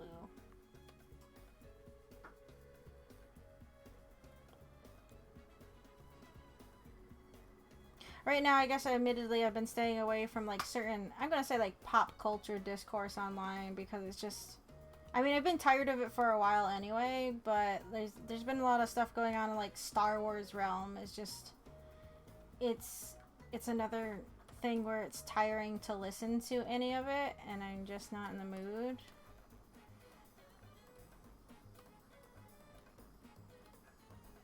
Which is why I think I've just been defaulting to like, what, Mandalorian videos. And, not Mandalorian, sorry, like Stardew Valley and Hollow Knight videos. Because they don't have as much stupid shit going on in them. They're just playing Stardew Valley or The Sims or Hollow Knight for fun.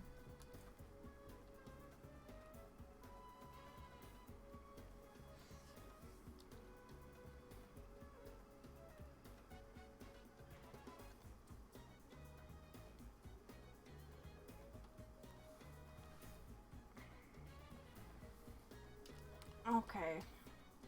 This is starting to get there. I still have a bazillion more fucking layers to do though.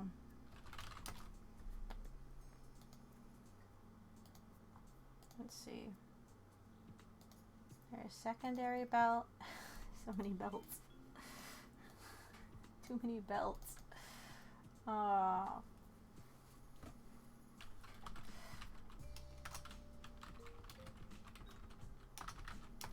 need to label these.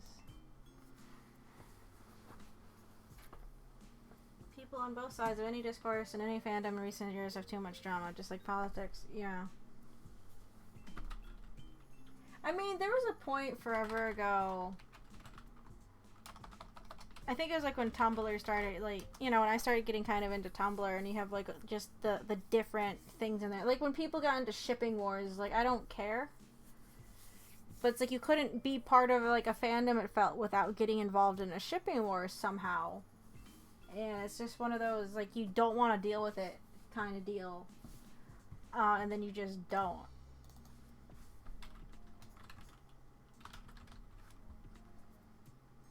Because if you do, you're going to go crazy because people are crazy. I don't want to remember those days. Yeah. I don't blame you. Tumblr bullshit was never fun. Just because it wasn't. It's like, can't we just like the same thing? They're like, no, if you don't like it the same exact way I like it, then you don't like it at all. It's like, I don't think that's how that works. Why is this not coloring in? This layer, color, unless that is already the same fucking color. Okay, I guess I just happened to pick up the same color and I did not realize it. That's fine.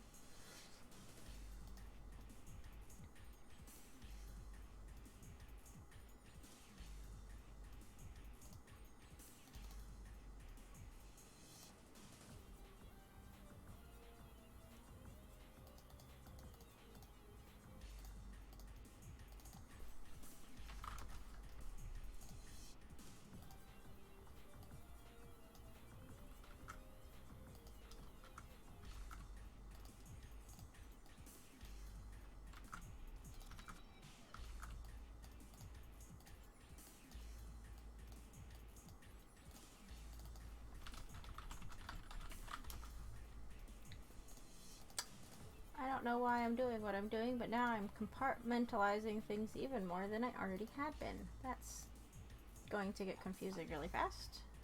I'm sure it'll be fine.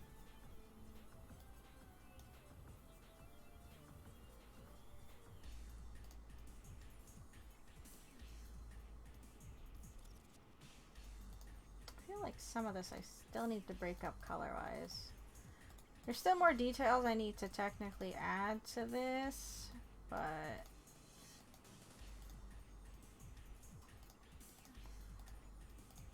what happens if we do? No, that looks dumb. Color red isn't bad though. Can I save that for something else? I'll just put that over there.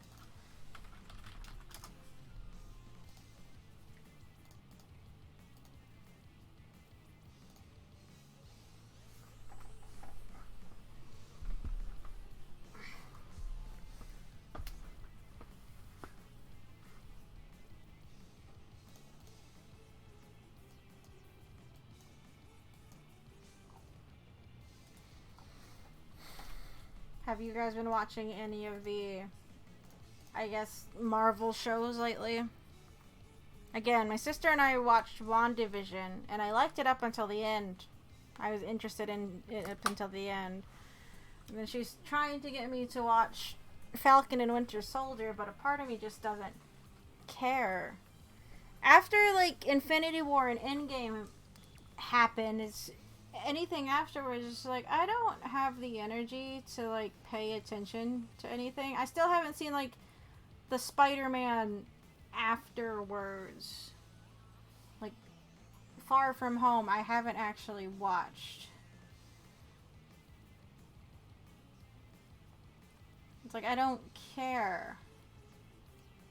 I don't care about... like, I'm just marveled out at this point. Is, like, I think part of the problem. The end of WandaVision. Yes, it was. Well, I don't have any major nitpicks. It's better than some of the movies that care less about. I feel like the ending. Okay, the effects bothered the shit out of me, like a lot. But the ending, I also felt. I get it that it's setting up other things. But a lot of the plot points just felt like they were super duper rushed. Like they had a list of things they had to wrap up, and they wrapped them up really fast, and it almost felt too fast at times. I want to know what happened to you-know-who after they left.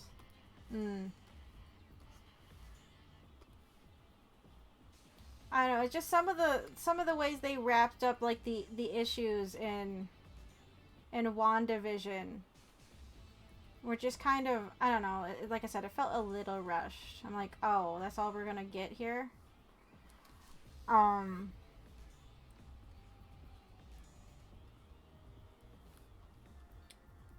also thought the thing she said to her kids in that one scene was just a bit, like... it was so weird feeling. She says thank you instead of, like, you know...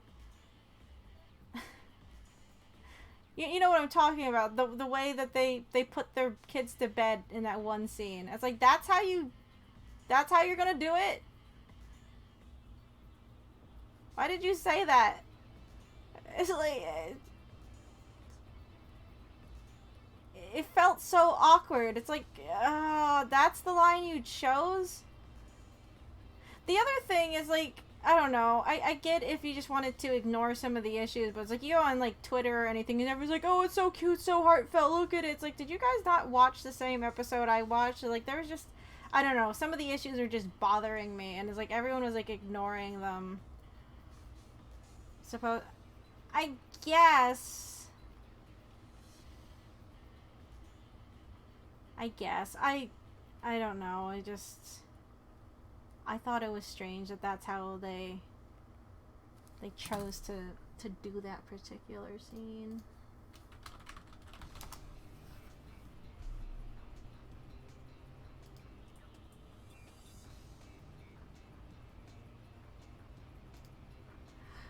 I guess I'm one of those people that was having more fun with it before it... Not to sound like too mainstream, I don't know.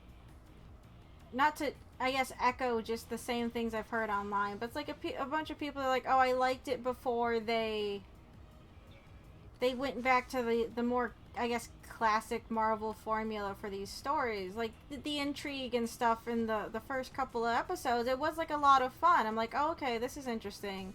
Just the slightly different way of storytelling was nice. And then you had bad graphic, big fight with energy beam into the sky. I'm like, oh, okay. And then everything gets wrapped up and the stuff with Monica just happens. And I'm like, her entire thing for like an origin or whatever just feels like, I like her backstory, but the some of the stuff that she did here felt rushed.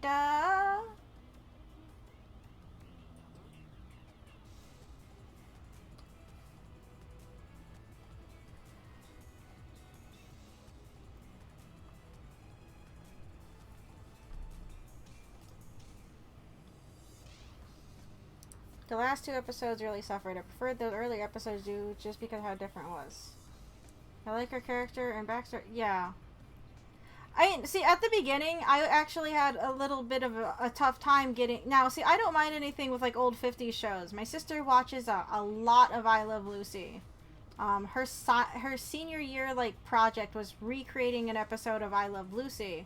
So she, you know, she really enjoyed the attention to details this show paid when it came to recreating those...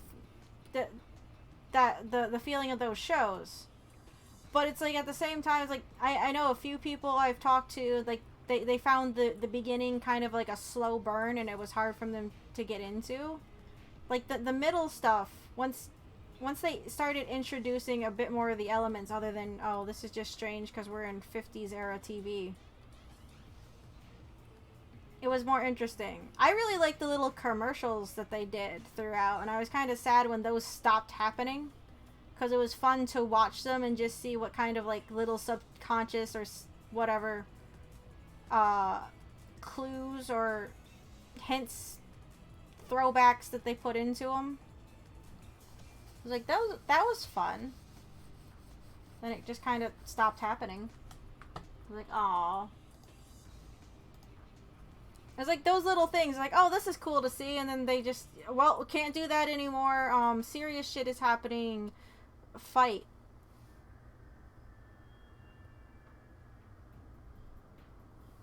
I guess the conflict with, I guess, Vision, too, at the end, was a bit weird. I get it, it's a kind of like a wit thing instead of brawn. But it's like, oh, okay, that's done, is it? Okay, sure.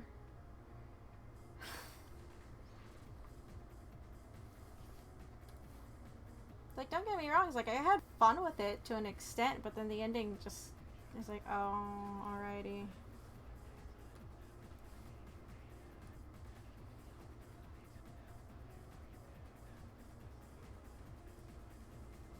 No, it is, but I just thought it was funny. It's like, Wanda, did she even react to it? You think she would react more to what that entailed, I suppose.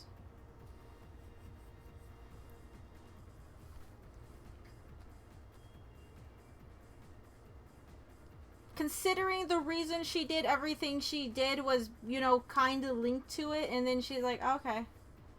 It's like, shouldn't you be a bit angrier about what just happened here? A teeny tiny bit, anyway? And that's what I mean, they just kind of let it go. It's like, alright. Sure. I guess that's fine. And it's like, I get it, they'll address it hopefully later on, but also just kind of cheap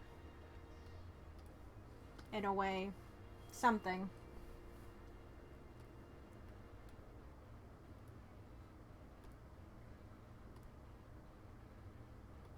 Okay, after I color this in, then I need to stop. I mean it this time.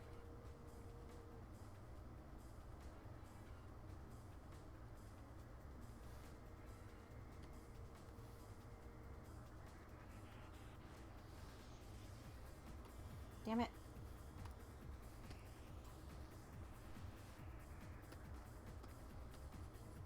What do you think of Falcon and Winter Soldier? I only finally saw episode 2 last night, and I rewatched episode 1 because I realized I didn't pay the best of attention to it the first time I watched it.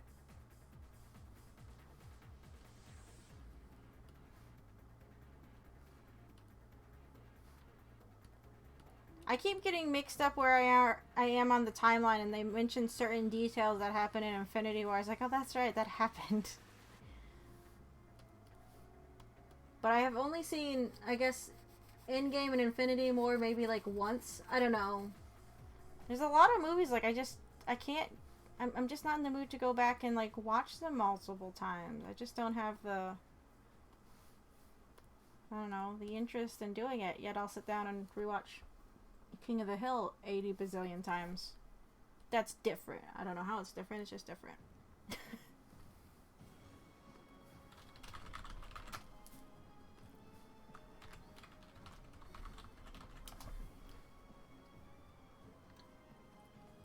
I think it has potential. Yeah.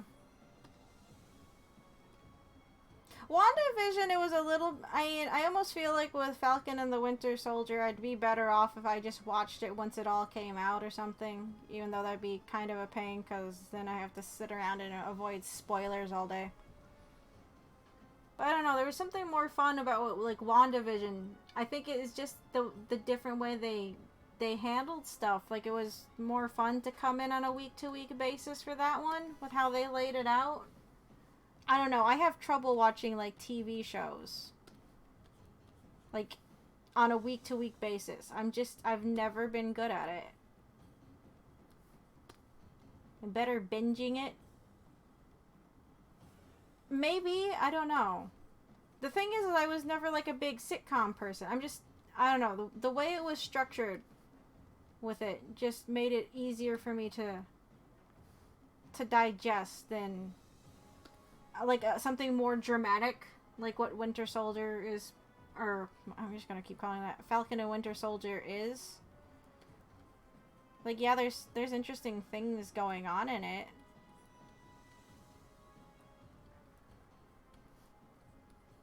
I don't know. Again, maybe it's just because a part of me is just marveled out at this point. Like, even now, it's like, yeah, I guess you're doing different stuff, but I also just, eh.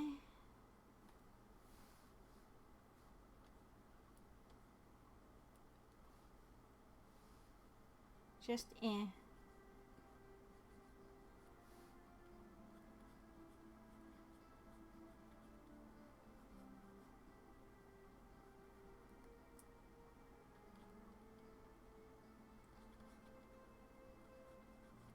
To be honest, like, I'm only really watching it because my sister is, and, you know, it's, at least we can talk about it.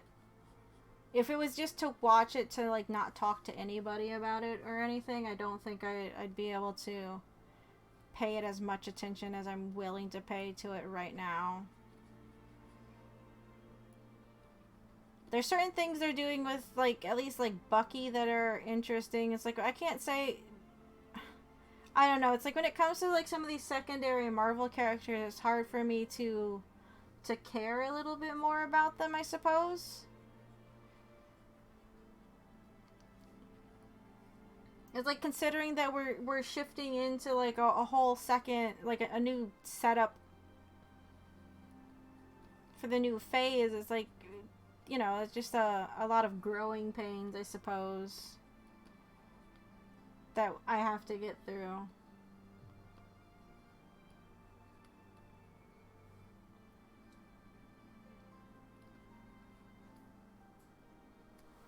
They went underdeveloped for so.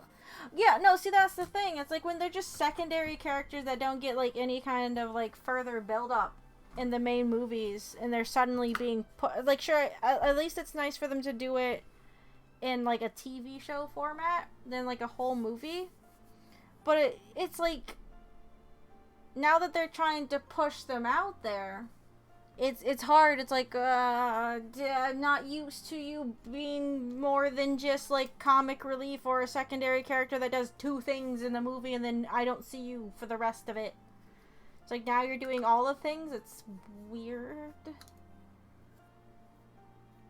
Like, with WandaVision, I didn't know if I'd really care too much about it. Like, when it comes to Wanda as a character, it's like,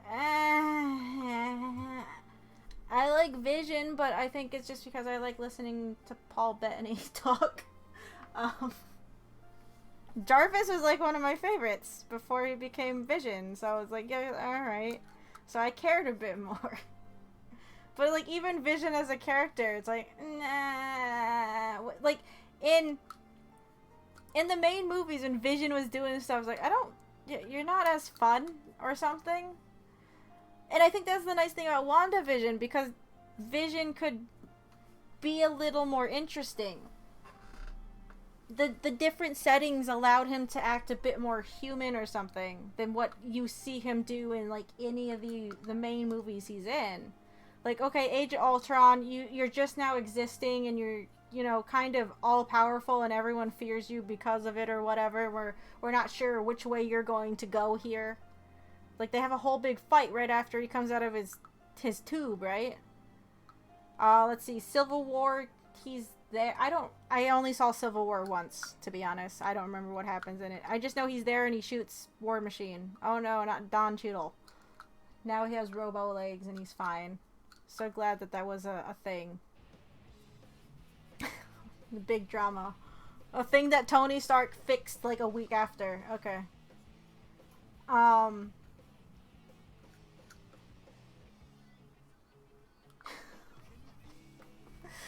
It's like, okay, sure, he was kind of pivotal in Endgame and Infinity War, but it's like, I don't know. When they even I'm sure they might have kind of built up the entire Vision Wanda thing, but it's like when they were doing their little thing out in Europe or whatever, hiding out from everyone, it's like, I don't care. I really don't care. So when they're like, oh look, we're doing a show with these 2 characters and this romance, I'm like, I don't care. I don't. It's like, I guess I'll watch it, but I don't care. Part of me doesn't care. I don't know. It was more fun to see him act, I guess, a bit. He had more room to do stuff, which was nice.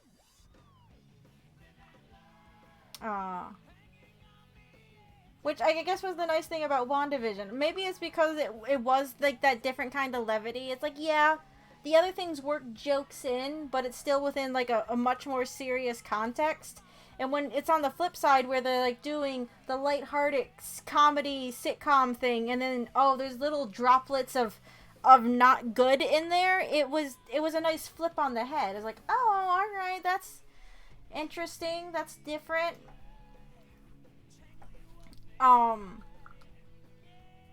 It's like, sure, you know, going in is like something's not right, but like you could disengage a little bit with the different setting, and then when it started to leak in a bit more, it was a bit more interesting, I suppose. At least for me.